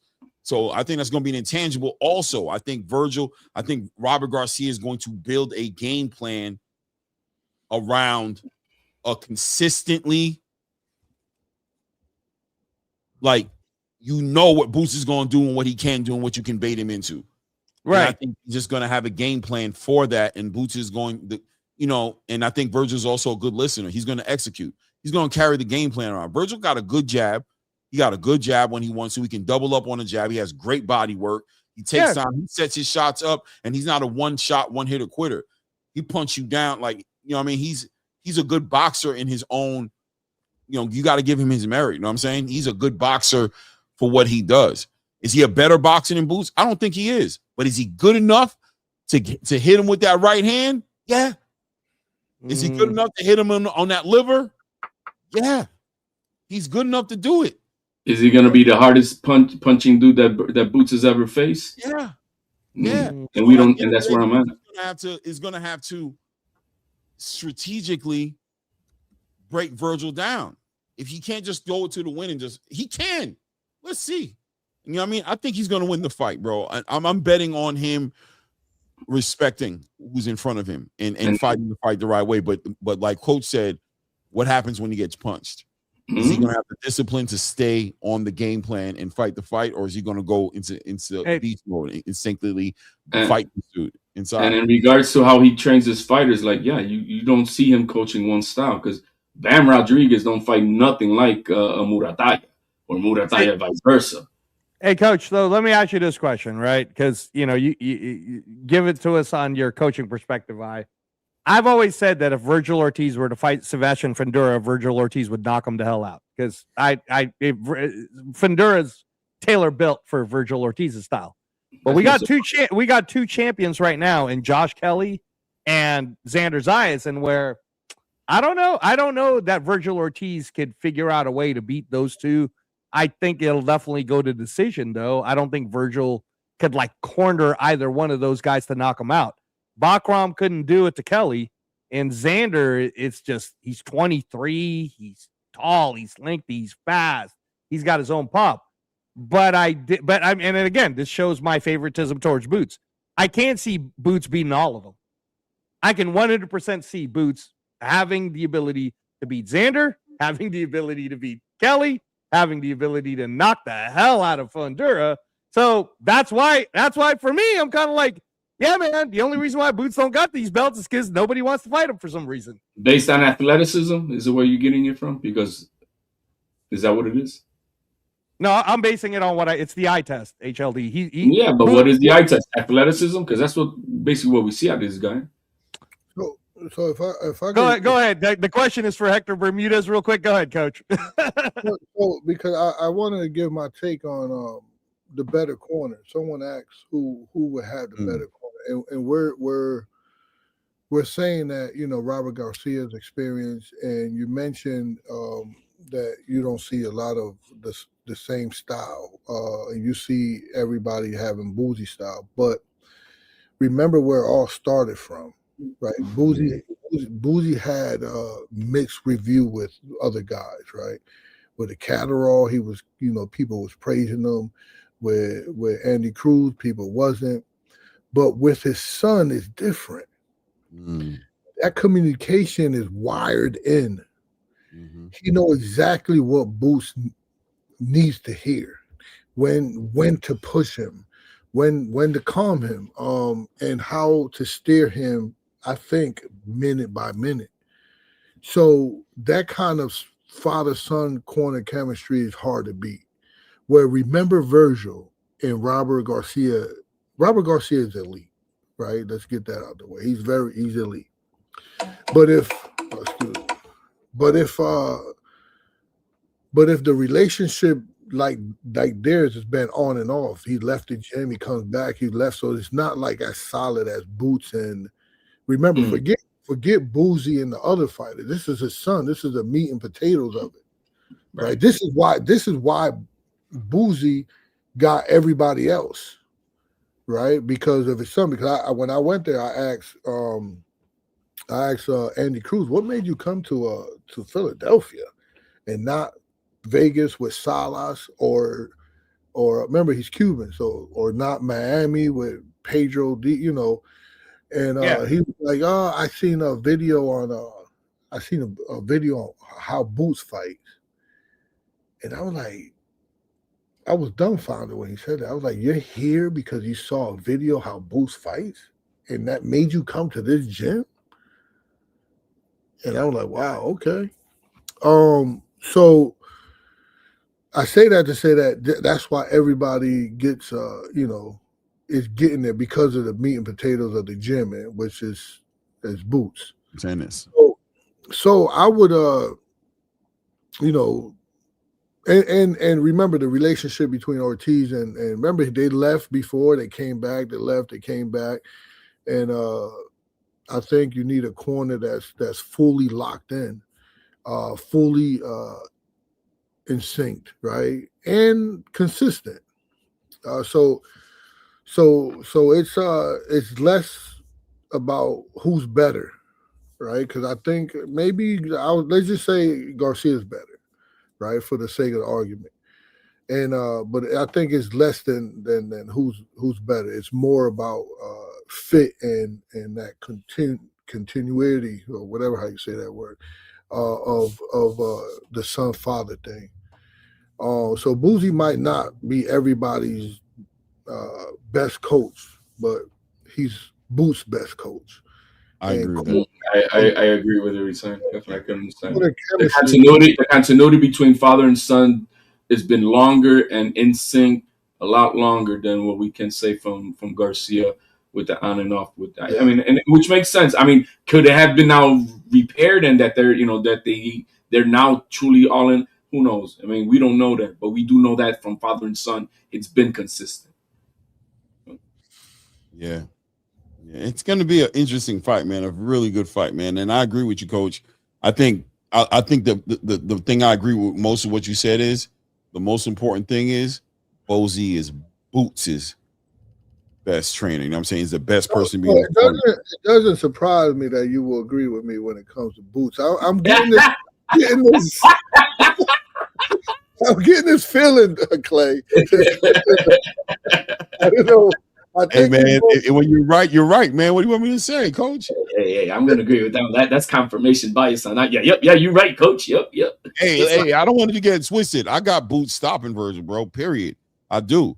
I'm nervous. I'm nervous the same way I was nervous. No, I'm nervous more for Boots and Virgil than I was for Terrence and Canelo. And Terrence and Canelo was a fight I was nervous for because of that, because of Terrence's tendencies to get hit and want to get it back. I was like, man, please don't get into that mindset with Canelo. But once I saw he was in that right mindset, I knew it was a one-way. It was going to be a one-way ass whooping for Canelo. I knew it was over with because that's all it ever is with those kind of fighters. It's about what they're going to do.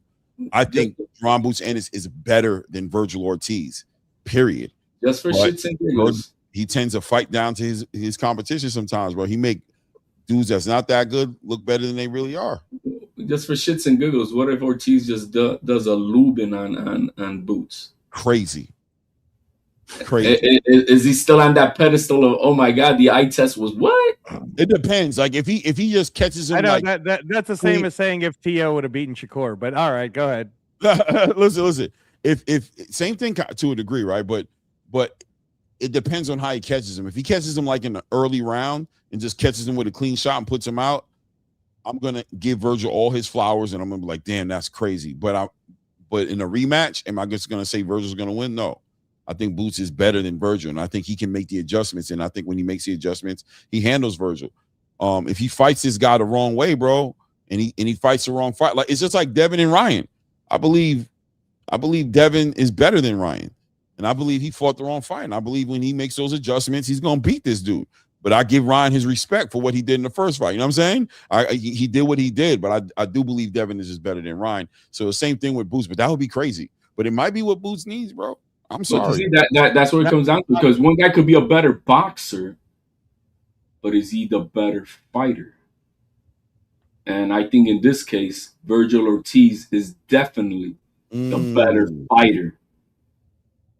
See, and that's what happened in the fight with Ryan Garcia and Devin Haney. Yeah, Devin Haney is the greater technical boxer, but the intangible of the better fighter won Ryan Garcia that fight and proved it with the ass down, face up all night. So respectfully, guys, you already know I completely disagree with everything HLD is saying. So, but I can't wait for the fight to happen, and I'm gonna stick to what I've been saying from the beginning, Clay. When people were saying, "Damn, dude, you're hella glazing Boots." Boots is the next Roy Jones Jr., and it's gonna take fights like this to prove that he is. So. Let's see. Hey, I seen Step right up. I've seen Toledo Trice in the comments. Oh, Treese, yeah, Treese was here. Albert Bell, baby. We doing it for the Midwest Mafia. Yeah, I'm gonna put the link in there if you want to come up here and celebrate for your boy, man. IBF Eliminator, you've been praying on it, bro. You manifested this, man. Life and death is in power in the tongue, man. A wise man once said. I want to move the needle to this rumor, because that's what it is, right? But we can talk about it. Errol Spence rumored to come back in the summer. Oh Lord, against Tim Tszyu. Oh goodness. Can we get behind this? Are we ready for this? Do we believe this is going to happen? Is this finally real? Are we expecting Errol Spence and Tim Tszyu in Australia too? We got to talk about there's parts of this conversation we got to talk about. But just in general, right now, just on a surface level. What do you guys think about that fight? I'm ready to see the battle of the concussed, bro. I'm ready to see. Oh my God. Hey, Coach, can I ask you? Do they pay well enough in Australia that someone like Errol Spence could get paid to go there? Oh yeah. Okay. The government pays. The government. When I was there, there was already whispering of that fight happening. Okay. All right. So you believe it? You feel like it's coming? You believe it? You feel like that was the fight that was to happen next. Yeah. What do you think about the fight? What do you think about the fight, Coach? Man, it's just hard it's difficult. You know, boxing is about activity, and that's when you can get your best out of a fighter when you keep the fighter active. And he hasn't fought 3 years. 3 years, and then the 3 year ago fight was a kind of a beatdown, and then before that was the accident and the eye thing, and it is. Then we expect him to come back to be someone who's been active at a different weight. That's a tough fight. That's a tough fight. Prime Spence washes him. But this Spence, you don't know who's walking in there. The punch resistance, we don't know where it's at, and 3 years with rust. It's hard to go against the guy who's been active, even though the guy who's been active has been stopped twice, I think, in the same period of time. So, but 3 years is right, and he's what, 35, 36? No. He got to be like 35 at least right now. Yeah, he's younger than Terrence. The ring rust and the punch resistance is the only thing that holds me back from really saying Spence, because I do know that his boxing abilities it's better than Tim Tszew's. I have no doubt about that. But so I think if you ask me what I think, so it would be I think Tszew's pressure, because he does put pressure on, and he goes to the body pretty well. I shouldn't say well, because he kind of leaves himself open when he does go to the body. That was kind of our game plan, to let Tszyu go to the body, to give him like an opening to the body, and then try to clip him with a hook. But his volume is like 35. Physicality is pretty classic. So who controls the term of the fight, whether his pressure or I can't get away from that inactivity, the ring rust, the timing. Spence hasn't fought since Crawford, right? And he 154. I think 80-85% of prime Spence, Arlene Spence by decision. His jab, his also body work. That's what it is. I think the jab has to be on point. Yeah. So if he's and he don't even have so the thing is also, does he have a trainer yet, right? I heard he's possibly working with Bredman in this thing. So if we're even questioning that, if he have a trainer yet, so has he even been training? I saw him in the gym day before yesterday. Coach, I love that you're bringing this up, because that's what I was going to segue into. There's levels of this conversation, right? And that's definitely the next question, which is going to be about the trainer. The fact that a trainer hasn't been announced, it doesn't mean he doesn't have one. But I question the idea of this fight being in June or July, right? Why so far away? There'd be an argument there to say that it's to give him time to get ready, right? You haven't been getting ready? 3 years outside the ring? You've been training? What have you been doing? Yeah, I don't think so. I don't think he's been getting ready at all, because who's gonna train him? So and Errol, is Errol coming back for legacy to become a champion again? Is he money, or is he coming for a money grab? And what does an Errol Spence who's coming back for a money grab look like? Who's had no trainer, who's been on the beach, my ties, chilling with his girl, not even concerned with boxing. He's trying to get that last check from PBC before Mayweather bank bills on with everything else. See, HLD knows. HLD knows what's up. So shout out to Chevy. Chevy said it right here. I want the chat. I want everybody to look at this statement and tell me what you think about it one by one. Someone called Spence washed. Do you agree with that? I think washed is a little crazy. Is it fair to call that man washed? We just don't know, though, Clay. We just don't know. It's called 3 years. You were retired, bro. Look. I'll put it to you this way, Clay. Right? If you compare it to Pacquiao being gone for 4 years, then comes back and looks the way he looked against Barrios, the difference is when we last saw Pacquiao, he didn't get destroyed by Ugas. He barely lost to Ugas. Right? We saw Bud Crawford take away Errol Spence's soul, bro. So I don't know. Like, I'd like to see Errol Spence even in an exhibition match, just so that I could just see what he might look like, right? But I don't know, bro. Wasn't Pacquiao eating out of a straw for like 3 months, bro? After that fight, yeah, after the Ugas fight, you better stop, man. His wife was feeding him through a straw with soup, bro. I saw that firsthand. Man, HLD. Yeah, I'm just letting you know that's where that man was. So, Coach, how do you feel about the idea of coming back after 3 years? You never got a trainer until, you need 6 months to get ready to fight, to come back to fight. And you're going to go fight in Australia, right? You're not fighting at home. Clearly, you're going over there because the money's there.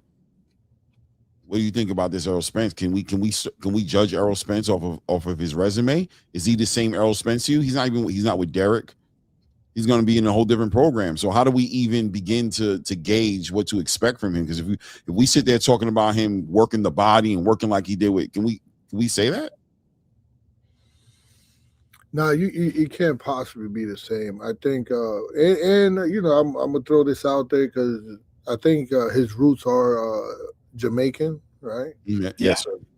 So you know, they love their Chiba, you know. So you had to put that out there because I think a couple of times I saw him and I saw him, you know, looking like he was smoking. Not wrong. Yeah, like the night he came into the ring versus Crawford. Yeah, so you know, I mean, I don't think it's a money grab because how can he be broke? Al Heyman, that was one of his guys. He didn't have a promoter to share any of the money with. It was just him and Al, and usually when it's you and Al will get you paid, and so I don't think it's a money grab. I think he's gonna try. I think he see a weak opponent that when he was in his prime, he'll probably wash him up. And I think he probably feel like he, you know, in 6 months he'll really get, you know, to it. And I think he probably could with the right coach. Breadman is awesome. Yeah. I think we heard someone else too. I don't know about Roy Jones. Roy Jones, you know, the knowledge is there. I think Roy Jones' knowledge is there, but I don't know how much experience he have in actually training fighters and training for a fight. I think Breadman coming off. I think Breadman wasn't too satisfied with the camp of what's the name? Caleb Plant. He wasn't too satisfied. He vocalized that, but I think, man, to have someone like Spence that he'd probably have a strength and conditioning coach, he'd probably have a dietitian with him. And you just got to like focus in and dial in on just his technique and game plan for someone like Zoo, which is not really that difficult. But I think he has a good shot with him, because I don't, you know, remember we talking about Tim Zoo. I got my guy that just lost to him, but my guy is kind of a baby compared to that to someone like Tim Zoo. So, you know, we ain't talking about like a hell of a fighter that he's going up against. So I think I would edge him. I would edge with all said, you know, with everything I just said about him, you know, being laid off, and I think he'll dial in. I think he got some pride on him. I don't think he's just gonna be going in there half-assing it. I think he's gonna give it his best. Yeah, I heard Bredman kind of commented on that on X, and he just said, you know, hey, nothing is official yet, but it would be something to the effect of, I'm paraphrasing at this point, that you know it would be an honor for him, you know, if he is if he's chosen. So he doesn't speak too much, and the fact that he replied to someone else about something about that makes me believe that's where he's at, because Bredman doesn't. He's not a Twitter type of guy or anything like that. So. We'll see. But you know, also money. You know, it's prize fighting, so money matters, right? But if it was only about a cash out, I think he'll pick probably someone more safer than that. Choosing Zoo at a new weight class, 154, after years. You know, I think he's probably looking for something, and I think if it does a good showing, I think. You know, he'll probably get someone like Zayas, the money there, and I think Zayas could probably see that, you know, there's weakness there. Right. So I think he's going into legacy territory instead of like a money grab thing. We'll see. I don't want to change the topic, but I just want to get if I could get a little quick take. Who you got? Fundora or Thurman, Coach? Yeah, I don't know how you beat Fundora. I don't know how Thurman beats Fundora. I think Thurman showed that he got some timing with him. But again, it's the same thing with him, right? As what we're talking about Errol Spence. So it's like his time off, his time, you know, is it going to be there? It's hard to choose, you know, it's hard to choose when people are inactive. You know, you could be an expert at boxing, but I don't have privy to the training camps. All I know is that these guys are not fighting. And we can't, like, in boxing, they say you as good as your last fight because you can see your last fight, you can see where you're at. Right. But we can't see with Errol and with this guy, we really can't see. He had a mediocre performance with Barrios. When was his last fight? Who was his last fight? He fought that Spencer. He fought somebody. Thurman fought that Joey Spencer kid in Australia, coach. Rob Jarvis. Oh yeah, Jarvis. That's what it was. Jarvis was a blown up kid that they blew him up. He was a small. He was like a 135, 140 pounder fighting at 154.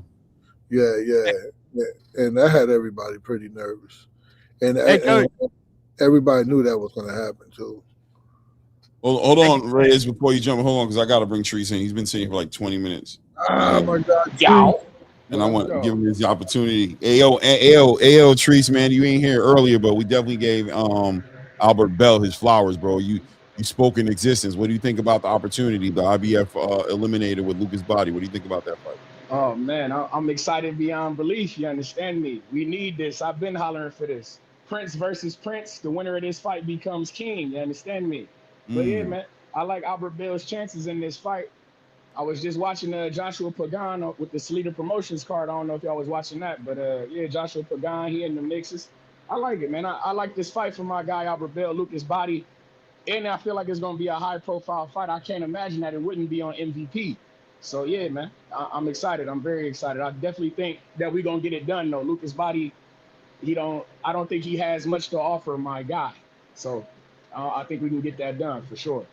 But on the topic that y'all talking about with this Keith Thurman and Errol Spence, I got to say, man, I'm one of the guys who on the opposite spectrum. I definitely think Keith Thurman will beat Fundora. I think Fundora he's hittable as fuck.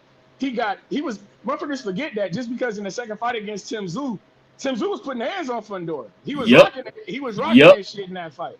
And then Tim Tszyu saying, okay, fuck, he taking my best punch. He's not going down, but I'm wobbling him. And then the next round, he gave the shit. I'm like, what the fuck? Tim Tszyu, you was in the mix. What you doing? But so I don't know. I think Fundora is hittable as fuck. I think Keith Thurman can get some Fundora, and I think he will get some Fundora. And yeah. And then with the Errol Spence, I'm on the opposite spectrum, and I know guys talk about inactivity and things of this nature, but if guys is telling me that Errol Spence was going through so much shit, mental shit and traumatizing shit going into the fight, I don't believe in rust. I believe it's rest. I don't believe there's nothing wrong with sitting down for a little bit, clearing the cobwebs. You feel me? Gathering your passion again for the sport of boxing. Absence makes the heart go fonder. I'm a firm believer in that. So I think maybe Errol he got to sit back and see the landscape of boxing. You feel me? Seeing these guys like, damn, I think I can still do it. I think I still got it. Working on your body, working on your mind. You feel me? I'm a firm believer in rest over rust. It's not rust. I'm resting. I'm preserving, you feel me, my marbles. I'm preserving my body. I'm taking care of injuries that I had in the past, and I'm getting right and I'm getting tight. And I think that Tim Tszyu is a good test, man. I like it. And I'm hearing guys talking this 154 shit, but who's to say that this fight won't be at 160?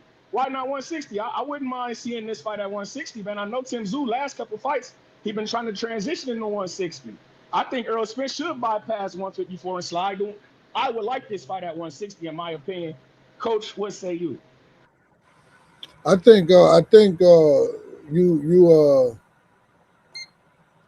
you ain't doing your man enough justice. You're always jumping on this Errol thing, and you've been crying about Albert Bell, and you just skim past Albert Bell into my man. You've been on this. Everybody. First of all, shout out to Lucas Body for taking that type of style. I don't know if he had did he have a choice? I don't know if he had a choice, but it seemed like he did. It seemed like Schofield was lined up for that. I'm confused with all this. I'd like to chirp in on this because, as I told you guys before, Tank has not been stripped and put in champion in recess yet officially. No, I'm believing you right now. I told you that. I've been telling you guys that. I listened to Gilberto Mendoza. All he said was that it's something to be discussed with the board of governors. He's not been stripped, and then just today or yesterday. I know I'm trying to remember because I had a long day here. Did you listen to the lawyer? That warrant that he had for Tank in Baltimore got recalled, and so it turned into now a summons just to appear in court. That thing is looking like it's gonna get swept under the table. So WBA is not gonna strip Tank unless they know for 100% sure that they really have to, because he's put away, right?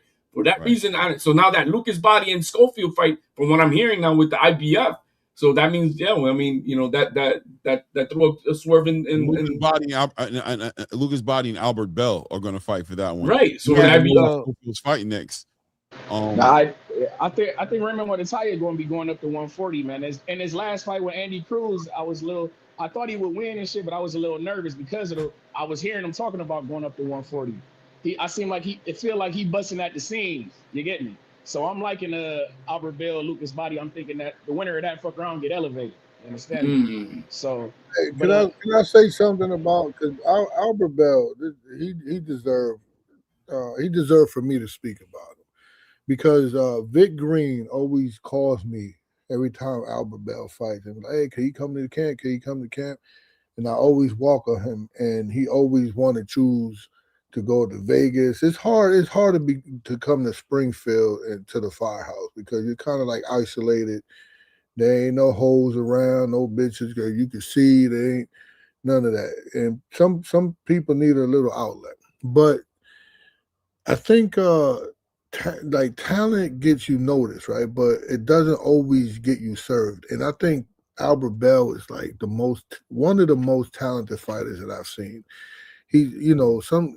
And he's been grinding, right? And that's why like a long grind matters. It's not just he waited.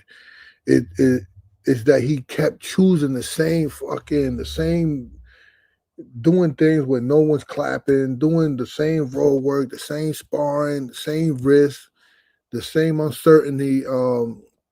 In a sport where one bad night can erase years. So he's staying disciplined. It's and that's kind of like, to me, that's kind of courageous. So when someone like Albert Bell finally reaches this position, like the position that he's in now, it's more than just rankings. I think it's proof that his patience can be a weapon, because the fighter who survives that the quiet years usually has something deeper than confidence. I think he just has the proof that is in him. I think also I remember Brad Goodman saying, like, we got to let him go because we're like holding him and no one wants to fight him. And for finally someone like Lucas Body giving him I don't think he had a chance, because no one like fucking Lucas Body's style. His people, someone in that camp must know that this style don't beat Albert Bell style, right? You ain't coming from Canada beating a motherfucker from the hood, slick, black, tall. Nah, man. The best fighters in the world is who, Clay? The best fighters in the world? Yeah, Black American fighters. Right, I see. Yeah, I think this ain't even a question. That was a rhetorical question. Yeah. And I like the fact that we going after this IBF. You hear me? Because this is right. Like you asked that, I don't know. No, Lucas Body don't got a choice. He's cornered. He's trapped, motherfucker. And I'm happy to see it, because the IBF they make motherfuckers do what they're supposed to do. And the one thing about the IBF that I love the long way. They fuck with my Toledo, Ohio fighters. Shout out Robert Easter, former IBF champion. O'Shea Jones, current IBF champion. You understand me? Mickey Bay, Ohio dog. He was an IBF champion back in the day. So you feel me? Here in Ohio, the IBF has a special place in our heart. You feel me? I know they force the issue. They always going to encourage our fighters to get their opportunity, and I'm here to see it, because Albert Belden stayed down until he came up, and it's time. Lucas Body. Watch the bodies hit the flow. I can't wait. God damn it. I think traditionally the best fighters in the world are the slick black fighters. I really do. And when you think about the Abdullah Masons, the Jerome Boots, and it says all these different names, even Shakur and even Devin and all them, they are the best, man. Shakur Puerto Rican now. Relax. And the Puerto Ricans are official too. Look at Coach. He gonna claim that. Look, man. Just spitting facts. Coach is just spitting facts. Yeah, that's right, Clay. He's a boy. Yeah, Shakur's Puerto Rican, bro. They love it. Just spitting facts. Yeah, no, but I agree with you. But you know what it is? I had to hesitate on that because they just haven't been being tested. Surprised me that you hesitated on that. I did because they're just not being tested like they used to be tested, man. So I'm in a place where it's like it's a lot of odd tests. The history of boxing. Right. Yes. Well, you don't see. Yeah. Well, I mean, Cepeda's beating these guys, bro. Yeah, like, Cepeda's and these Oscar Duarte. Like Oscar Duarte, I don't think he's standing a chance with Hitchens, man. He's finna get fucked up out here. But Coach, I see different. Coach, it's kind of a hard question too because like it has to be specific, right? Like, are you talking about overall in the history of boxing, or are you talking about specifically right now, right? Wherever there's a tournament, the last motherfuckers in that tournament in the final, there's always going to be a tall black southpaw. Can't be beat. I'm talking about like amateur tournaments, so just like there's always going to be that guy in the finals. The Marcus Luthers of the world, Amari Jones, when he was in the amateurs putting on, I fuck with it. I like the vision. But I'm gonna go ahead and jump off, man. We got some money to steal from these motherfuckers. Shout out to my third shift workers. Appreciate the platform, Claymore Rain. My guy Reyes Boxing, man. Y'all be cool. Coach! Yo, hating ass. You know I love you though, Coach. You still my guy. But y'all be cool, man. No doubt. Man. Where were those Ohio guys when Tiger Johnson needed them in New York City? That's what I'm saying, man. They left that man stand alone, bro. I was like, what? Anyway, I'm just talking shit. Yeah, man. I hear what you're saying, man. Like I said, man, I think that I think I slept for a second, but I agree. You know what I'm saying? And I know it. That's not just I agree. I do know it, but as of late, we ain't been getting tested, man. We ain't been making the fights happen. I've been a little disappointed in my community when it comes to that. That's why I love the idea of a Bruce Shushu Carrington becoming a champion or Abdullah Mason. I love it because I know this next generation of slick black fighters want the smoke. They want the belts. They want to unify. It's not like this other generation. Shout out to Devin Haney too as well. You know what I'm saying? Who always wants to smoke. You know what I'm saying? So I gotta be honest. How old is this Albert Bell? How old is it? Albert's like 26, 25. 33. 26? 33. 30? No. 33. Yeah, he's been He's been around for a long time.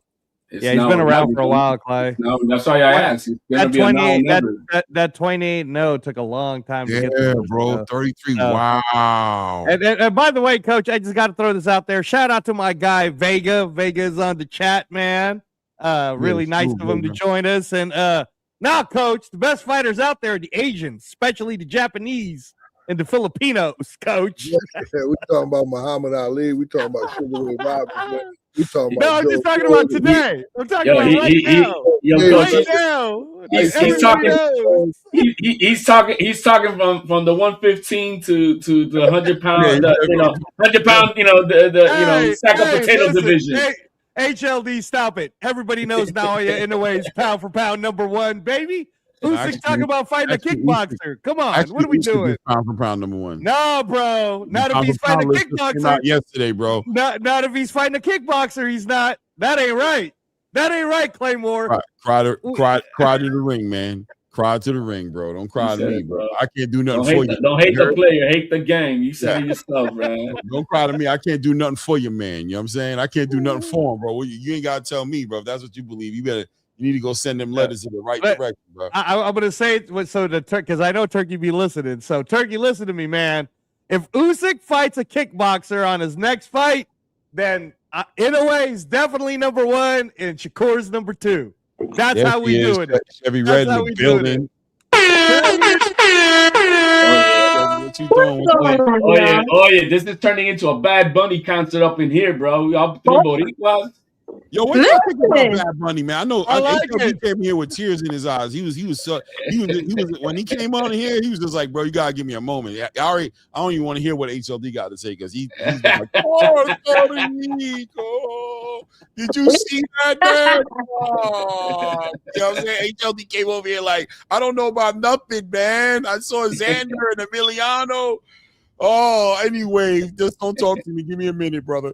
But Chevy, yo, he was in his feelings, bro. I never heard HLD always ready for that smoke, but he was in his feelings on Super Bowl Sunday, bro. He was in his feelings when he came in here.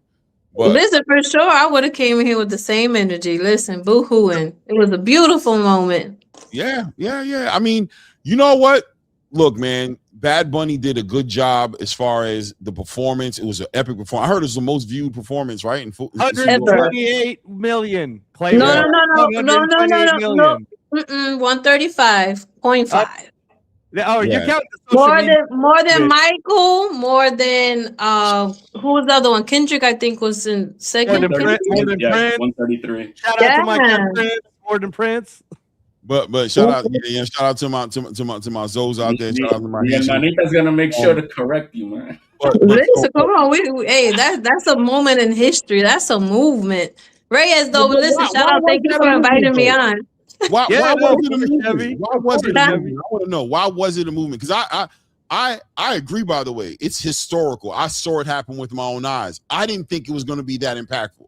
I just didn't see it coming that way. So why did it end up hitting like that? What was about it that was? Because it is everything that he stands for, you know, and I think people lost a lot of it in translation and just made it like this big Puerto Rican thing. This movement was for humanity, for everybody. Anybody who is not let me just say, it's just for all the black and brown people, you know.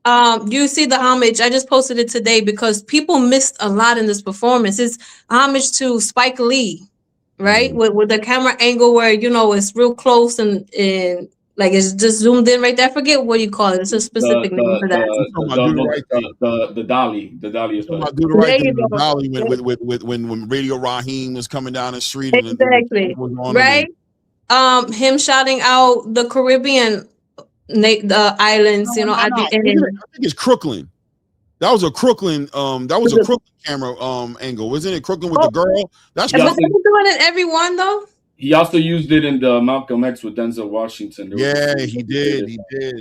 Right before he got killed, before he went unalive.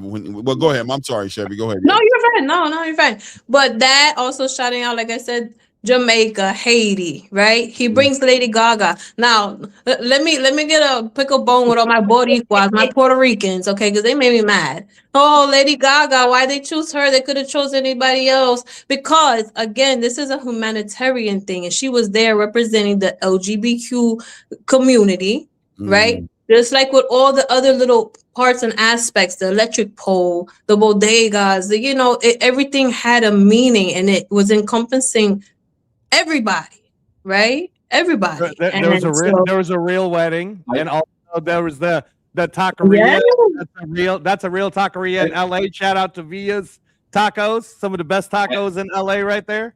I think overall, because he didn't make it I'm going to be honest. I'm glad he didn't make it such a political thing. He just brought in, because everybody was thinking that beforehand, that he was going to go just crazy on this thing, and it wasn't. It was all a togetherness, including everyone from every parts of the world. I seen the reactions from people from Belize, people from Haiti. They were like, it just brought everyone together. This man knew how to galvanize the entire Western continent together as one, and it just didn't matter. Everybody got a shout out. Everybody got represented. Everybody got their shine, and that's what he did. And I think that overall, the after effect is what made it then even more of an impactful of what he did. And it was, shout out to him, man. Again, right. But from a 35 by 100. But I will say, though, it was very political. Everything was very political. And I feel like it was a way to where it wasn't like how would you say? Like in politics, they're very just. I don't think it was hateful though. Like, yeah, I think it was that's a good word. It wasn't hateful. It was literally spreading the message. It was actually telling why we're mad. This is why we're upset. This is what's happening. Instead of just saying, "Oh, you're racist." Like, let me show you what's happening. Let me show you what's going on. Right. It took some time for me to kind of like, because at first I was like, bro, they just making. I didn't like the fact that they made it political. You know what I'm saying? I'm like, why are you doing that? You know what I'm saying? Like, it seemed like it was stirring the pot a little bit. But I guess to a certain you gotta come shake the room because that's what the issues are. But I didn't see that in his performance. I didn't see it that it could have been a lot more. And I think no. I don't mean the performance. The performance wasn't political at all. The performance was a great performance. I feel like the coordination of it was political. I feel like they were being used. I feel like they were positioned off the strength of being political. You know what I'm trying to say? Like they brought them in off the strength of that, is what I felt like. Because I still feel like that to a degree, but I'm gonna say that I see the impact it had on the world inside the stadium. You know what I'm saying? I didn't see that impact that way on the crowd necessarily. But I saw the performance. I thought the performance was good. I didn't understand nothing that was being said. I thought that was kind of like, damn, bro. You know what I'm saying? It's a Super Bowl. Like, it's American football. But you better do this, Claymore. He didn't come out in a dress. You better do this. Get him, Chevy. You better wait a minute. Wait, where Coach at? Hold on. Wait a minute. You better do this. Listen what I'm saying, right? I'm not saying that. I'm not with Jake Paul. They're American. Puerto Rico is part of America. I understand that. That's not what I'm saying, right? I'm saying English. I'm saying the language. I'm saying Spanish is not the language of America. You know what I'm saying? So let me ask you this. The whole show was in Spanish. Nobody really, I did not understand nothing. There weren't even like words on the screen for me to understand. Like, there was no consideration to like. And you didn't need to. You could have had the TV on mute and looked at the visuals and still understood everything. Now, let me ask you, as a proud black man, listen, because y'all know I'm black and Puerto Rican, so I'm going to stand on both sides. As a proud black man, how did you feel when they, y'all know what I'm talking about, were talking about us with Kendrick Lamar's performance? You have that same approach? Wait, say it again. On Kendrick Lamar's performance? So she's saying, remember, Clay, like when the Kendrick Lamar performance came for the halftime show, which was awesome, by the way. That was one of my favorite performances. Kendrick Lamar, they attacked the black people the same way. That was dope, right? But that's what you're saying is that they were doing the same. They were doing the same thing. They were kind of like, "Hey man, I didn't understand it. Why? You know what I mean?" And I'm like, and then now, my black side, my people also are acting that way towards the Hispanic community. And like I said, missing the whole point that this is a unity thing with the black and brown community together, right? So, I'm on you for saying that. Feel free to get on me. You know what I'm saying? I feel like, look, I'm telling you, I thought the performance, I can give a good performance. It was a great performance. Like, he did a great job. Like, he tore the place up. You know what I'm saying? As far as the performance, but I didn't understand anything he said, right? And I agree with you with the visuals. The visuals was what I loved about it. Right. The visuals was the message. The music wasn't the message. I'm sorry. There was nothing. It was just his typical reggaeton stuff that we go at the club and we hear. We don't. But there was no message within the music. The Ricky Martin part was, you know, the Ricky Martin part that was it was a message. There was a message because we don't want to become another Hawaii, and I appreciated that. Coach Dominican over there, were you proud? I'm not. I'm not Dominican, and I was nervous. I was nervous too, Coach. Wait, let Coach I didn't want break him it to down. come out in the dress. Let Coach break it down. I want to see what he says. Go. No, I was nervous, especially when the king of the fairies came out, Ricky Martin. He's like the leader. He's like the leader of the gays, right? So when he came out, and I was, you know, if you see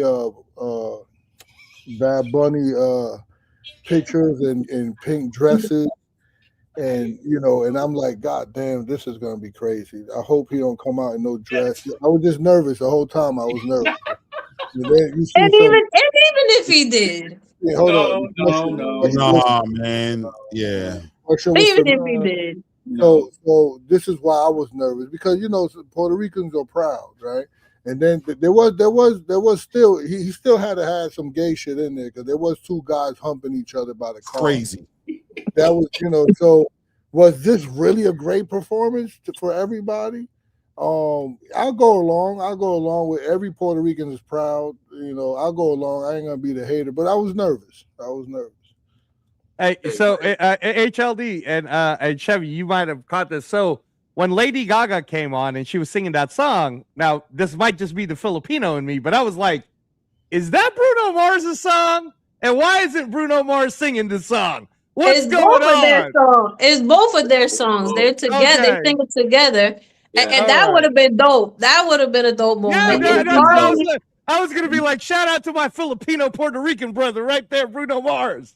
But and then if Cardi had actually sung or took the mic or something, that would have been another explanation mark. Because what she just did, making history on Saturday Night Live, like that would have been really impactful. Yeah, I was kind of scared of the fruit energy too, because I was scared too. Bro, Coach said the same emotion that Coach had. I was having it, and I'm like, yo, I'm glad he didn't do that. And so the safe game that he played, and it was still a lot of unity. That's what I'm saying. It was not political for me in that sense. It was not pushing an agenda. They had the sweet part though, like that part where with the dudes dancing on each other. Bro, that was a 0.5 second. Because it's representation of everybody. He had to plug it in there. He had to show the love. Like not everybody gotta agree. That was a 0.5 second. I'm okay with the 0.5 second, bro. I'm not okay with it to a certain degree. Like I'm like, because I know that he tapered it down, and I felt like he took me into consideration. That he's like, well, I ain't just gonna block it out, bro. And to me, I'm not gonna stick it in your face because I'm gonna respect the fact that listen, I happen to just believe, man, I feel like homosexuality is a sex thing, and I always feel like sex is private, bro. That's what you do in your crib. That's what you do. Stop putting it in front of my kids, bro. Stop sticking in their face and making them have to. I'm not sticking my lifestyle in their face. You know what I'm saying? I'm not sticking my in their face. Why are you sticking that in their face and putting it on all their shit? I don't like it. I don't agree with that lifestyle, and I'm kind of to your point, but that's why I respect Ricky Martin the way he handles himself, because he doesn't come out looking like no fairy or none of that stuff. He's a man. He's a man. We've always known since the 80s he was I've always known he was gonna be that fly boy coming out from that group in Menudo. That was no hidden. That was not hidden. We all knew that, but he's never pushed that to the forefront as what his agenda is. And as he sang on Sunday, yo, that was a man singing, and that was it. I didn't see nothing of any of that. Just that, yeah, we do know that he is, but I didn't see that. He had a little blush on too. Babs had a little blush on, bro. He had a little makeup on. But go ahead, Coach. Ricky Martin, that gay Pirates of the Caribbean outfit he had on, that was diabolical. Bro, that was playero, bro. That's traditional clothing. That's why y'all coach over there is Dominican, okay? He ain't even in touch with Puerto Rican side. He had the shirt tied up in the knot in the front. That was haram. Esta copa de playero, bro. You go to the playa like that, bro. I mean, oh man, now I can't even. All that. I mean, look, I thought it was the performance. He tapered the sugar down. It was, and it was a good performance, man. But and I, like I said, there's just another side to it that I feel like it was used in a certain way. I acknowledge it, but I thought it was a great performance. I was shocked to see that it did the views it did. I was shocked, and I feel like shocked. I didn't think you would outdo Michael Jackson. What? Beyonce. That's because nobody understands what this man is standing on. If you really truly understand what he is standing for, I mean, I'm surprised it only did 130 million, 30 whatever million. Like I thought it was gonna do more than that. And if you probably take streams and all of that stuff, it probably did. Like you know what I mean? This was a huge moment. Well, we forget. I haven't even heard Bad Bunny's music on purpose before. Hey, I probably heard it by accident, but I'm not tapped into Bad Bunny. And we forget, and that's okay. But the message got across. We forget why there's so many views. The reason there's so many views is because we forget. we're in the United States, and I get it. 340 of us Americans here in the state. But when you're gonna combine the entire continent, north, south, bro, we're Latinos. Make this English culture a minuscule minority, and so yeah, every country on the side of the Western Hemisphere tuned in. Let's not forget what the other side of the world is, because China was tuning in. Listen, he's the #1 streamed artist in China. The #1 streamed artist in China. They don't understand either. Yeah, but they're singing. I'm trying to shout out to all the Asian people, by the way. I know that Bad Bunny's a big artist around the world, but I have no, like, you know what I'm saying? I don't listen to his music. Obviously, I don't understand it. I don't listen to his music on purpose. At least I'm sure I've heard something on the radio here or being in New York. I'm sure some of that shit that I hear coming down the street when my Boricuas is coming down the street, I'm sure one of them is bumping Bad, but I don't know what's in. All I know was last Friday I went on with my mom. We had some lunch, and we were having some lunch, and for the first time in my entire life, my mother's asking me, at what time is the Super Bowl? Wow. and I knew what she was asking, but I had to play dumb. And I'm like, ¿Por qué, mami? Why, mami? What the Super Bowl you want to? And she's saying, porque yo tengo que ver la and especially for that generation. I saw people crying. They show videos. I seen women like older people like sitting in front of. I saw it, and I acknowledge the impact, bro. I acknowledge the impact. My grandfather raised his family. That's where I come from, and that first scene with the cutting the sugar canes. That's what my grandfather did from sunrise to sunset. Wow. Yeah, that bro. Yeah, that was emotional. That's the first thing I thought of. The greatest man I've ever known was with that, and I saw that. Yeah, I got emotional. Like, damn. You did. You came over here teary as fuck, bro. I ain't gonna lie. Hey, that came over like he saw Tio win. Hey, coach. Hey, coach. Wait, coach. what? I thought Tio won. I thought they overturned the call, and Tio was like, I didn't know what happened. He was talking about, the halftime show. I thought Tio was like, you know what I mean? I thought it got overturned.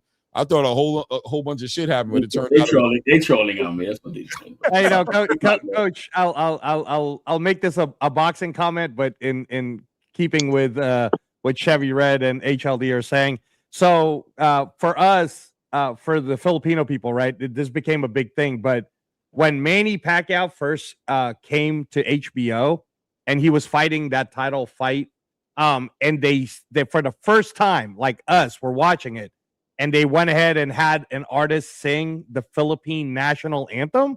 That was a very emotional moment for a lot of us. Like, we were like, oh my God, we grew up in this country this whole time. We never seen this. It was a big deal. So I kind of get that from HLD and Chevy Red, the way they're talking about the Super Bowl, because, it was a big stage. And of course, when Manny Pacquiao came out and started dominating, coach, then everybody got to be Filipino now. So, I'm just saying. The homage, it was just crazy, bro. Every aspect that I know about the island, everything and about La Marqueta in New York, all of that. And then he included a little bit of everybody else. And it had nothing to do with the singing. It just had to do with paying homage to the heritage. And every Latino got represented, for the first time, I think, in the biggest stage ever. So that's what it was about. Se me fue mi hermanita. Dang. No, it was good. It was good. I respect it, man. You know what I'm saying? I definitely respect it, man. I respect it more today than I did during the game. You know what I mean? There we go. There we go. It was better than the game, though. It was better than the game, man. Hey, HLD, you better stop that, man. That's our new coach. Shout out to Clint Kubiak and the Raider Nation. Coach Bermuda's like, man, let's get back to this build, right? Let's get back to this build, man. Coach don't watch NFL. He doesn't watch the NFL. He said Pirates of the Caribbean. I didn't even see it like that at all, man. The swashbuckler, bro. He was. I've been dressed in all white like that to the beach, man, on my vacations, bro. I mean, like, shout out to Ricky Martin, man. He holding it down, bro. Don't that man got HIV or something? He got the booty. Anyway. No, not that. Anyway, right. But it is what it is. We've been going for like 4.5 hours too. Yeah, but one good thing I would say that I enjoyed about that, and I think was the sugar cane, the way when they it is very it has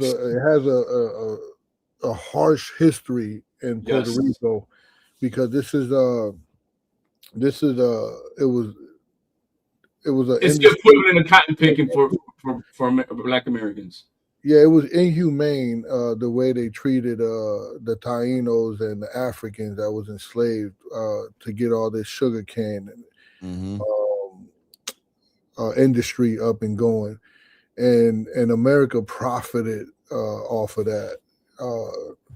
So that was I'm glad that he put that out there in a sense where people could talk about it. So I just think I think that was awesome. I think the shift. I think that shift was. It could be talked about. People could learn from the little things that was. Even the lady. I think the lady owns a social club in New York, and he gave her a shout out. Then he had Xander on there, and he had Emilio Vargas. The whole robbery of Puerto Rican and Mexican robbery. So I think it was those little things that stood out to people, and some people could actually go into a rabbit hole and dig in where they could learn more about the culture. The light pole. There's always. I was just in Puerto Rico, and it's funny because we drove to my mother's house, and that was like an hour away from San Juan, and in that hour drive, we've seen a lot of people fixing the light pole. So it was symbolism there. The sugar cane was symbolism. The dominoes playing, that's a Puerto Rican, that's a Hispanic thing. So little things like that. It gives somebody like myself, if someone young want to learn about Puerto Rican history and when slavery was abolished here in this country, in America, it was still going like 10 to 12 years strong in Puerto Rico. So it's still enslavement in Puerto Rico. And I try to unite people in the sense that, those ships that was full of Africans that came to be enslaved in this part of the world, they didn't have Puerto Ricans, they didn't have Americans, they didn't have Dominicans, right? They had African people that the reason I got the little color that I have on me is because if you see my grandfather, he was charcoal black and had a beautiful skin tone to him. So we have to respect that. Chevy Red just mentioned that she's black and Puerto Rican, and then that Puerto Rican side got black in it. So we all have something that we could reach into history and be proud of. Absolutely, we're a melting pot, man. Yep. That was humble. Coach always do that, but that's Chevy Red. My feelings. I don't got no music in the board to match it. I don't know what to do. I'm kind of lost for words, bro. He just went in right now, bro. He just went in right now. Hey, say wepa. That's it. Wepa. Wepa, bro. Wepa. There you go, right there.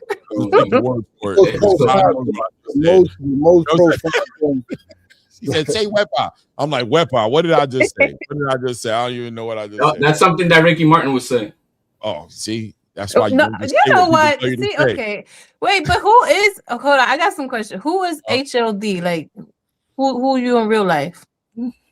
Yo soy boricua, Oh, you're not like a podcaster, nothing? Like, I don't know. No, I call myself the hardcore casual of the channel. Kind of is like a podcaster, low key though. Low key, HL kind of like low key, okay. like. I mean, but he don't got a show. No, he don't got a channel. But Chevy, he interrupts me so much. He might as well be the co-host. Yeah, he might as well be up here. Yeah, he's like take control of your show. Hey man, where we're gonna take over. That's just the way it is. Nah, man. HLD's definitely podcast-ish. He's podcast-ish. Podcaster-ish energy. But what do you think, Chevy, about this Errol Spence? Are you dialed in? Errol Spence, Simzu, you with it? I am. I can't wait to see, like everybody else, like just how he's gonna be when he comes back. And like I said, I put in the comment about the wash comment. I'm like, this man was such a, a great fighter at elite level before, the devastating loss. But like, how can we say he's washed again? And the reason I came on aside from Reyes inviting was because Treese was on here, and we were talking about that as well. And the 3 years is like, it's a rest, it's a reset, whatever. I kind of, agree with that. I also do, agree that there is ring rust. There's going to be ring rust, but to call him washed, I don't think that's fair, And so retired down to comeback. I don't know if it's fair. He do interrupt, don't he? He like interrupt, huh? Yeah, but he's been retired and he's on a comeback. That's fair to say. Yeah.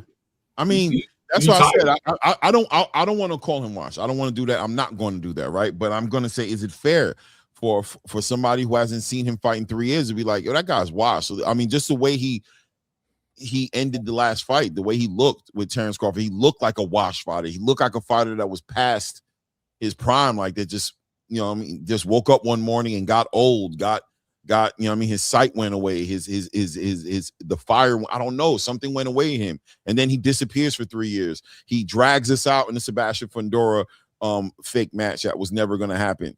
He drags us out with rumors. He pops up every now and then. He pops up in the stadium. He sits there. He catches a fight. He don't give us no answers. He just, So is it if he does okay? If he doesn't make this fight with Tim Tszyu, is he washed then? He's retired. If he doesn't make this fight, if we end up in September and we never seen this fight manifest, is he washed? That's a good question. You take in consideration, I mean, everybody sweeps it very easily under the rug, but that car accident would take easily 5 years off your life, of your best. So yeah, he may be 35, but is he more like 40? You know what I mean? Because I'm sorry, that's taken more out of him than any fight that he's been in, including the Crawford. That alone. And so his absolute best of his physical abilities is gone. And I know it affected his psyche too. I don't care what anybody. That affects your psyche one way or the other. And so he's just not at his absolute best no matter what. What he's doing right now is just a extra that he's giving us. But and he don't like tune-ups, but Chevy. So what are you gonna say though? If September comes up, we're getting ready to go into the fall. You getting ready for Halloween, Thanksgiving, Christmas. You getting it. You doing your thing, and you look back and you go, "Damn, hold up! Wasn't Errol supposed to fight?" I think I'm in agreement with HOD. Like, if you don't take this fight or it doesn't happen, then retirement. Like, definitely, because I think this will be the easiest fight for him. Not to take anything away from Tim Tszyu, but after Tim Tszyu, you don't have another easy fight. You know what I mean? So, like, if you don't take this one, what do the other ones look like? I mean, yeah. I mean, so I'm if he's not washed, which I'm going on record, and not that it matters because the internet will do what the internet does with it. I'm not calling Errol Spence washed.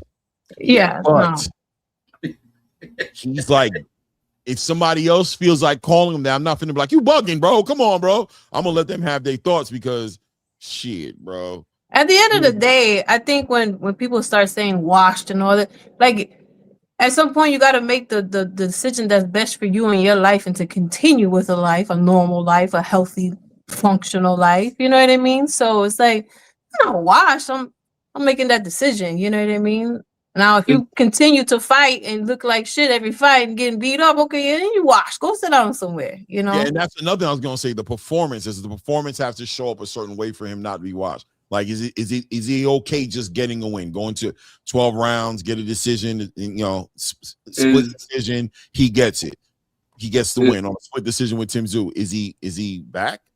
Is there actually a long, not a next term goal here? Is that a good money grab of him fighting Charlo? No belts on the line, but still sell out in Texas. Could they make that fight happen and that be a money grab for both of them? I think. Did y'all have that conversation about the belts?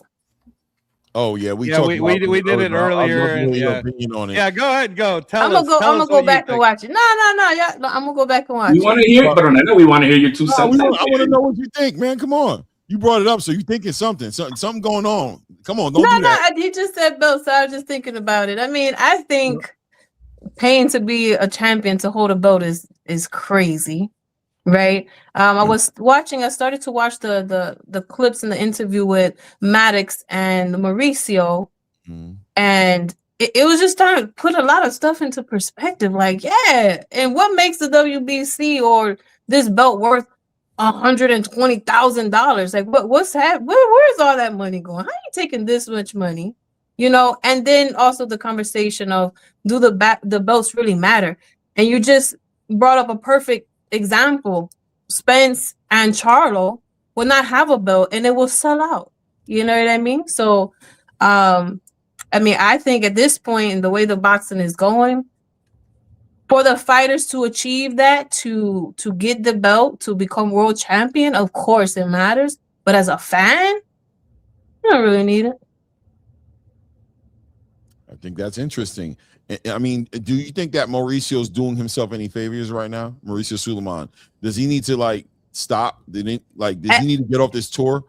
For what I've seen so far with the clips from the interview with Maddox, he needs to go have a seat, get some tea, get some of that Isas's tea, have a seat and relax, because Maddox, from what I've seen so far, I don't see the whole interview, but was putting belt to ass to Mauricio, and he definitely cooked him. He cooked him bad. He did, and he had him saying some weird shit, bro. Like, you know what I mean? You start talking in circles. It's not about the money. That man said it could be 20 million, it could be $1. It's not about the money. Like, and Maddox was like, it's about the money to Shakur. It's about money. And I think that's the issue, right? That you're dismissing this and you're trying to act like it's not about the money. And sir, that's exactly what this is about, bro. That's your problem. You trying to play like it's not that. You trying to play word games with us and say it's about something else, principle. No, it's about the money. It's about $120K for a fight your belt wasn't even involved in. He's not good at learning how to explain his side. He's terrible at it. He's terrible at it. And so, yeah, he's going to get watched by anybody who's going to interview him, because he doesn't know how to articulate and express himself like Gustavo with the WBO. You get Gustavo and he'll break everything down to the T, where you're going to understand the why and the reasons. Whether you like it or not, you're going to have an understanding. But the problem with Mauricio, he's been, he's the head honcho out of the 4 sanctioning bodies. He's El Bichote. That's what we call it in Spanish, El Bichote, out of the 4 sanctioning bodies. That means he's El Padrino. He's the one who runs all the other 3, basically behind the scenes, and how they gather each other and how they're going to move. But so it's because of that, he's very dismissive. And he doesn't know how you got to give people an explanation so at least to understand where you're coming from. But he doesn't know how to do it. He does it in a manner that comes out like, it's because I am that I am, and that's why you got to pay. That's it. Yeah, he's definitely on some what is it, omnipotent type of. Yeah, bro, it's a Godfather, bro. You know. Yeah. What do you think about Chevy? And I mean, I'm asking Chevy though. What do you think about the idea? Okay, there was an interview that Andre Ward and Roy Jones did with Shakur's lawyer, who, by the way, is Jay Prince's lawyer and Jay Prince's partner, right? So they talk about that particular situation with Shakur and Mauricio and how the lawyer feels about it. And the lawyer said that Mauricio was charging double the price of what the WBO, the actual overlooking sanctioning body, charged for the fight that Shakur was actually in. That Mauricio charged double the sanctioning fee price than the WBO did. What do you think about that? Didn't Bud say the same thing? Yeah. I think it's terrible. I mean, I think everything as far as financially for boxing needs to be evaluated.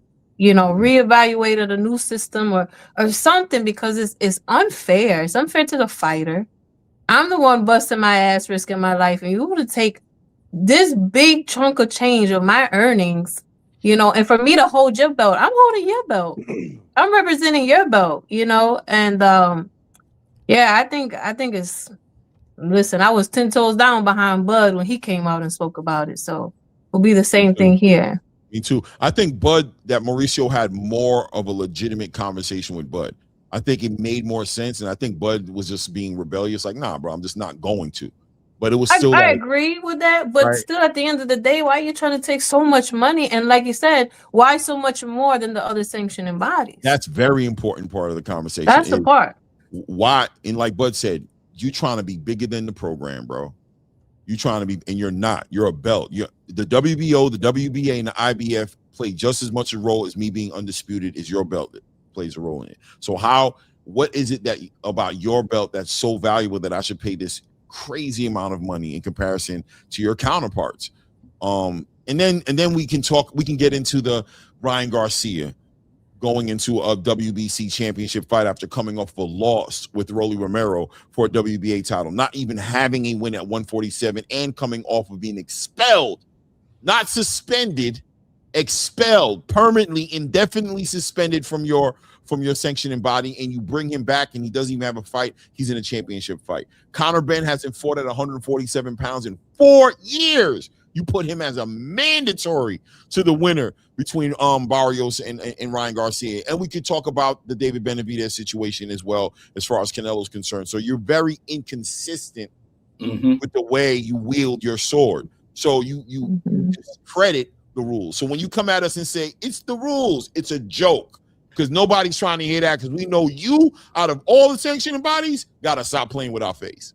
Out of all the sanctioning bodies, you better shut up about the rules. Shout out to the IBF. If the IBF want to talk about rules, you're going to be like, damn, I ain't going to lie, bro. That's how they hold it down. But you, sir, talking to us about rules, nah, it's diabolical. Stop playing with me, bro. Yeah, I got a bigger gripe about the inconsistencies of how they apply the rules across the board. That right there, I have more regret than the fees. The fees, I'm sorry, they're like the HOA of where you live. That's how, and you gotta pay to play. That's America. But as far as the consistencies of the rules should apply equally to everyone, and that'll eliminate a lot of the headaches because I think out of everything, that's what affects us the most are the rules. They're not applied equally, and that's not and that's just not right, because we want to see certain fights, but because you're going to favor another guy over another, or however you want to play it, that's just not cool. I think that's where the gripe is at. HL, that man said when they asked that man about Jamal Charlo, bro, I think that was another diabolical thing. I just seen this interview. I haven't seen it completely. Yeah, that man said the reason I let Jamal Charlo hold the belt is because that man said the only thing keeping him alive from unaliving himself was being a WBC champion, bro. And Mauricio said, how could I take the belt from him? I put his life. He said, I put his life. The man literally said, I put his life as a priority.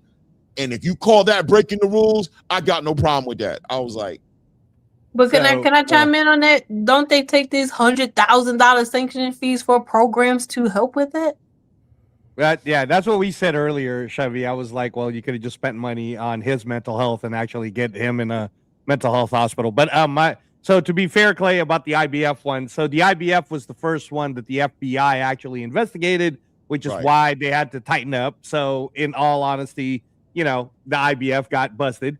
And Coach, because you're currently in it, I mean, I know you don't handle that side of it because your answer is always, I let the manager handle that. But I want to hear from you, like, how do you feel about your fighters when they do got to go pay for that fee? Like, is it just one of those things where you've gotten so used to it, you're kind of like, yeah, man, this is what it's been since I've been in here, and this is what it's always going to be? Well, you have to look at it like this. When you're coming up, you'll pay anything for that shot. Because the belt is the key that opens doors. But when you're making real money, the percentage doesn't change. They work with you when you're getting a lot of money. So the same percentage starts to feel like is a tax on your success.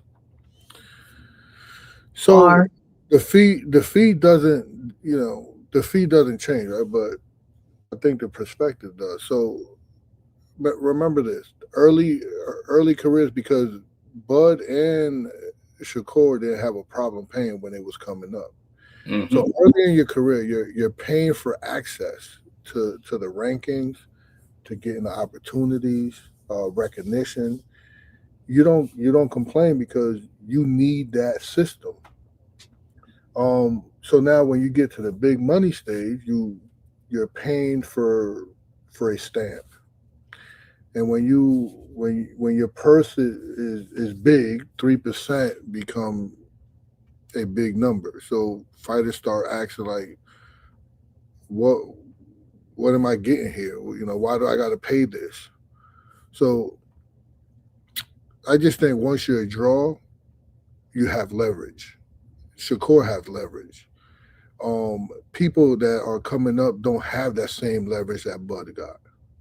So, so you're more willing to speak up. But O'Shaquie Foster ain't trying to speak up. Right. He don't have that same leverage. So belts feel, they feel prices when you're chasing them. You're on the come up. You do anything. Like right now, I might pay 10% if I could get Rohan Polanco a title shot. Wow. But when Rohan gets to Bud level or Shakur level, we'll start complaining too. Like, nah. But that's why you get to the position where you can negotiate though. Once you made it, or once you're on the top echelon, because the only people that are really complaining is that 0.5% of the top echelons in boxing. Because I just saw Shushu just walking through Brooklyn on the streets with his new shiny WBC belt, and that man ain't bitching about it. That's a fact. But I just think that my bar of the whole thing that I said, I think belts feel prices when you're chasing them, and then expensive when you finally can afford them. So I think when you're asking for 100,000 and you just made 11 million, and they help you, get those sponsorship, get recognition. Yeah, I don't know. I don't govern myself like that with money. I probably would have just like, here, shut up. Let me hold my belt. I agree, because the same thing happens with coaches, though. The exact same thing happens with coaches. These guys go into a coach, they agree to whatever handshake deal it is, and then once you start making real money, guess what happens? You get Derrick James'd out. Just like Spence did to him, right? You get that. You get Kambosos doing that to Javier Centeno, stiffing him out of his money after he became. So I understand it's a lot of money, but it's the system that you came into, and it is what it is. And yeah, when you get into that money, there is a negotiation. So it's not stuck at what it is. You get to negotiate it, but you still gotta. I think you gotta pay. That's it. But Coach, is it fair to say that with the landscape changing, right, going into 2026, I was just having a private conversation with Clay about this, where I was saying, if you think about it, there's only one undisputed champion right now, currently. That's Naoya Inoue, who should be number one.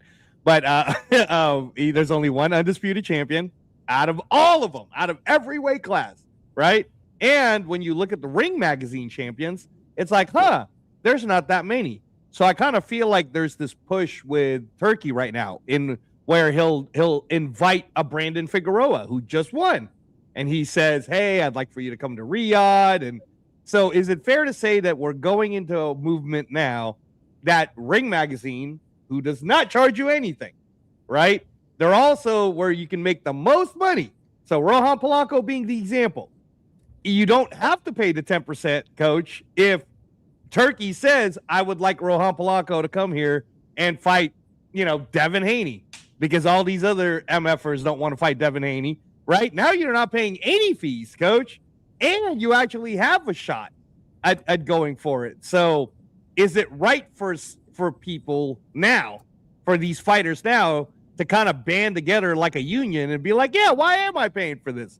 Why should I do this? Right? Like, yeah. Like to HLD's point about Bruce Carrington. Yeah, he's not as famous, and maybe he's celebrating it right now. But if he gets the Riyadh call to fight for Ring Magazine, does he really want to pay that, whatever, 5%, 3%, whatever, 120,000, whatever that fee is, Coach? You know what I'm saying? Right? Times are changing, and the prices are changing too. Well, you know that Fat Joe saying. Do you know that Fat Joe saying, Chevy Red? Yesterday's price. We all know it. We all know it. Yesterday's price is not today's price. Exactly. It's an interesting conversation, and it's an interesting thing to watch develop because it doesn't look like it's going to just go away. For the first time in a long time, that shit is sticking. Like, and Mauricio is just doing a great job of keeping it there. Like, you think it might go away, and he's giving everybody interviews on it, and the answers are crazy. And I think he's detached from the consensus. I think he's missing the whole point of the conversation and what it's about. When you got Chris Mannix on your head, Ade Adalopo is on your head, Andre Ward is on your head, even Roy Jones, who's Mr. Roy Jones is Mr. My name is Bennett and I ain't in it. You ask Roy a question, he will in 2 seconds be like, bro, that ain't my business, man. What you talking about? Roy don't even give a damn. Roy, like, I ain't gonna lie, that's just diabolical. But the other side about it, everybody's talking about it. And Andre Ward said one more significant thing, and I landed there and let you have at it, HLD. He says 98% of these boxers don't even know about when Mauricio's bringing up these funds, these help the boxer funds. He says 98% of the fighters have no idea about these funds. So in other words, you're just slinging that shit out there to paint this picture like, you know what I mean, you're this like fun, you know, this what's the word they call it? You're a non-profit organization. You know what I'm saying? You're this non-profit organization, but everything you do is built around profits. You let Canelo Alvarez do what he feels like it. They call it in the chat right here. We something Canelo, right? What is it? What is it? It's in the chat, man. I mean, I've seen it show up multiple times about the reputation Canelo's got with the WBC. You let Jamal Charlo be a champion for 2 years because you don't want him to unalive himself. Okay. You let Ryan Garcia, you take him out of suspension. He's one of the biggest stars in boxing, coincidentally, and you give him a title shot off of a loss. You don't care. You take Steven Espinosa and O'Shaquie Foster. Steven Espinosa blows the weight. What do? Let's push him to the next weight class and put him in an intermittent WBC title 135. You reward the man. He blows weight and you put him, you say, why? Because you want the WBC to collect sanctioning fees. You want to make it about profits when you call yourself a nonprofit organization. He's missing it. He's missing it. He's missing it for real. And you can see it in his face. When he's doing these interviews, you can see he is clueless. You don't understand what they're talking about. Mannix is like, what are you talking about? He's like, come on, you're not being fair to me. And Dan's like, what? What do you say? What I just do? Oh, I hit the space bar by accident. Listen, you took that creepy man off the screen. Who is that by my picture? This is dude right here, bro. Shout out to Coach, man. Shout out to Coach. No, she's not talking about Coach. She's talking about Ray, man. Ray. Bro. He's checking you out hard. Listen, I choose peace today with Coach on here. Listen, I'm coming to Ray is definitely looking at you. Go ahead, keep talking. That's Ray. He's like, no, don't worry about me. Keep saying what you were saying, man. Go ahead. I see Bad Bunny now too. Ray's saying right there. I'm not even here. I'm not even here. What are you talking about? I think to answer, I didn't really get to answer Ray's question. Okay. I think we're not fully in the movement yet. Okay. But you also can feel that shift, right? The ring belt is I think is attractive and is very simple, and they don't have no sanctioning fees. And the best versus the best. So for fans and fighters, right, it feels cleaner. I think it's no politics, none of that stuff. But the reality, the 4 sanctioning bodies still control most of what boxing calls world champions in the whole like undisputed path. If you want to be recognized across the sport, I think like everybody want to be, everybody want to deal with the WBC, WBA, IBF, WBO to be undisputed, and I think that still matters more than just the ring belt. So I think the ring belt is gaining some type of prestige as the real champion, but it hasn't replaced the system. Right. It's more like powerful, So yeah, I would say that, you know, I still think people want to be undisputed. And the system has still got to prove. Yeah, we're all about talking about getting rid of belts in it, but the system has still got to prove that you're gonna make more money without those other 4 belts and just a ring belt, and that has yet to be proven. Facts. Let me just put it this way: when's the last time we've ever heard or seen a marquee real boxing match without one of those 4 belts on the line? You name me one, because I haven't seen it. I haven't seen it. And until and to make that shift to change, and that there's going to be recognition on top of the pay, because that's what these belts also do. They bring that money, and until we see that, I think we're a long way before we can say, oh yeah, those other 4 sanctioning bodies don't matter. I think there's going to be a cohesiveness of working together between, you know, whatever this movement is and what the other 4 saying, and everybody's going to have to adapt accordingly. But to get rid of them, I don't see that happening, because, like I said, when's the last time you've seen that happen? Hey, you're going to see a lot more people doing the Floyd Mayweather thing, like win the belt then vacate it the next day, like literally just not like you think we'll see more of that kind of activity, like y'all won the belt and they'll just vacate it and not defend it, and we're just going to see a lot of people just being emailed champion or elevated to champion, or we're not going to see actual champions be made in the ring anymore after a while. What do you think about that idea? You still have to pay for that fight to begin with.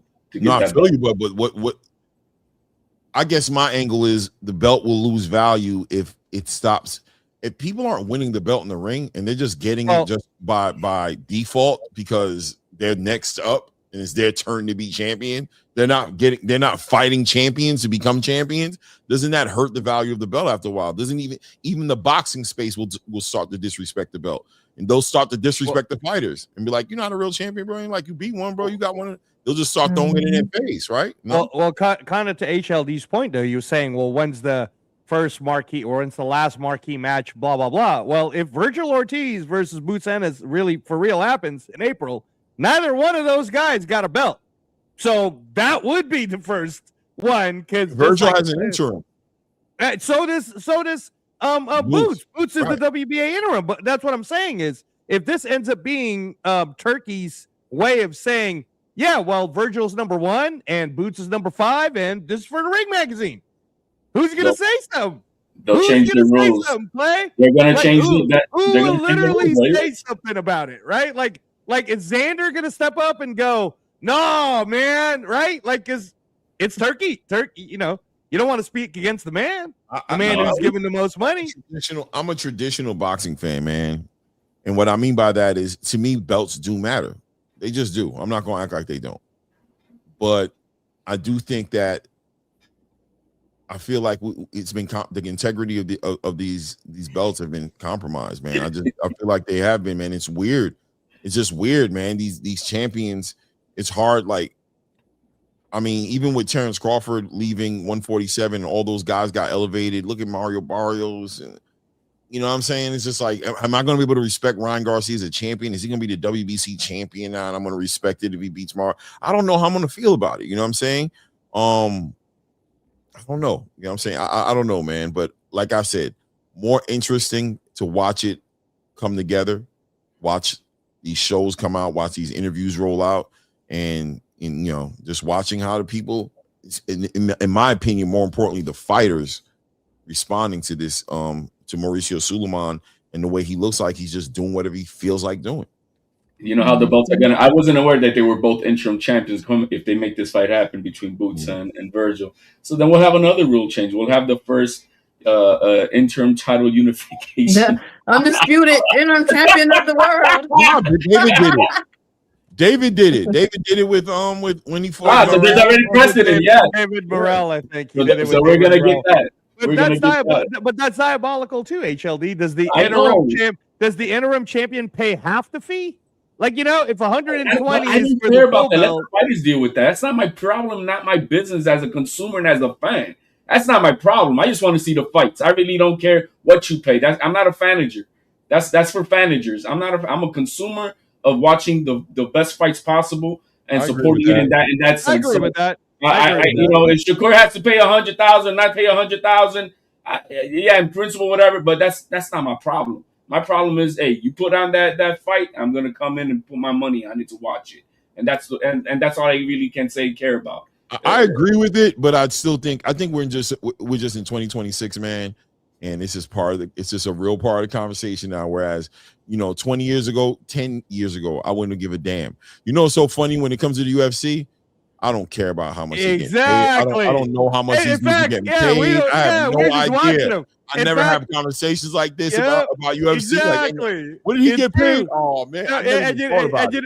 And let me tell you something. What's crazy too, Clay? I'm glad you brought that up. Right.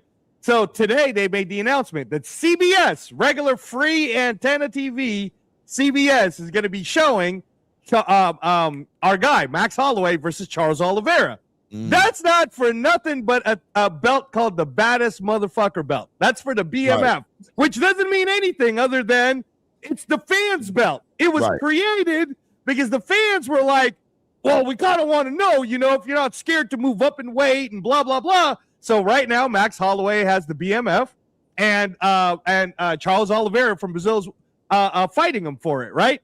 That's going to be on CBS, regular ass TV, and no one's going to care that what the belt is. They're just gonna care that it's a good ass fight, which is what I want boxing to be back. I bet you still have a manager of boxing. How much they getting paid, man? But how much are they getting paid? They're getting screwed.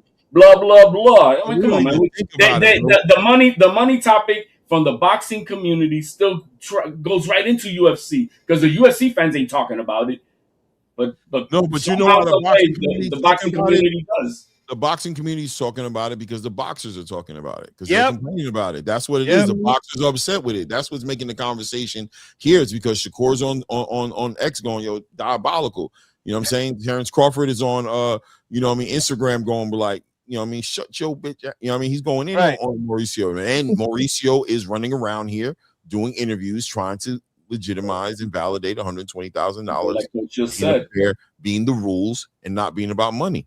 I think it's like Coach just said, we're on the pettiness of it, man. Those guys, the 0.5% are on the pettiness, bro. That 0.5% of boxers on the successful side of it are the only ones who are doing that. Because just like what you were saying, I probably would pay and just whatever, man. Because we started at this, and that's what it is. It's not changing, and we do get in. To my understanding, the way it is, once you get to that big money, there is a negotiation. It's not a it's not you're getting stuck with the 3% fully of your entire purse. We can negotiate those things. So I mean, like I said, I think there's also an agenda behind this, and I know Turkey's also behind it because he's the one who's pushing this thing to try to minimize what the sanctioning bodies are, and they're getting a good public job on the payroll. How's that? Is Mauricio Suleiman on the payroll, on Turkey's payroll? Because he's helping out. He's out there campaigning hard body for Turkey right now, bro. You know what I'm saying? Like Mauricio look like he on the payroll. He look like he working for the other team, man. I'm thinking at this point, at some point, those 36 board members, he said, probably gonna pull him in and be like, "Hey, bro, I just want what you doing." So what exactly are you doing right now? Like, respectfully, president of what are you doing? What are these interviews? What are you talking about? What's happening? We don't even. Are you even keep your? I think the other sanctioning bodies are looking at him like, what are you doing? Yeah. I think WBO's like, hey, bro, what you doing? I know Gustavo is. He's like, cállate ya, bro. Cállate. Yeah, bro. Go take a vacation. You stressed. You okay, bro? Go. You know what I mean? Go somewhere. You're rich. Don't do this. You're killing us. You know what I mean? So, I mean, we'll watch it turn out, man. A lot of good boxing coming up. Next week we got a great card coming up, obviously, with Mario Barrios and Ryan Garcia. That undercard is not bad at all. It's a real good undercard. And then let's not forget, Clay. I gotta always throw this out there for all my peeps on Sunday. Super boxing on Sunday, baby. Definitely watching. Who's on the payroll? Who's on the payroll? We were talking about payroll. Hey, I'm just saying. Hey, it's heavyweight boxing free on Paramount Plus. Hey, before we tune out, I would like to ask Chevy a real quick question because I mean, what you think of our boy Xander Zayas and where does he stand in the 154 division versus everybody else? I just need to know what your take on it is. You about to pull my card for this one.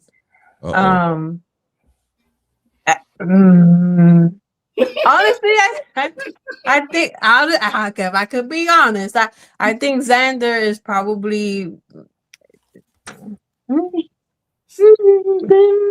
Say it, Nana. No worries, man. I'm not gonna he pull your might be card. one of the weakest out of the bunch. I mean, Yo, she just told us for next week with that. What are you doing? After the halftime show we just watched. Oh man. What are you doing? I was listen. I was saying Fundura's the weakest out of the bunch. What? Well, I gotta hit her with the. Well, let me find it, man. Let me. Wait, but listen. As we gotta seriously think about it, right? And I'm gonna take the emotion out of it because, of course, I'm prideful. Of course, I want to see Xander succeed and everything, but Xander's still a baby. He's still so much. No, don't do that. Hold on, man. Hey, bro. I'm sorry. Go ahead, Chevy. What? You don't got no home training, bro. You didn't hear that? What happened? People are bugging today. They was just booing. I don't know. That was crazy. You didn't hear that? Y'all clowning? No, I'm just saying. Man, I wasn't having it though. Go ahead. Listen, but no, seriously, Xander's great. Xander's great, but I don't feel like Xander has the power, right? The defense. I mean, I feel like just right now, if we're going right now, that Xander has so much more to develop, I guess. So I don't want to say like learn. I mean, I don't know, because if you're a world champion, I mean, like, hey, you know, but I feel like to go now, when you become the world champion, now everything gets harder. Now you coming up with the big dogs. And I feel like at this level, you know, and especially with his fight with Abbas, who I thought was going to do a little bit better. I just feel like there's just still a lot of room for development. And once he gets up there with the competition, I think it looks different. All right, can I counter real quick? Of course. Okay, so you're telling me, and again, your card's not getting pulled, but so Xander Zayas, who fought Abbas Baru, who technically should actually be undefeated because that one split decision loss he had was extremely questionable, right? Beat Yoenis Tejas, who was one of the youngsters coming up undefeated as a champion. That's how he finally becomes a champ, right? And he fights Xander to the scorecards was a split decision, but Xander being able to show that not only does he have the boxing skills and the control, but also the power to kind of keep him off of him too, just using the jabs and 1-2s, moving around, and even chose to go ahead and go toe-to-toe in the end, fully knowing he was ahead on the cards. He still went. He showed all the excitement. He did it all for the people. He now has 2 of the belts. And if we're saying belts matter, why wouldn't Xander be above all of them right now rather than Virgil, who ain't fought nobody, HLD? He'd fight nobody with no belts. I'm just saying, right? I think she's going off the eye test, right? Yeah, I'm going off the eye test too, Coach. No, I think she is too. She's going off the eye test. I think she probably see that. The who? The eye test. Yeah. You're seeing the accolades, but you're also seeing this deficiency. You're seeing this development that he still needs, and you think that's going to be difficult for him when he gets into the fight with the more seasoned. Yeah, right. I mean, I don't know if that's a good or bad thing. I got to revisit that. But it's fair. It's fair. Okay. I don't agree with you. It's fair though, because I think you're well within your right to say you haven't seen enough. And I think that's what you're basically saying, that you need to see more before you give him the accolades that we all on this panel, except for Coach. Because Coach, you can't read him. The face he's giving, he might be agreeing with you. He plays good poker. So listen, just real quick, Reyes, to your point, you brought up Virgil. Do you think I think Xander would beat Virgil up. Like I'm not that high on Virgil, man. I'm sorry. Like I believe Virgil will destroy Fundura. I think Virgil would have a hard time. I think Virgil should beat Kelly because Bakram had slower feet against Kelly. So I definitely think Virgil should beat Kelly. But when we say Virgil versus Xander Zayas, listen. Xander Zayas is almost 6 foot tall. He's super tall, long range with the jab, knows how to move, is now experienced, having had 2 title fights, And he just fought in front of whatever, 18,000, however many people that was, HLD, right? This guy is big time. Xander Zayas is big time, and he's only 23. All right? Like, the only person I actually see in that whole bunch beating Xander would be Boots Ennis. Everybody else, I think Boots not making it past Virgil. Come on. Oh, Listen, I'm now we know. Now we know. Okay. Wait a minute. Now we get it. Now we get it, guys. All right, look, man. As the unofficial president of the Puerto Rican delegation. No, I'm messing with you, man. You put in my card. Listen. I'm messing with you. I get. Listen, Reyes. I get it. I hear all of that. The accolades, the entertainment. He is boxing. Right, boxing is entertainment, is performance and everything. But when you get to the Boots, when you get to the Virgils, I don't see it playing out the same way. Fandora is long. Fandora got to reach, and Keith Thurman about to go in there. And I think, hey, listen, I don't know if I'm gonna say the upset, but he gonna get in there and give a way better fight than anybody else thinks. This is why I wanted to come on with Treese on, because I was in agreement with Treese about this. All right, guys. All right. Listen, it's okay. I come in here, I shake the room. Listen, it is okay. Right, bro. No taming these people, bro. Embarrassing me in front of the queen. You know what I'm saying? This is not hospitality. It's not clear. Everybody got to chill, bro. Everybody got to listen. No man booing a woman like that on the stage. That's crazy. It's all right. Listen, I'll take it, and then later when we go hop over on Johnny's show after the fights, and y'all be having them crows and stuff, I'm gonna bring y'all some napkins so y'all can eat them and enjoy. Pero Nana, why? If it was such a thing, why didn't your boy Virgil take the fight on Saturday versus Xander Zayas in Puerto Rico? He could have had that fight. He didn't want it. Thank you, HLD. Thank you. He didn't want it. Your boy Virgil could have been a champion by now. So listen, So y'all got Coach Bermudez here, right? That all the times when you guys talk about taking a fight, not taking a fight, tells you there's so many things behind the scenes that happens. How are we to assume that he didn't want to take the fight? Because he said it. I don't want to fight in Puerto Rico. Okay, that's in Puerto Rico. What does that have to do with him wanting to take the fight or not? We don't want to fight in Puerto Rico, okay? Because whatever. Hey, we just made a statement on Sunday that Puerto Rico's part of the United States. I thought we were doing that. Oh, God, here we go. Listen. Not on Bad Bunny's internet, okay? Listen. It's crazy. I think it's diabolical. I think Sunday, Tuesday after this past Sunday, it's crazy that you said Xander is the weakest link. But I want to hear Coach. I want Coach, because Coach is sitting there quiet, and you gotta take the emotion out of it sometimes. And like I said, I'm very prideful. I love to see Xander, and in a couple of years, I think he would be that. But right now, no. Y'all gotta just be realistic about that, in my opinion. Talk to us, Coach. Get us right, man. Maybe we're bugging. He's about to cook me. I already know that. I'm very confident in what she's saying right now. I might be getting convinced a little bit. I don't know. She sounds so. Coach, speak to us. Talk to us. Give us a good word.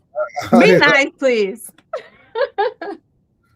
I think one thing about Toledo Trice, right? If he's listening, he gets those big picks right a lot of times. Like, he will always go against the grain, and we tend to brush under the rug all the time that he's wrong, and then he'll get I think he picked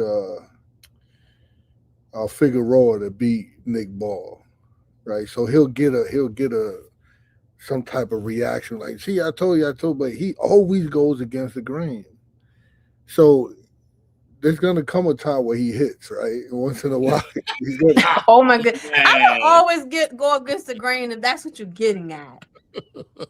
It sounds like you're comparing that. The question was asked to me, right? So this is what happens with female. Let me get the stage to the. When what? What is that? Let me get the stage. That's what we gotta do. That's how we gotta carry it. We gotta do it like this. Don't zoom in on his hairline like that. That's diabolical. Let's say Xander is the unified world champ, right? He's let's give Puerto Rico credit, because I think the country of Puerto Rico has the most unified champions right now. Wow, it's like the smallest country in the world. It's like, and we have, I think, four or five unified world champions. Xander is one of them. Colosso. Right. So yeah, I think I can Soriano's one of them, right? Amanda. But Zaya, Renee Santiago, coach. You keep forgetting all my little guys. Renee Santiago has both belts, the WBA, WBO. He's 108. Colazzo's got 105. Xander's got 154. And Amanda 126. I think he's one of the top guys, right? Unified champion, and he's viewed as one of the division's top guys. I think that to call him the weakest, who is she comparing it to? We got Fondora, we got Clay's favorite guy, Boots Ennis, right? We have Virgil, right? She might not be too off like we everyone's thinking. I think he smokes people like Zoo. Reyes say he'll beat Fondora. Fondора's got a lot better with every fight, and he's learned how to keep his range and not fall in. He's going to be a nightmare from here on out. I don't think when we looking at Boots, Ortiz, Fondora, who else is there? All right. So, coach, here's your 1 through 5 right now. It's Ortiz, Fondora, Zayas, Madrimov, Ennis, and then it's Kelly, Murtalazayev, Brandon Adams, Abbas Baru, and Samaki. Those are your top 10. And real quick side note, I said one of the weakest, not the weakest. Yeah, you still said weakest. So one of. So out of the top 4, so out of the top 4, what number is Xander for you? Yeah, Boots. I mean, does he beat Boots? Boots is a monster, right? And the way Abbas was getting in with the jab surprised me about his defense, and his smother game wasn't there. And then completely throw the game plan away late, the way he did with his last fight with the Mexican kid that beat the kid from Toledo there, Ohio. Conwell, I think it was. Conwell. And like he kind of abandoned a couple of things, and he's still young. And I just don't like I don't like at a top level that the number one punch in boxing everybody agree with is the jab. And then you don't have a defense for it. It bothers me as a coach. Like if you're at that level, you at least got to have a defense for the jab. We know it's the number one punch in boxing. You know that in every combat sport, everybody leads with the lead hand is the jab. So for a boss to be not as fast as Boots, not as proficient as someone like Ortiz, and to get through to Zayas, and then get to Zayas with his slow feet, I don't think she's that off. Where the bulls at, Claymore? Where the kids at booing in the background? Because that should be same energy. Okay. Coach, you probably. Sorry, Coach. Yeah, Coach. I love you, Coach. You the guy, Coach. But I cannot stand with this blasphemy. Calm down. I'm gonna talk to him. I got him.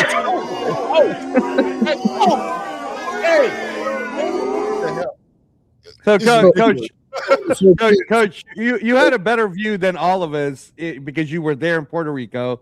So you're watching Xander doing his thing against Abbas Baru. So my first question to you then would be: do you so many times? Like, listen, I know, Reyes. So when you're training, right, and this happens all the time. It happens in Berlanga. I could show you like on a film study where in sparring, when you got a headgear and you got 16-ounce gloves on, you're able to block punches. Right. When you strip away the 18s, the headgear, and you go down to 10 ounces, 154 and above, you go to 10 ounces, that gap gets bigger. Right. And now when you're thinking like this was good in sparring, now this in a real fight becomes this. and you have to adjust that. He's young. I think he'll get it. He'll probably learn for the next, right? But does he beat the jab of Fondora? Does he beat the athleticism and the boxing savvy of Boots? Okay, so here, no, but I'm only asking, Coach, because you got to see it live, right?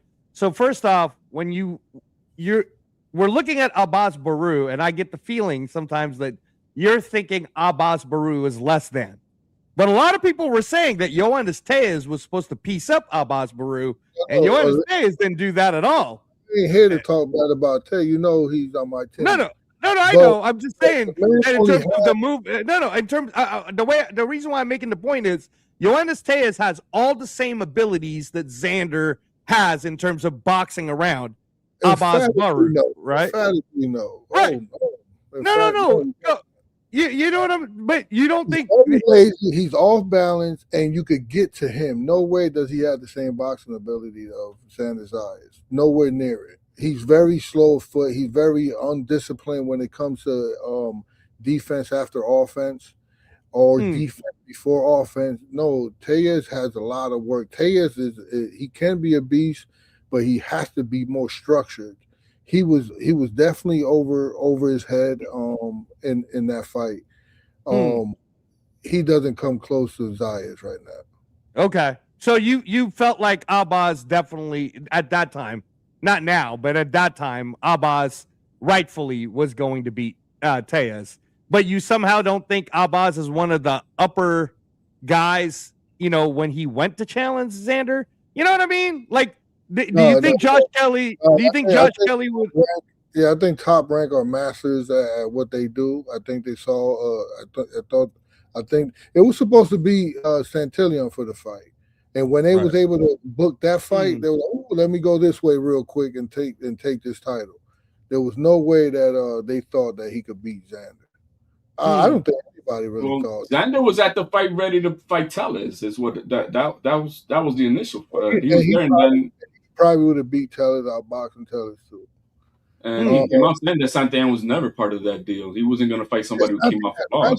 Actually, at 154 right now, he fought on the same card because that was supposed to be the homecoming for Xander at one point, and then they went a different direction when they got that title. I'm trying to look at I'm sorry. Let me tap into this real quick, right? One of the best things I like about Xander Zayas that I think is something that people sleep on is the fact that Xander Zayas is a legitimate student of the game. He gets better every fight. Abbas Baharu, when it comes to Xander Zayas, Fat Joe's term, yesterday's price ain't today's price, is Xander Zayas' middle name. That's what it should be called. Xander Zayas, today's price ain't yesterday's price ain't today's price. Well, Xander, yesterday's price ain't today's price, Zayas. He gets better every fight. That fight he had with Abbas Baharu is going to level him up. And that's the thing about Xander. He's not scared to jump in the ring with the best. You may think he's going to lose. You may think he's not ready, but he doesn't feel the same way. He's a leader of his team. Whenever you see him running, working out, he's in the front running. He's the student that improves. He takes from every fight and he gets better and better and better. So he's a fighter that the longer it takes for you to fight him, the more unlikely it is that you're going to beat him. That fight he had with Abbas is going to put him at another level when he fights whoever he fights next. And they're going to have to deal with it. So you can see flaws in him. Huge, too, for the weight. He's huge. He's a big boy. And he's big, and he's young, and the power hasn't come at all for him yet. He's still working behind that jab, using his footwork, getting up under your lead hand. He's putting you on your back foot at times, or he's turning you. He's doing so many different things inside the ring. I think personally, Xander Zayas is going to be John Boots Ennis' most competitive fight at 150. When? I believe that. I believe when is the question. When will he be the most competitive for Boots? I mean, listen. Well, I don't know. Boots don't want to fight nobody at 30 years old. Oh, this kid is 23. When it finally happens, you know what you're gonna say, Chevy? You're gonna be like, yeah, man, it's been like a year. Of course he got better. That's what you're gonna say. You're not gonna No. Yeah. We're talking about what we were talking about with Xander right now, right? And where you asked me where I place him, what I think about Xander right now, right? I said down the line, Xander is going to be a problem, of course. But you even just backed me up with saying that Xander's power hasn't come yet. He's got this to develop and this and that. That's exactly what I was saying. He's unified champion. And that's great. And David Benavidez is the undisputed interim champion of the world. Damn. Damn. Where my damn people? Where the hell is the I mean, I'm just a little bit baffled with the whole jab thing that he couldn't. No. I missed that. What? Go ahead. What'd you say? I missed it. What was that? The last one? HLD? You got either coach or we was talking about that he couldn't get away from the jab. Wait, hold on a second. Julio Alvarez, member of the channel, man. Appreciate you, family. Thank you, man. And we got another guest on here. Oh my goodness, bro. We got royalty up here, bro.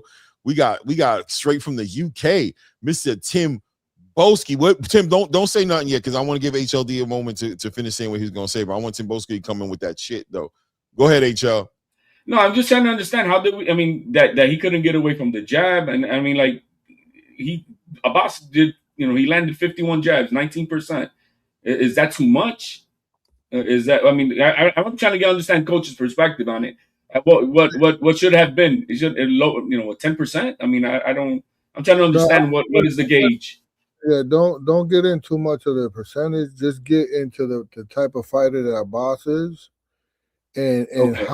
how it was getting through the guard. No matter if it's I'm gonna go with Mauricio Sulaiman. It doesn't matter if it's a million or one. It's not the point of the price. It's not the point. It's not about the money. The point is the hand placement and how it was getting through, and there wasn't no adjustments for it. That explanation makes sense to me now. Like that. See, I wanted to understand it. What are we talking about? He couldn't get away. Don't understand the HLD. Don't sit here and feed into this nonsense, coach. No, you got to be logical. It's logical. You have to be logical and not just keep going on emotions and the fact that he's a big superstar. Like, you got to break it down. No, look. But I still say he's the most fundamentally sound 154-pound champion in the entire division. He is the most fundamentally sound, disciplined. Because right now we were talking about Boots. He breaks his discipline. Oh, he gets touched. He wants to be a fighter. And we were just talking about so when it comes to that fundamentally sound, I think he is the most fundamentally sound, disciplined fighter at 154 over everyone. Yep.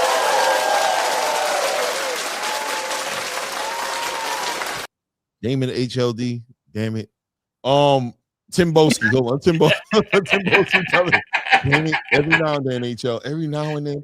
Tim Boski. Tim Boski, what's good with you, family?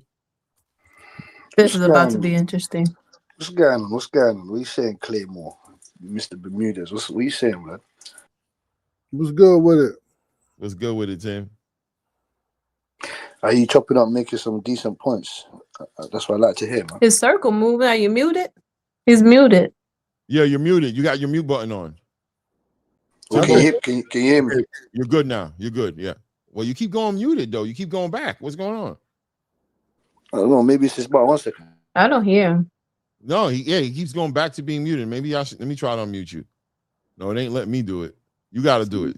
See, like automatically, once he stops talking, it mutes him automatically. You're probably getting ready to say something bad about us. Listen, because God knows he about to get on here and act crazy too. Can you hear me? Yeah. Yeah. What you say, Mr. Claymore, man? You get I like the points you're making. Salute, Mr. Bermudez. What's good? Salute to the people there. You see me? Hope you're having a great week. Y'all hear him? I don't hear him. I hear him.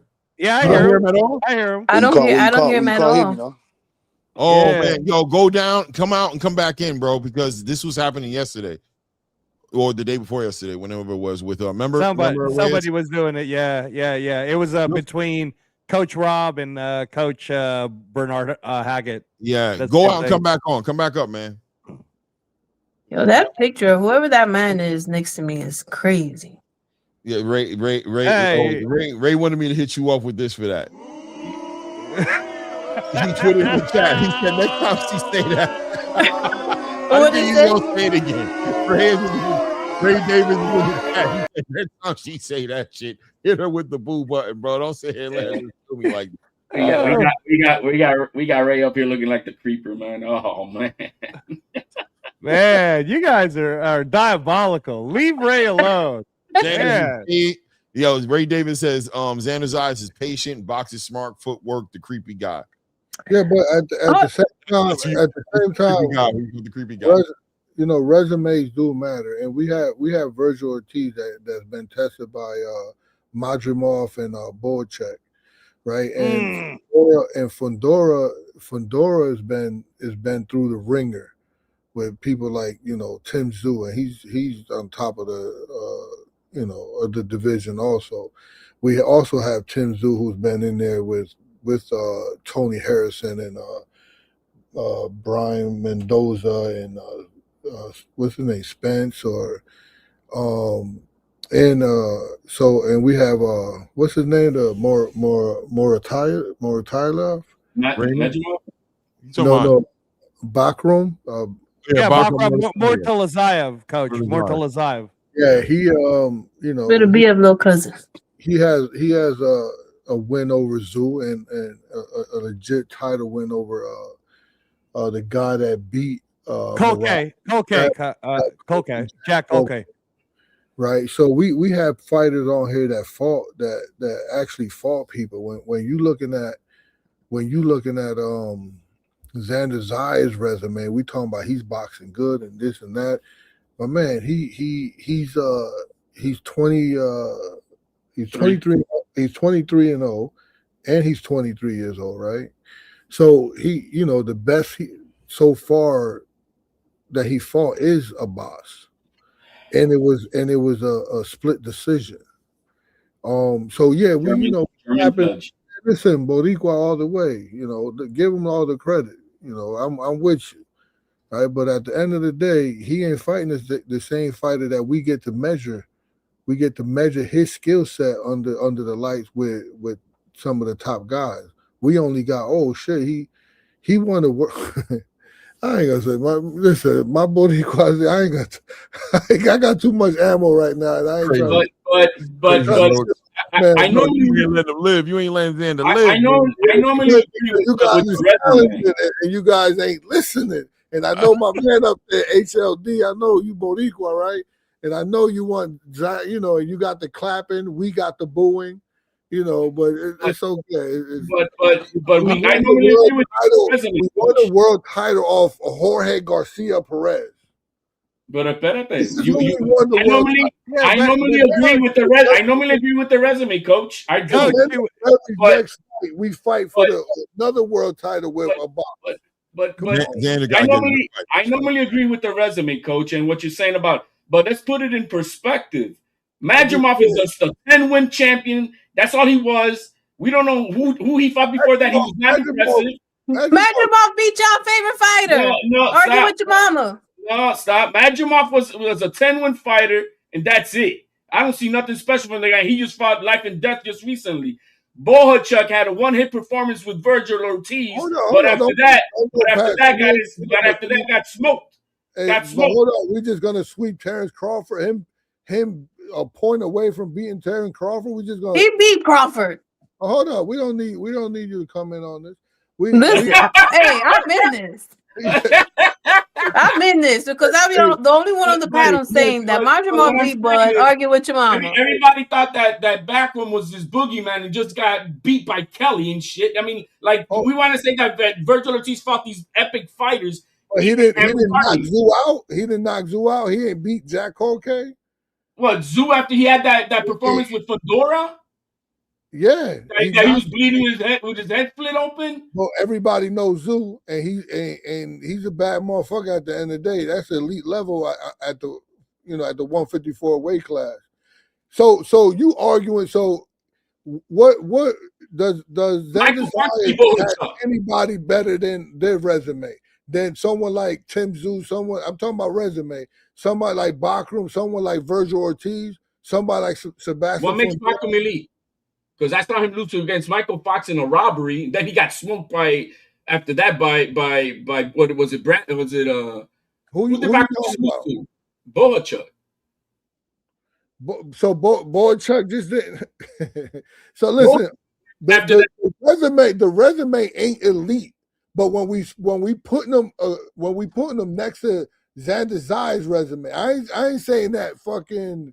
I ain't saying Tony Harrison or Brian Mendoza are some bad motherfuckers, but Tony, I would favor Tony Harrison over Abbas. I would favor Bakrum over Abbas. I would favor the guy that almost beat Crawford there.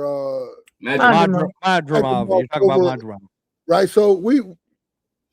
Even Bohachuk could give him that would be all. Madrimov is the only name I give respect to on that resume. Hold on, HLD, but let me help out.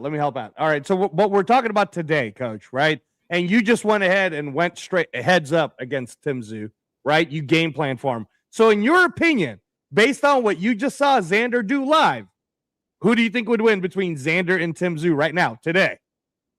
Xander, probably. Exactly. So we're just talking about the Xander of today.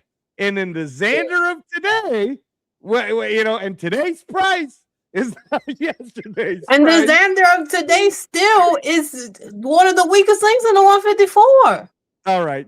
That's what we're talking about, right? Like, did I miss something? I'm just saying that Abbas has lost a split decision with him, right? A split decision that most people like. I mean, I didn't think he lost, but yeah, I thought he won too, Coach. I don't know what the other judge was thinking. The best fighter that he ever fought is Abbas, which is 17-1, and he lost to Jack Calkay. And a split decision, controversial, but all right. Yeah, so he lost to him. And now we're rating him above Fundora? Okay, so here's my whole thing with Fundora. All right, Coach, and I look. Wait, hold on. Hold on, Clay. Let me do this, and then Clay can Clay agrees with me on this one when it comes to Fundora. All right, so who did he fight? So the thing about Fundora, Coach, is he Muay elbowed Tim Tszyu in the middle of the ring. Thank you. The white meat, and Tim Tszyu arguably won that fight. That's it. Thank you. Won that fight. Yep. He also, by the way, Coach, got by Brian Mendoza. Thank you for saying that too. But that's what we're trying to say, Coach. We're not saying that we don't like Fundora. What we are saying is we don't believe Fundora should be ranked number 2 at all. He should be way below a lot of these guys because he's not that dude. Just because he's tall, Coach, doesn't mean he could play. You know what I'm saying? Like, I don't agree with that. I don't agree. I think I'm okay with Sebastian being number 2. I'm okay with that. I'm okay with that. I think the unified champion is because everybody that you mentioned who's Clay's number 1? Xander's number 1. Xander's number 1. Yeah, Xander's number 1. If we want to talk about the resumes real quick, where we said that that Virgil's fought the better. Everybody that Virgil has fought, Xander Zayas would have smoked them equally. Same thing with Boots. Everybody that they fought, Xander Zayas would have smoked them anyways. So it doesn't mean nothing to me with that. No, I gotta know your definition of smoked. You have to use smoked a lot, and it just don't. What? Hey, let me just ask a question. So we're saying that Xander Zayas is better than Boots Ennis. He's better than anybody's ever faced, and he would beat him equally.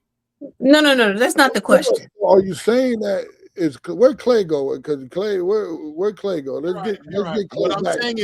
I'm saying Xander Zayas is the number 1 guy. Boots wants to be the number 1 guy in the division. Beat Xander. Why y'all can't answer the question? It was a simple yes or no question. Why y'all can't answer that? Xander's the key has the keys to the kingdom. He's earned it.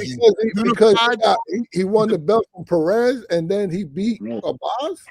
Who did Boots beat at 154? Can you hear me? Can you hear me, Clem? Hold on, Tim. Let me bring my guy, Tim. Just answer the question Coach asked. That's a yes or no question. Y'all can't even say yes or no because. What was the question? I'm sorry. What was the question? Go ahead, Tim Boski. Go ahead. All right, go ahead, Tim. Tim, talk some sense into the room. Yeah, man. Can you hear Tim me? like he gonna do some things. Can you hear me now? Yeah, you're good. Matter of fact, here I'm gonna give you the stage. There you go. Right, I cool, still man. can't hear him. Oh, come on! I can hear you. She got to go out and come back in. You said you don't want to. You don't want to hear me. You don't want to hear me. She knows she do. It's probably my platform, but we all hear you. The chat hears you. Does everybody hear him except for Chevy? Everybody hears him, right? Yeah, I hear him. Exactly. Chevy, just go out and come right back in. I'll put the link on there. Come right back. Sorry, Tim. No problem, man. No problem, man. You get me? You know I respect your beautiful platform. You and Mr. Bermudez knows this as well, man. Like I said, man, this is an interesting debate here. You guys want to speak about Boots and first of all, Fundora's got more rights than Xander and Boots to proclaim that he's the best at 154. He's fought the best competition. He's got the better wins. It's as simple as that. And he was unified champion before Xander Zayas was. So that's ridiculous. First of all, Xander Zayas, he did do very well against Abbas.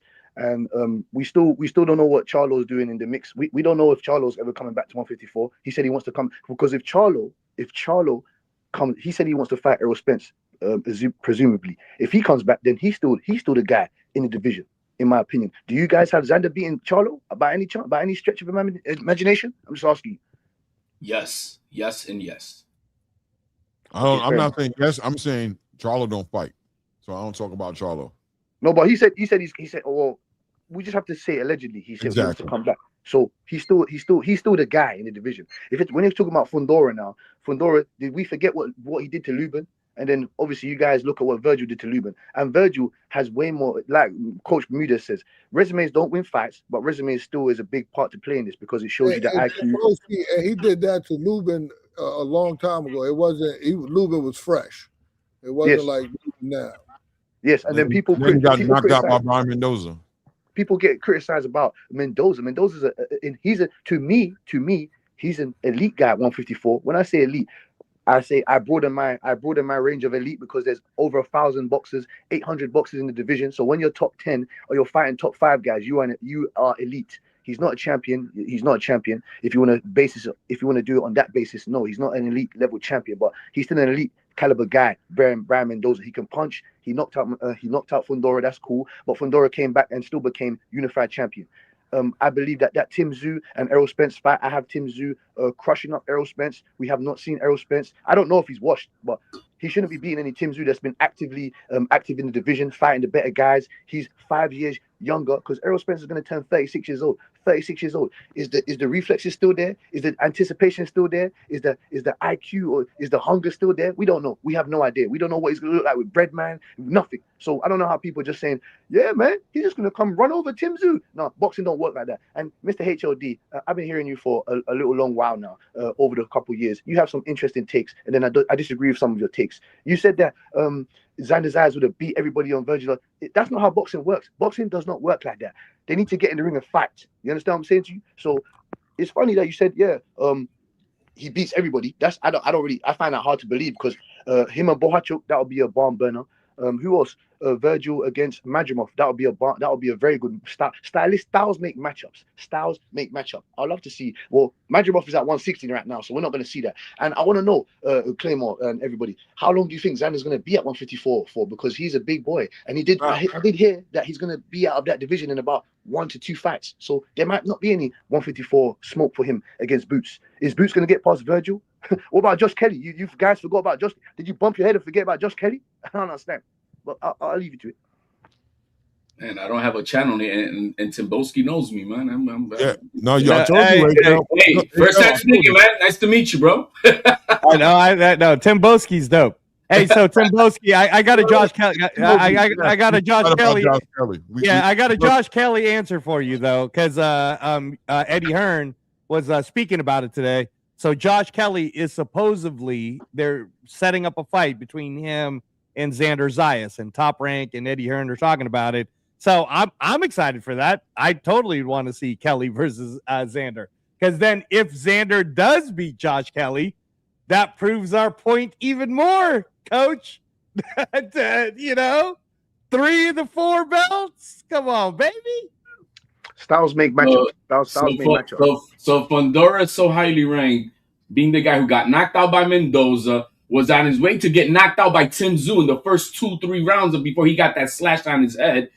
And the rematch of that Tim Tszyu was putting hands and feet on him. It was his own punch resistance that got him out. But before that, he had Fundora's head looking like a Pez dispenser.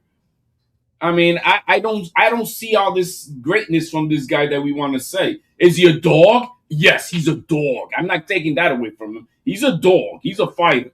But I don't see this over eliteness of it. I don't. His best fight was versus Lubin. Is he a dog?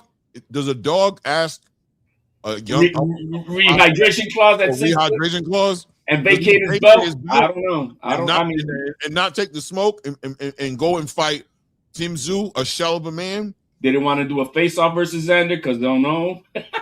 You can't deny the man's a dog because we saw he's a dog. I give him that. There's no way. There's no denying that he's a dog. Do you see? He got his nose cracked in the Tim Tszyu fight. He made adjustments. He could have still lost that fight. He made adjustments. We've seen him improve under the tutelage of his trainer. We've seen him improve under the tutelage of his sister. His sister helps him out a lot because I do believe his sister is a pound for pound. Thurman's knocking him out. Thurman's knocking him out. No, Thurman knocking him out. Yep. Although fair enough, if that's your intake on the fight, then fair enough. I want to know how Thurman's gonna, is he gonna get? Is Thurman a great inside fighter still today? Is Thurman gonna close the distance? Because we do know Fundora's jab is his uppercut. He uses that uppercut as a jab. Thurman is. I think Thurman is twice the fighter of a Mendoza, and Thurman is twice the fighter of a Tim Tszyu. His skills are above those guys. And he's not he may have age on him, but he hasn't been in wars. He hasn't got his ass totally kicked. He's a fresh 36, 37-year-old dude who's coming into this fight. And I have Thurman beating Fundora. But do you understand that stylistically, Fundora is a nightmare. His dimensions as a fighter, it's just stylistically, it's all wrong for someone like a Keith Thurman or a lot of these guys. In my opinion, the guys that all give him trouble is a Xander Zayas, is a Brute Sinister that can use their feet to their leverage, to use their feet to their advantage. Someone like Fundora, like I said, he's good at closing, taking the space, taking the air out of your tires. You know what I'm saying? He covers a lot of ground. And Thurman's a mover. Even though he's not a mover as he used to be Ponytail Keith Thurman, you know what I'm saying? He's not a mover as subtle steps.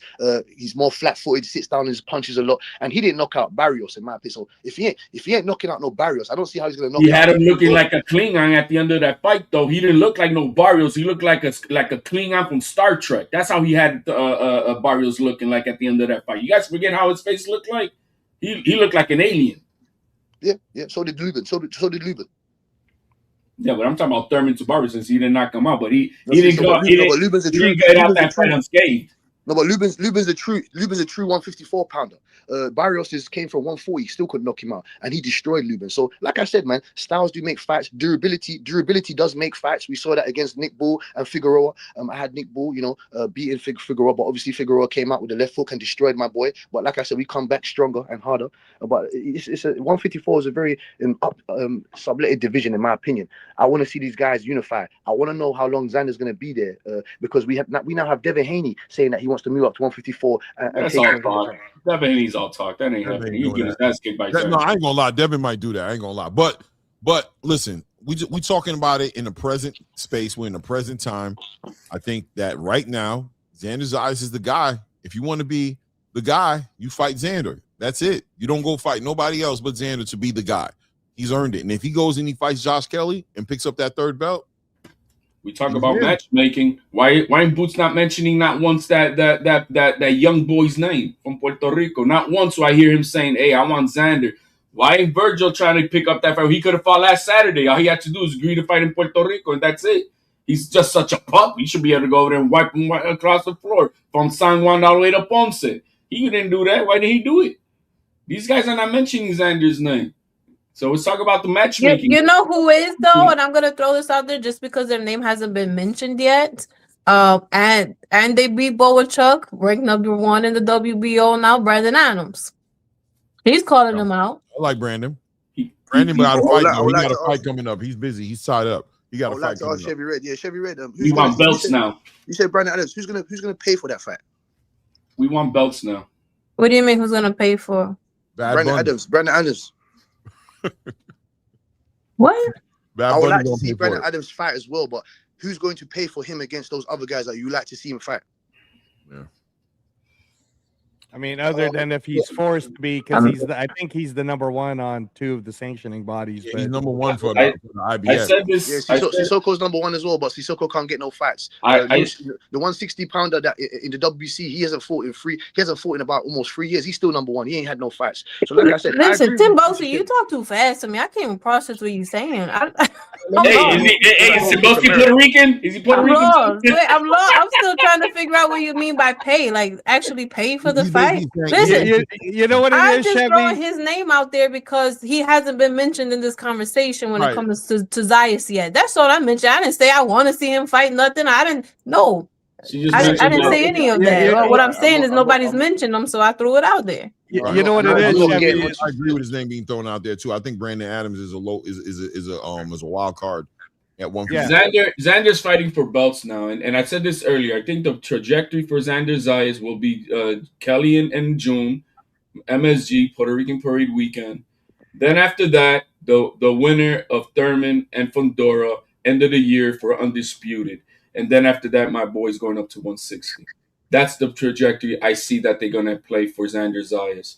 If there's not a undisputed at the end of the year, then we'll see. That sounds like a pretty easy route to me. Well, your boys could have had them fights. And not, hey, why didn't we see Virgil in Puerto Rico? You keep asking that. Listen, y'all couldn't even answer Coach's question with a yes or no. I don't want to hear nothing else from y'all about how amazing and how confident y'all are in Xander Zayas. And y'all couldn't even give the man a yes or no. I thought I answered it, but I didn't. Coach, what was the question? Hey, listen, if I could get like 25 seconds. Okay. I don't want to be on this big screen because let me be on a smaller screen because I need to see people's faces and who I'm cutting. Right. The guy, man. Let me see what direction. Let me get my closing together. In life. Coach is very methodical, man. I appreciate Coach. No, because I just got to get it in order because champion doesn't automatically, because he got 2 belts, doesn't automatically make you the best, especially in boxing where the belts is split up everywhere. We got Xander Zayas, right, who's legitimate. But if we go by the Ring magazine's, the 54, I think number 1 is Ortiz, I think. I don't know. Yeah. Correct me if I'm wrong. Fundora is number 2. And Xander Zayas is number 3 because Boots just moved up, right? So Xander Zayas' biggest 154 win is a boss. That's a good win, but it's not the same as beating the guys that everybody else beat. Ortiz has been fighting at a pretty high level. Boyachuk is a good win. Martinov is a really good win, and then not just a good win, but it's just the way he fought and how competitive that fight was, and how he dug deep and he dominated. Right, Fundora, like Tim Bolsky said, he got a fresher Lupin, and he has Tim Tszyu twice stopping Tim Tszyu. So right now, Zayas is no doubt he's a champ, unified. He Boricua, I love it. Right, I hate the fact that I'm trying to spit facts to you guys, and it doesn't go in the favor of Zayas. But the best at 154 means you got to beat someone, not just because Abbas was a champion, but you got to beat a solid 154 guy until he beats someone like Ortiz or Fundora. Which are ahead of him in the Ring magazine rankings. Calling him the best is you skipping out on the hardest chapter. Coach, I don't. Coach, can I? My gripe is, Coach, with that is the Virgil thing. See, I don't like giving him credit for that Boachuk fight because I thought he lost. That's my whole thing. Like when you just mentioned, because I heard you, Coach, what you had to say about me picking Brandon Figueroa over Nick Ball for that reason. I don't give Nick Ball credit for this. I thought Sam Goodman beat him. I thought Raymond Ford beat him. You feel me? I thought Boachuk just beat Virgil. I can't give you credit for a fight that I thought you lost. I'm not into that. And then with the Madrimov shit, I mean, he's good, he's solid, he's crafty, or whatever the fuck you want to call him. but he's not the guy. He wasn't the guy. Never was. Nobody heard of that motherfucker until he Yeah, got but in the ring with compare the Billy. resume to Xander's win over Abbas. Okay, he's not that guy. I don't think any of the guys that I mentioned is that guy. It's very low level boxing of everybody who's fighting. But at the same time, you got to compare with who Xander beat. Xander's best is Abbas. But that's my You know, Abbas isn't Boacek in the lane though. Listen, Boacek and Abbas will be a fucking bar burner. You know, they'll go I would pick a boss. I would pick a boss in that fight, coach. That's what I'm saying. I think these guys, like, I'm looking at the fighters. I'm not looking at popularity. God knows I hate popularity contests. I'm an Albert Bale guy. Nobody talks about my fucking guy, and I feel he's the best in the world, coach. I'm looking at the guys. I fuck with a boss. I was never when he beat Taz, I'm like, okay, I wasn't. Oh, you beat Taz. That's a good fighter. You feel me? I needed to see him prove shit, but you beat him. I'm fucking with that. The Jorge Garcia motherfucker, he beat Charles Conwell, but before that, he was on the 4-fight win streak. His losses was at lower weight classes. You feel me? When he came up to 154, he was doing his fucking thing. You see what I'm saying? Like, that guy wasn't no lane. If you watching the fighters and you watching these fights, you know good fighters when you see them. Garcia is a good fighter. Abbas is a good fighter. Boacek, you feel me? He's a good fighter. But I thought he beat Virgil. That's what I'm saying. I'm not sold on Virgil like that. That's why when Reyes be talking, I'm fucking with Reyes because I'm with you, gang. We not sold on Virgil over here. He got to show me something. So put him forget in the who ring. Virgil Put him in the ring with Carlo or something. Xander Zaya is the best 154 pounder, Trice.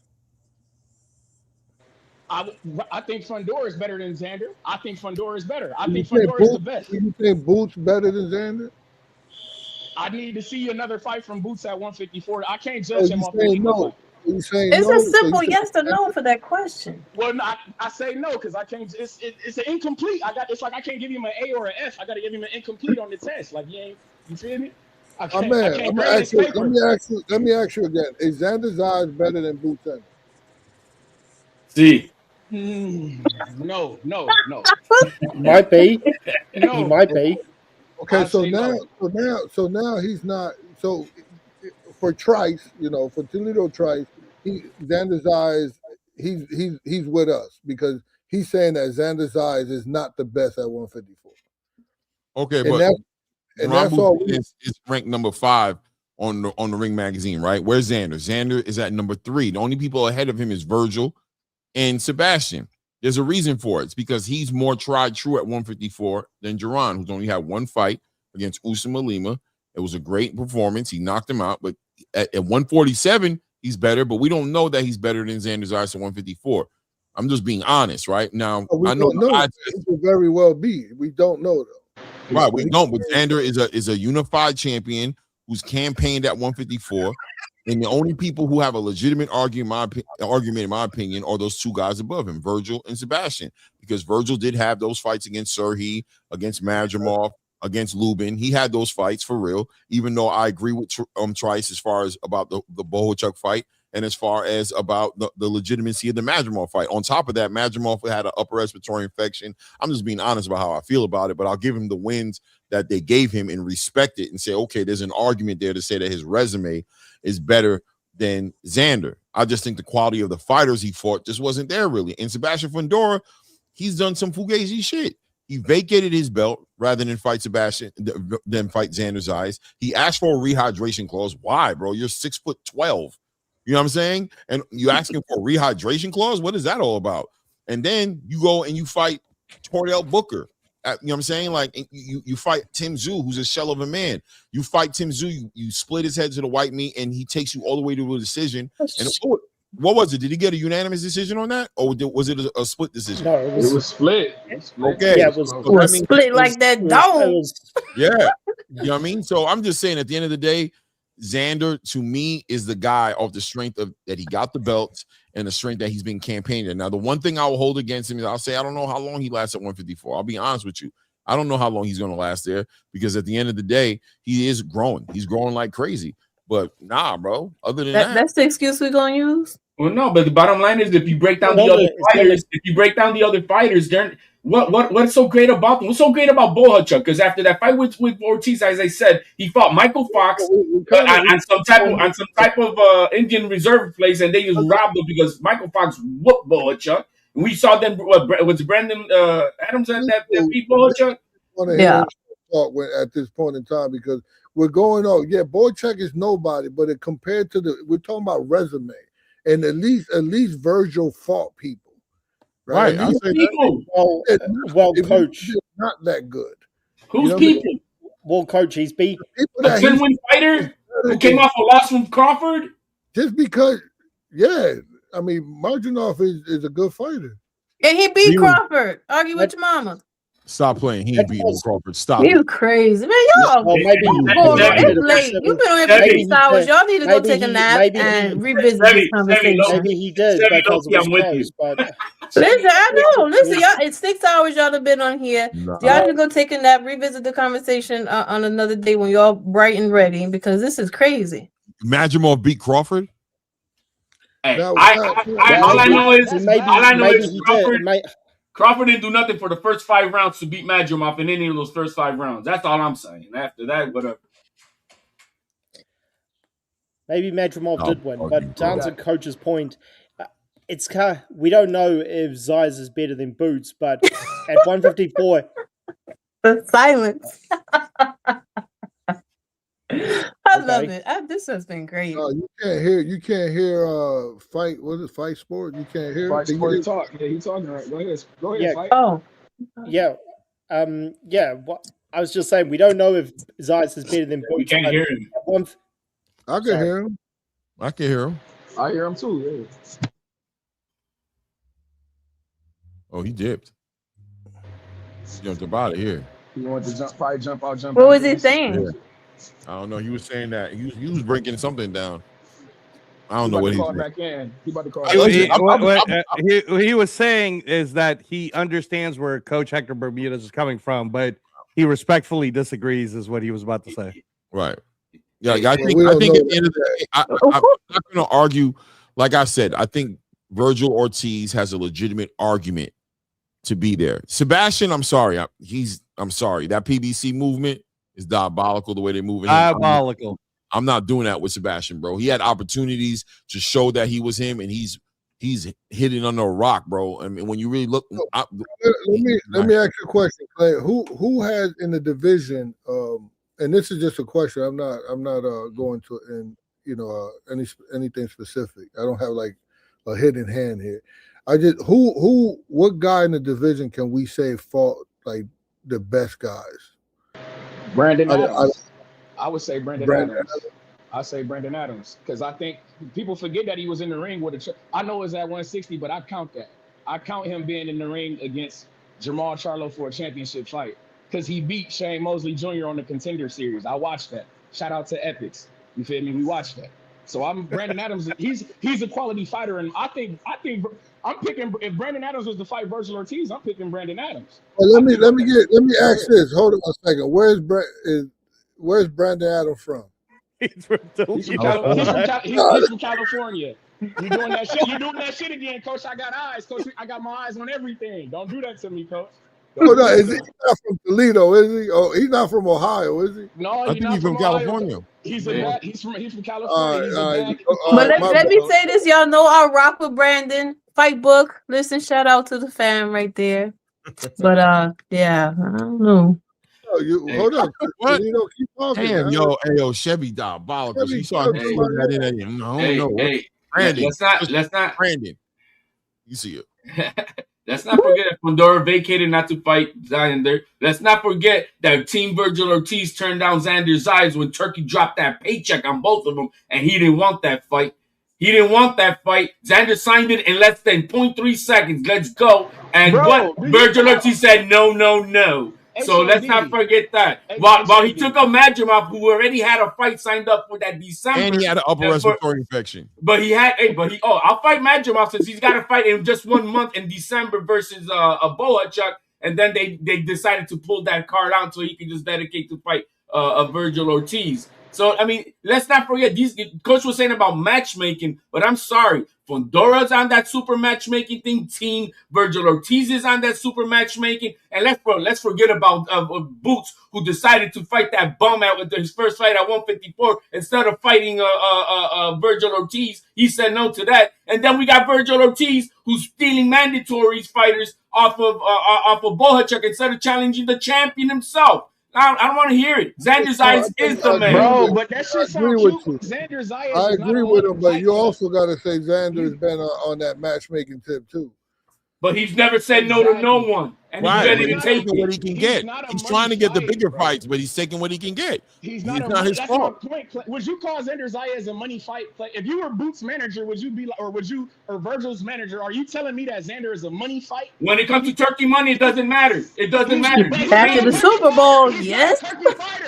No, man. No, he was paying them to fight on his card. He was gonna fight on his card. That was the fight for. He's not a turkey boy, gang. He's never had a turkey bag. If I'm Virgil or I'm Boots, I'm not looking at that motherfucker like a money Like fight. again, it doesn't matter. Turkey offered him the paycheck, and it doesn't matter who the other guy is. They said no regardless. Because he's not the guy. He's not a money fucking fight. Again, what money guy you talking about? But Turkey don't care offered the about that. money, though. Turkey don't care about that. You don't know jack about this Watch that fight, brother. Turkey don't care about that. Yo, Trees, hold on, Trees. Bro, you're at the fantasy. Are you telling me that you're not aware that Xander Zayas was offered to Virgil Ortiz to fight on that same card that he fought Madrimov on? What are you talking about? It was in Riyadh. There is no crowd. Who cares? He's not a fight party fighter. Xander Zayas is not a money guy. He's not nobody who gets the juices. I don't need nothing. Oh, don't pull that. Come on, Trice. He offered him the money to fight him. He would have got the same amount of money he got to fight Madrimov to fight Xander, bro. Who is more popular between Madrimov and Xander at the time, my nigga? Would you rather fight the nigga who just got it, who Chevy is literally telling me just beat Bud, or would you fight Xander who the fuck nobody knows? Trice, don't. Hey, Trice, come on, don't pull this shit. Trice, who the hell is Madrimov? I can tell you who Xander Zayas is today. Who the hell is Madrimov today?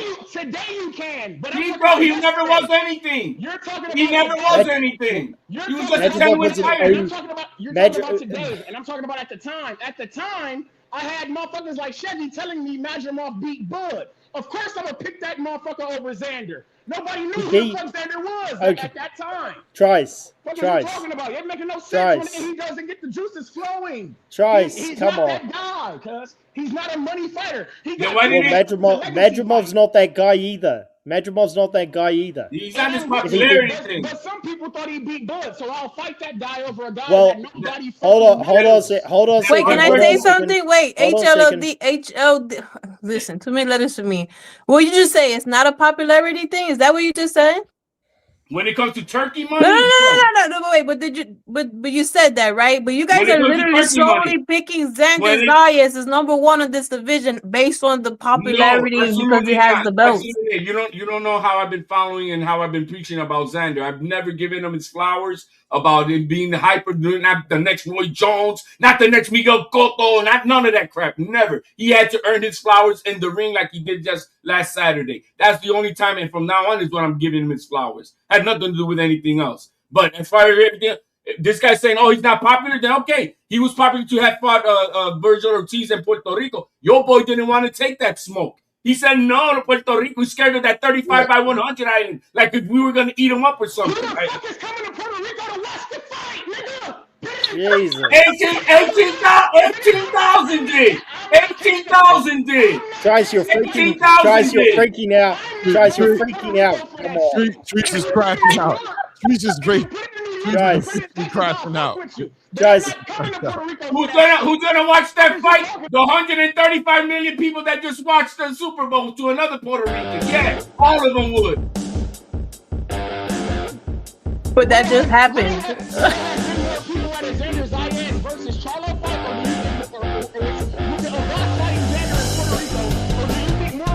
Whack.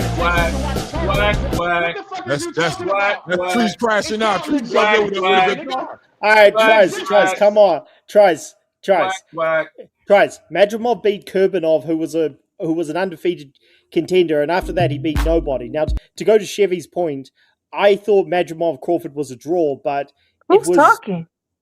I'm sorry. Can you guys hear me? Okay.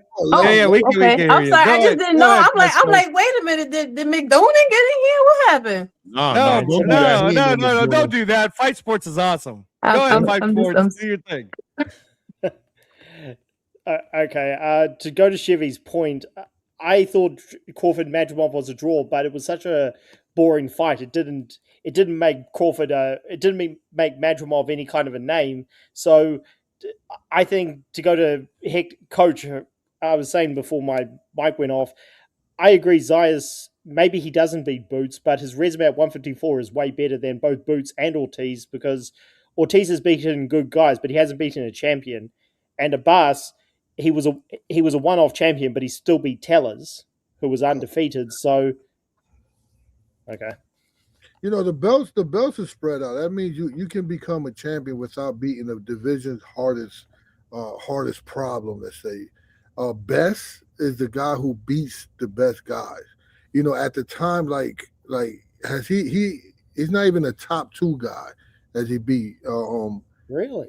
Best, like Abbas wasn't top 2 in the division. So then we can say that wasn't that Perez wasn't a top 2 in the division. Okay. And he became unified world champion by beating them. So just because you have a belt doesn't mean you beat the best. Hold on. Can I respond to that point? I'm saying I'm not finished. I'll give you the floor, and I won't talk when you guys are talking. The division's top engine is judged by who's taking the hardest fight and still look elite, right? When Virgil Ortiz, and you know, it's crazy that I got to defend these guys because I don't even like any of these guys like that.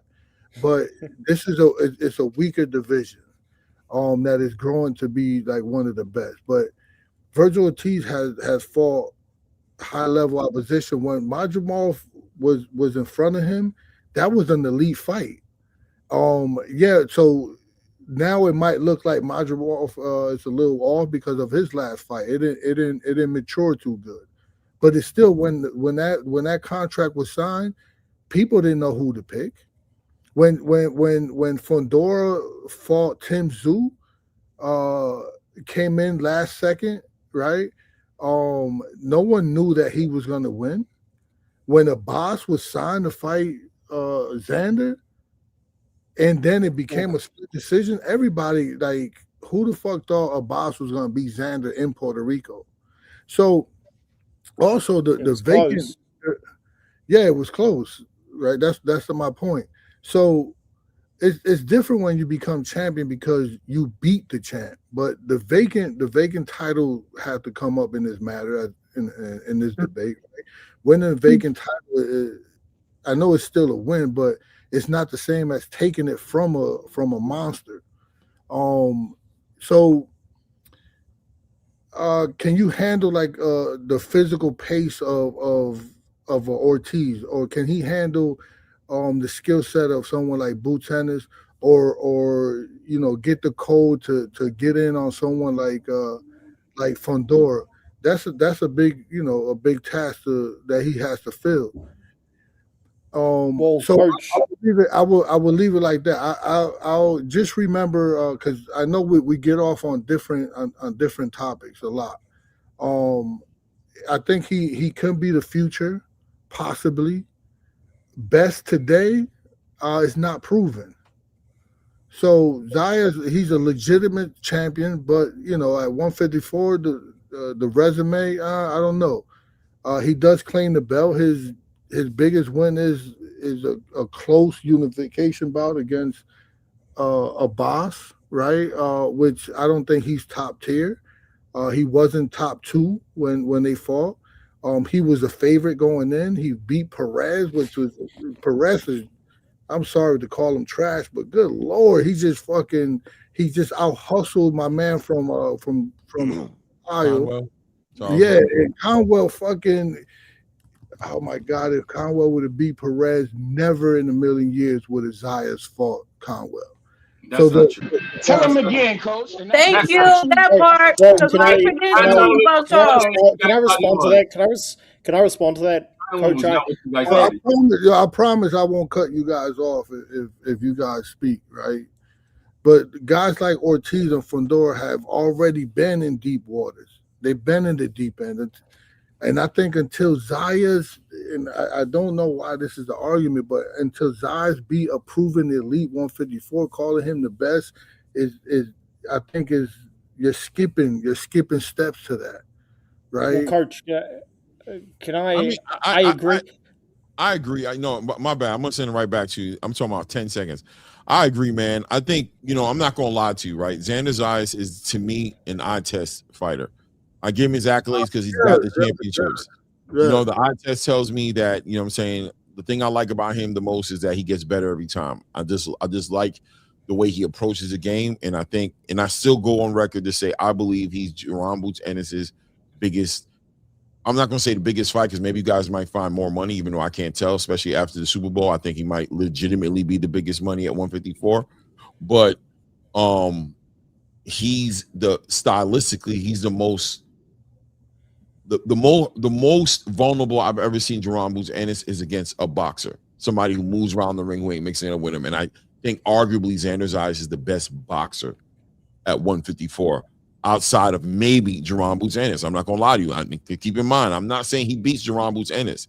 You know what I mean? That's why when you say who's number one, I say it's him. Who's the best fighter? I'm probably gonna say Jaron Boots Ennis, but that's gonna be an eye test. That's gonna be an eye test. That's not gonna be proven inside that division. He hasn't fought nobody in the division for me to say that about him. I understand. I understand what Coach is saying. But it's tough. It's tough when everybody cut each other off. Right. Just be respectful. Yeah, AHLD, you got to let Five Sports go, though, because he was supposed to go, then Clay cut him off. So go ahead, Five Sports. Yeah, just to respond to Coach's point, I agree. Xander hasn't fought an elite guy, but neither has Virgil. Like, Bohachuk, tough guy, but he's a contender. He hasn't even fought for a bout. Lubin, long-time contender, but he's never won a bout. Who was the other guy? Madrimov had a close fight with Crawford, but even before that, he was just your standard average champion. But his close fight with Crawford doesn't make him a better guy because he lost. Bert Cooper almost knocked out Holyfield, and he was a journeyman, and he never stopped being a journeyman. So Xander hasn't proven himself to be the best. I'm just saying that I think he's kind of the best by default because Boots hasn't fought anyone. Lima was a journeyman. Right. So, and Fundora's only fought one top guy, and that's Tim Tszyu, and he hasn't fought the other champions, and he could have fought Ortiz. He and Ortiz could have fought each other, so he may not be the best, but it's just right now he's proven himself more than guys like Boots and Ortiz and Fundora. I could concede to say, and I understand Coach's point, but none of those guys have fought anybody elite. I don't understand where you get that Madrimov is elite or Bohachuk is elite, and who else that bum guy that Boots just fought at 154 elite. So I don't see none of those guys being elite. So I think the fair question could be is no one is considered right now to be the absolute best until these fools fight each other. Until then, let me ask you a question. Was Madrimov elite coming off the close win, close loss to Crawford, who was the best in the world? And when the contract, not now, don't look at him now how he looked in his last fight, but when the contract was signed, look at him then. Look at when the contract was signed when Tim Tszyu fought Fundora. When the contract was signed, how elite was that fight? How elite was the Madrimov fight with Ortiz when the contract was signed? Not how it matured, right? So now look at when the contract was signed with a Boss or a Perez.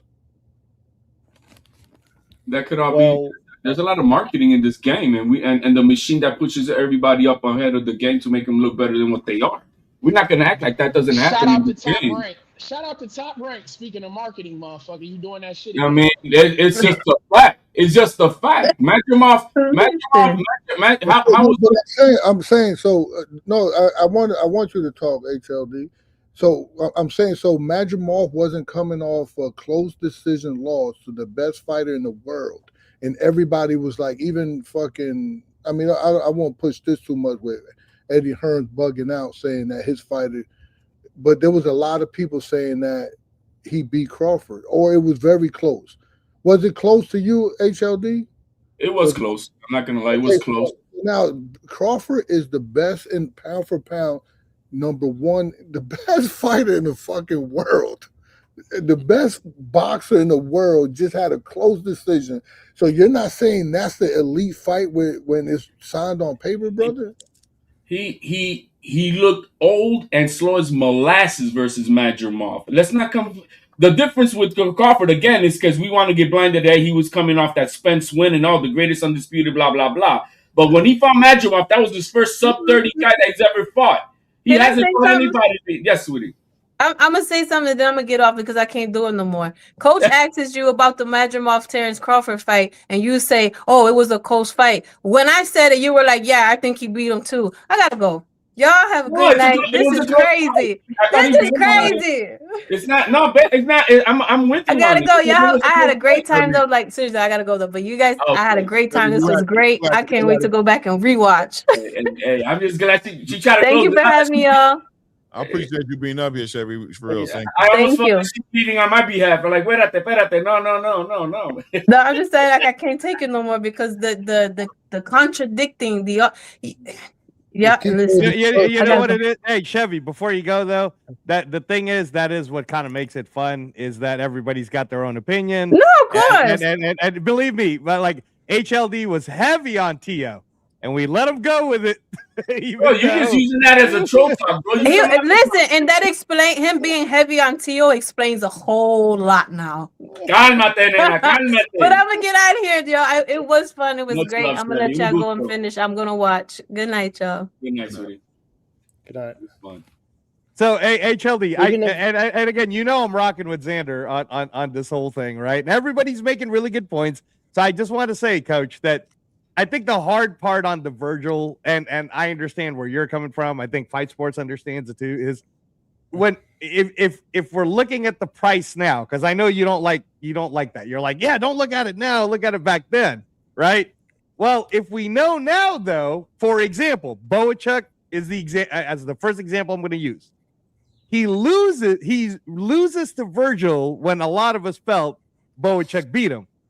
But afterwards, what do we find out about Boachuk? He's really he's now better than Brandon Adams. He barely beat Butayev 2 weeks ago on Zupa, right? That was a split decision. So if we're saying that is a good fighter now. Yeah, but see, now I'm glad you said that because Butayev was a good fighter in 2023 when he was the 147 champ. He almost beat Boachuk at 160 pounds when he hasn't been back since, Coach. So if we're going to sit there and try to say Virgil Ortiz is really ranked #1 because one of his best wins is Boachuk, then what are we doing? Like, Boachuk's not that good now that we've seen it. So, but I'm saying, so if now that Abbas just fought Xander, right? So we only could judge it. So Abbas might lose to everybody else now, but we could only go on like now, right? Because it just happened. So we should do that with everyone else. When that's listen, I know it might not seem like anything, but trust me, when you sign for a fight and you don't know if what he is, and you got to train for that guy, and you training for someone that just had a close decision loss with Crawford, and you sign up to fight him, that's not a pretty moment. That's a scary moment that you got to train. You got to go through the whole training camp to fight this guy, and then you come out victorious. It doesn't matter now. You move on. It doesn't matter if he lose. It doesn't matter what the future holds. It matters what's now. I won. I keep moving on. Right? But again, though, Coach, like to your point right there, when you say, okay, well, yes, I agree with you. If Madrimov came there and he was 100%, but it was well known and documented that going into that fight, Madrimov was not 100%, but he didn't want to pull out because he didn't want to mess that up for Turki or anyone else. So he went in there completely sick, and Virgil barely beat him. Sick. So I'm not convinced if he would have beaten Madrimov if Madrimov was at full health. But I understand.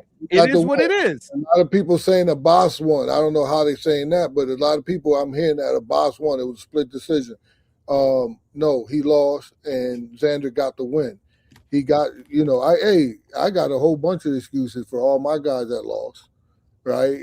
You had a German judge on Baraka's side. The best thing that we could just go on is that they won. So beating Madrimov and beating Boychuk is the only thing we could really go on with Ortiz in the junior middleweight division. The only thing we could go on is Xander beating Perez, which is crazy, and Abbas. That's what we could go on, right? So and Fondora beating the prime Zoo, because at the time he beat Zoo was up there. Zoo was like the best in the division. The first fight was questionable, Coach. The first fight was questionable. No, but who? Okay, no. Remember, what matters is the win, right? So we move on. If we win, we move on. So, but at the time, he came in a short notice and got the W off Fondor, off Zoo. So at the time, that fight was a hell of a fight, right? I mean, Xander beating Abbas and Perez is, is not to that standard when those fight was signed. And listen, I hope. Let me go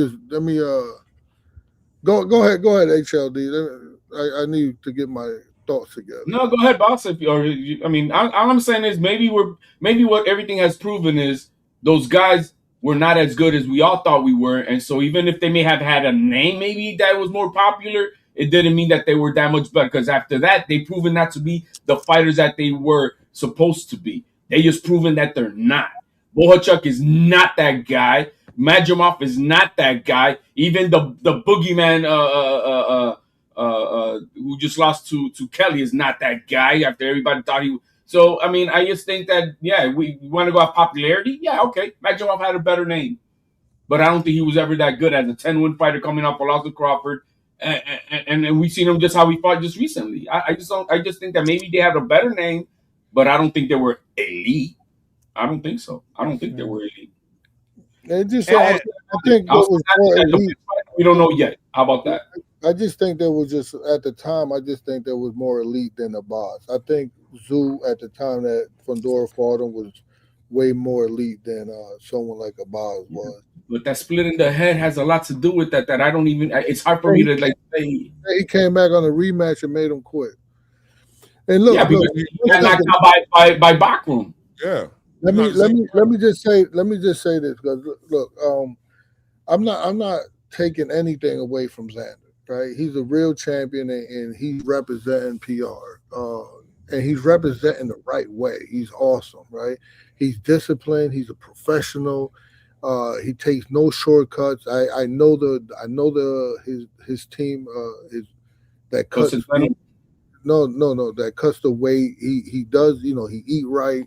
He does everything right. I can debate about the best in the division all day, but his work ethic and his rise deserves respect, man.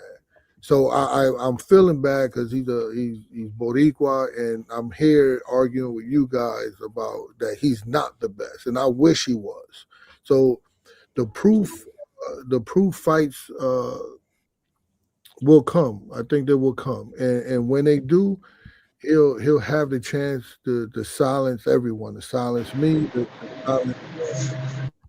Coach Head, I gotta ask. Jamil Charlo is lineal champ 154. Xander get that fight and he beat him to literally become lineal champ 154. Does that make him the best to you in the division at that point with a win over Charlo? So there's people like HLD who are hardcore fans and know a lot about boxing. People like Tim Boski that are hardcore fans and very knowledgeable. I don't know too much about fight sports talk, but every time he comes on, I'm listening. He know his stuff. Everybody on here know their thing. So there's a difference. There's a difference in how I see like from a fan perspective, and when I film study these guys and I with the smallest details of how they block and what they will block and what will get in, and that's why I'm surprised. I was surprised of how Xander couldn't. Hey, listen, I don't know if you guys will agree with me or not, but someone like Devin Haney would actually, I think, would get the nod on someone like Xander Fires. I'm with you. Because how easy it was for a boss to get. It was so surprising to me. I was like flabbergasted. Like, hold up, my guy, like the guy I'm rooting for, you can't block a jab? Your jab defense is like a fucking B- at a championship level, and that's very important to someone that know what they're doing in there, that has a high IQ and has a good jab. They would be able to control the tempo of the fight. So when I'm a nerd when it comes to this. I do this from the time I wake up. I promise you that I do this from the time I wake up to the time I go to sleep, or I'm talking boxing or I'm doing boxing. So my eye is telling me what it's telling me. Charlo, the Charlo that we know, he has a thunderous jab, and that will get through. He's a man, I think Zay's still a boy, and I think I'm with you. he's gonna grow. He's gonna grow into something, but he's not. I don't think he's there yet. So I just much respect to him. I hate the fact that I'm going against him. I think he earned the position and carries himself with class. Now it's now we just got to go into the next chapter. Yeah. I just think that Top Rank are awesome at what they do.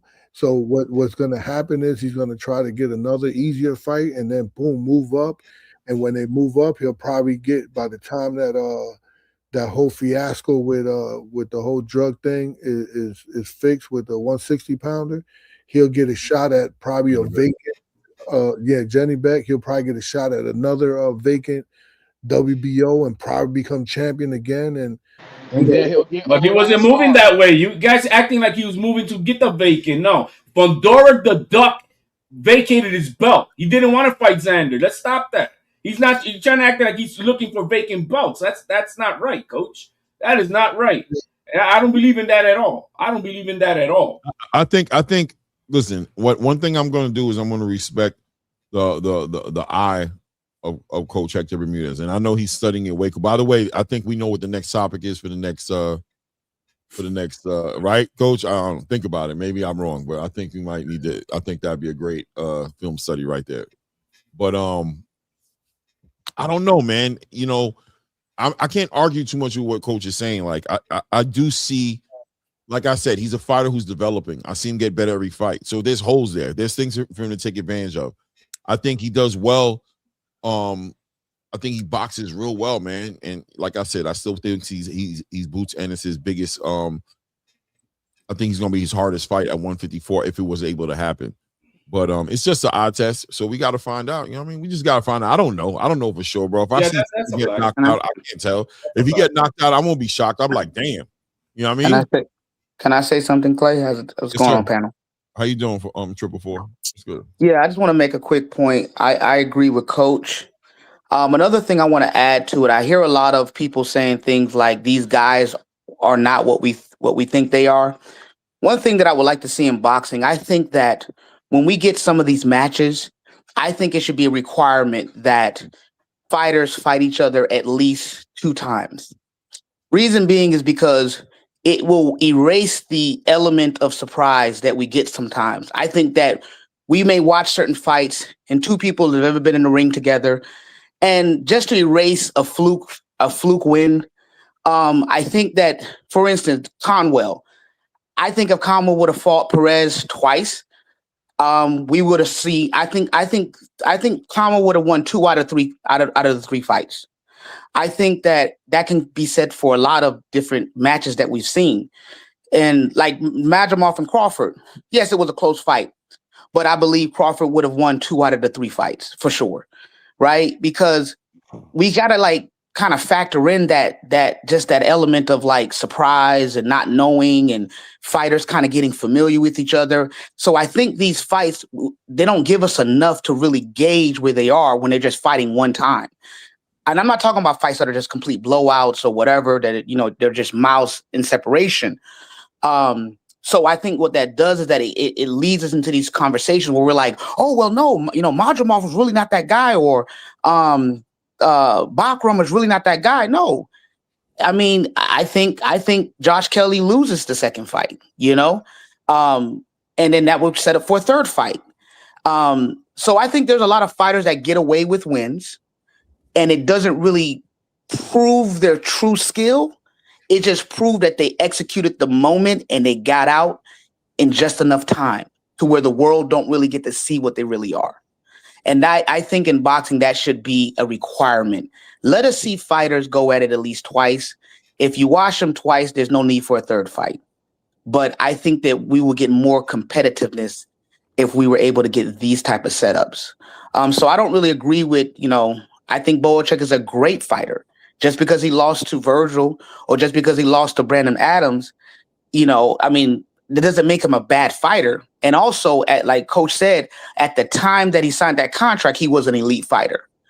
People change, things evolve, people shift. That's a part of life. So I don't know who knows, the loss against Virgil Ortiz could have just mentally put him in a different space. People thought he won the fight. So imagine you put your all into it. You think you won the fight. I thought Boacek won the fight personally. And then you have to deal with the psychological effect of the world not giving you or whatever, not giving you the win when you knew deep inside that you won that fight. I mean, who knows, right? So I just want to kind of add that to the conversation just so that, that's all. I'm going to go on mute. I think that's Triple Four. Yeah, I was just gonna say real quick. Right? So the whole conversation before you got into it is it just started with who did we feel was the best 154 pounder, and then we started naming the top 10, and then we got down to the top 5. So the majority of the conversation you probably heard is the argument as to why Xander should be number 1 versus Fundora and everything else. I don't think anybody was really saying that any of these fighters were bad fighters, though. We were trying to more say, if you're going to put someone on the very top, who would it be? But go ahead, Clay. I think that what Triple Four said was valid, legitimate. You know what I'm saying? I think, Boacek is not a bad fighter. You know what I'm saying? Madrimov is not a bad fighter. But I also agree with what he said about the circumstances, them fighting multiple times. I think there's circumstances in the fights with Virgil. I think the Boacek fight, people, like he said, a lot of people thought he lost that fight. You know what I mean? That fight was, if that fight would have been registered on his record as an L, could we sit here and say that would he even be in the conversation for number 1? When a lot of people felt like that's what happened. And Madrimov was sick. So quality fighter that fought Terrence, but the fighter that fought Virgil was not the same fighter who fought Terrence. The fighter who fought Terrence, I think, arguably would beat Virgil, being that he was beating Virgil for the first 4 rounds. Pretty easily, to be honest with you. Had his face looking crazy, had him looking like roast beef very early in the fight. So, but I mean, that's his win. He got the win on paper. But at the end of the day, is he that guy? Erickson Lubin, shell of a man, bro. There's an argument there to say that guy was depleted, that he should have moved up to 160. That he looked mad dry. I mean, am I making an excuse for him? One could say that, but I think it's a legitimate reason. I'm not making an excuse. I'm giving him his win, but these fights I like the point. Can I? Well, these fights didn't make Virgil the best fighter. At, you know what I'm saying, at 154 for me. Those fights didn't do it. I didn't rate those fights the same way that the resume shows. The paperwork shows it, but I saw the fights, and he didn't do that for me. Great knockout on Erickson Lubin. Xander on the eye test, I just think carries a different energy, but without a doubt, until they fight the fights, we can't act like they fought the fights, and I ain't about to do that. But if you're asking me what my gut is telling me, who I think is what, I think Xander's the guy to beat in that division, and I think Boots would love to fight Xander, and I think if Boots beats Xander because of that win, that would be the most significant win on that board that would make Boots number 1 at 154. I think I that like we the would take him there. I agree. I like the thing that 444 said about guys fighting multiple times. I will say real quick, Fight Square, because you heard me about Brent. I'm high on Brandon Adams. I fuck with him the long way, and that is because we got he fought Katsarowskis, OTX boxing. He lost to Katsarowskis, very close fight. You feel me? But like 2 out of 3 of those fights, I think Brandon Adams might win that. Then after that, he came back and he fought Boachuk. Guys was picking Boachuk in that fight because Brandon Adams had knocked out Boachuk. Guys was thinking that was a quote unquote fluky win because it was knockout. Exactly. Mm-hmm. He ran it back with Boachuk and he outboxes him in a different fashion. Clearly put on a clinic in there. So I like what you're saying, 444. I'm not opposed to guys for sure. Maybe getting it back because of a strange circumstance. Like I said, Katsarowski's beating Brandon Adams. I don't know if Katsarowski could do that again, but I fuck with Katsarowski. Put on a great performance. I don't know if he would beat him again though. But you see what I'm saying? Hey, Trees, and by the way, you know who does do that, where everybody gets to fight each other multiple times? The UFC, baby. The UFC. You know, I love it. Reyes. The current landscape of boxing will never offer such. I mean, it's a good idea, but it just doesn't allow for such. HLD. I think Zuffa might do it. Hey guys, listen, I'm gonna let everybody have their little close out because I definitely got to go, man. It's about that time. It's going on about 7 hours for me. That's crazy. I know Clay did the Claymore spot today, man. That was crazy. That was crazy, bro. I can't even front, bro. I want to say, it's your fault, right, Clay? Because I was ready to close it in the 2 hour mark, and you threw out the you let HLD on that. You let HLD on. And then Coach Hector came in, and the next thing you know, see what you did, Coach. You got to seize the day. You know what I'm saying? You can't allow these opportunities to go away. The energy was right, and it was worthwhile. Hindsight says this was a great panel tonight. Great conversations, man. I'll do this all the time if I can have these type of conversations. And I see my guy, I'm 444, pop up. I ain't seen him in forever. Fight Sports was in in the room. It was a good night, man. Timboski came in, right? Yeah, man. I appreciate you, Trees came in several times. Hey, that's what we about Chevy Red. Chevy Red came through. Yeah. And Fight Sports was on. So yeah, but closing statements. Shout out to it's about them. I got Trees popped up here too. So great panel, man. All-star panel, man. Great conversations, great build. I don't know. The conversation was good. Where I got to chill on Xander a little bit as far as he does have some work to do, but I still think he's number 1, man. But he got work to do. Bro. For sure. I'm gonna say what I walked away with what Coach was saying, and maybe what sometimes the nuance and words of what we're using confuses two things.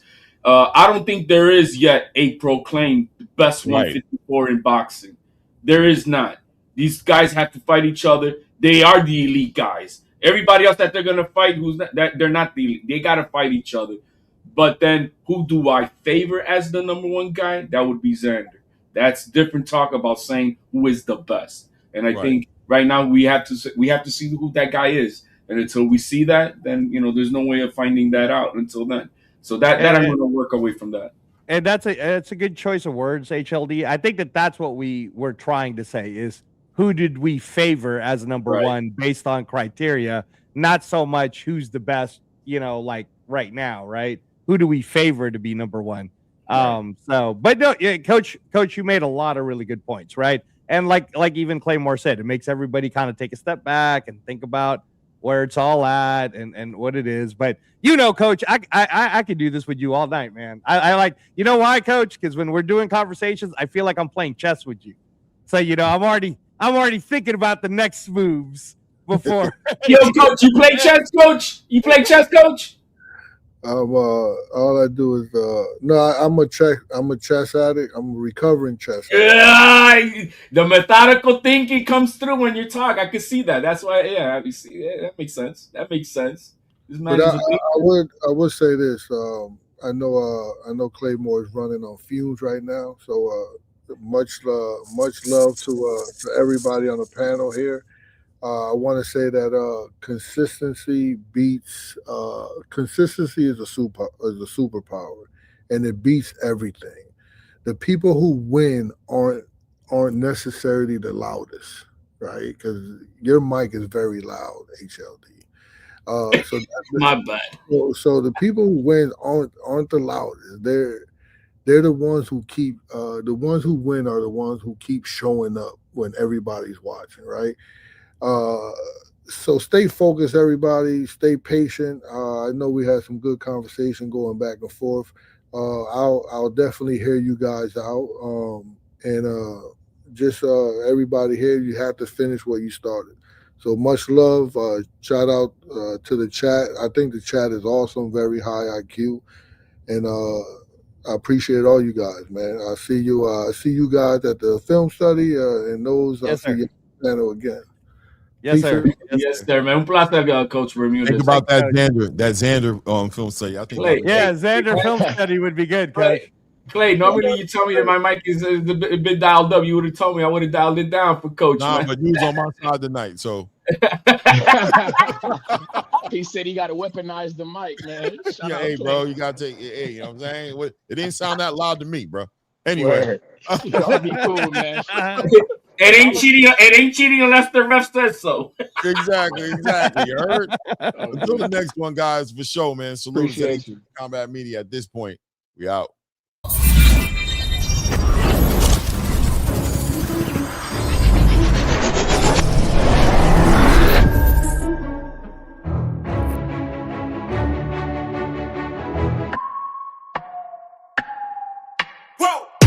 Who knew I would make it this far? They hated, they never believed me. Yeah, I would never drop the ball. I know I make it look easy. Yeah, Mayweather with the defense. I don't care what a critic got to say. I got them picking up the pieces. That to me, you really playing with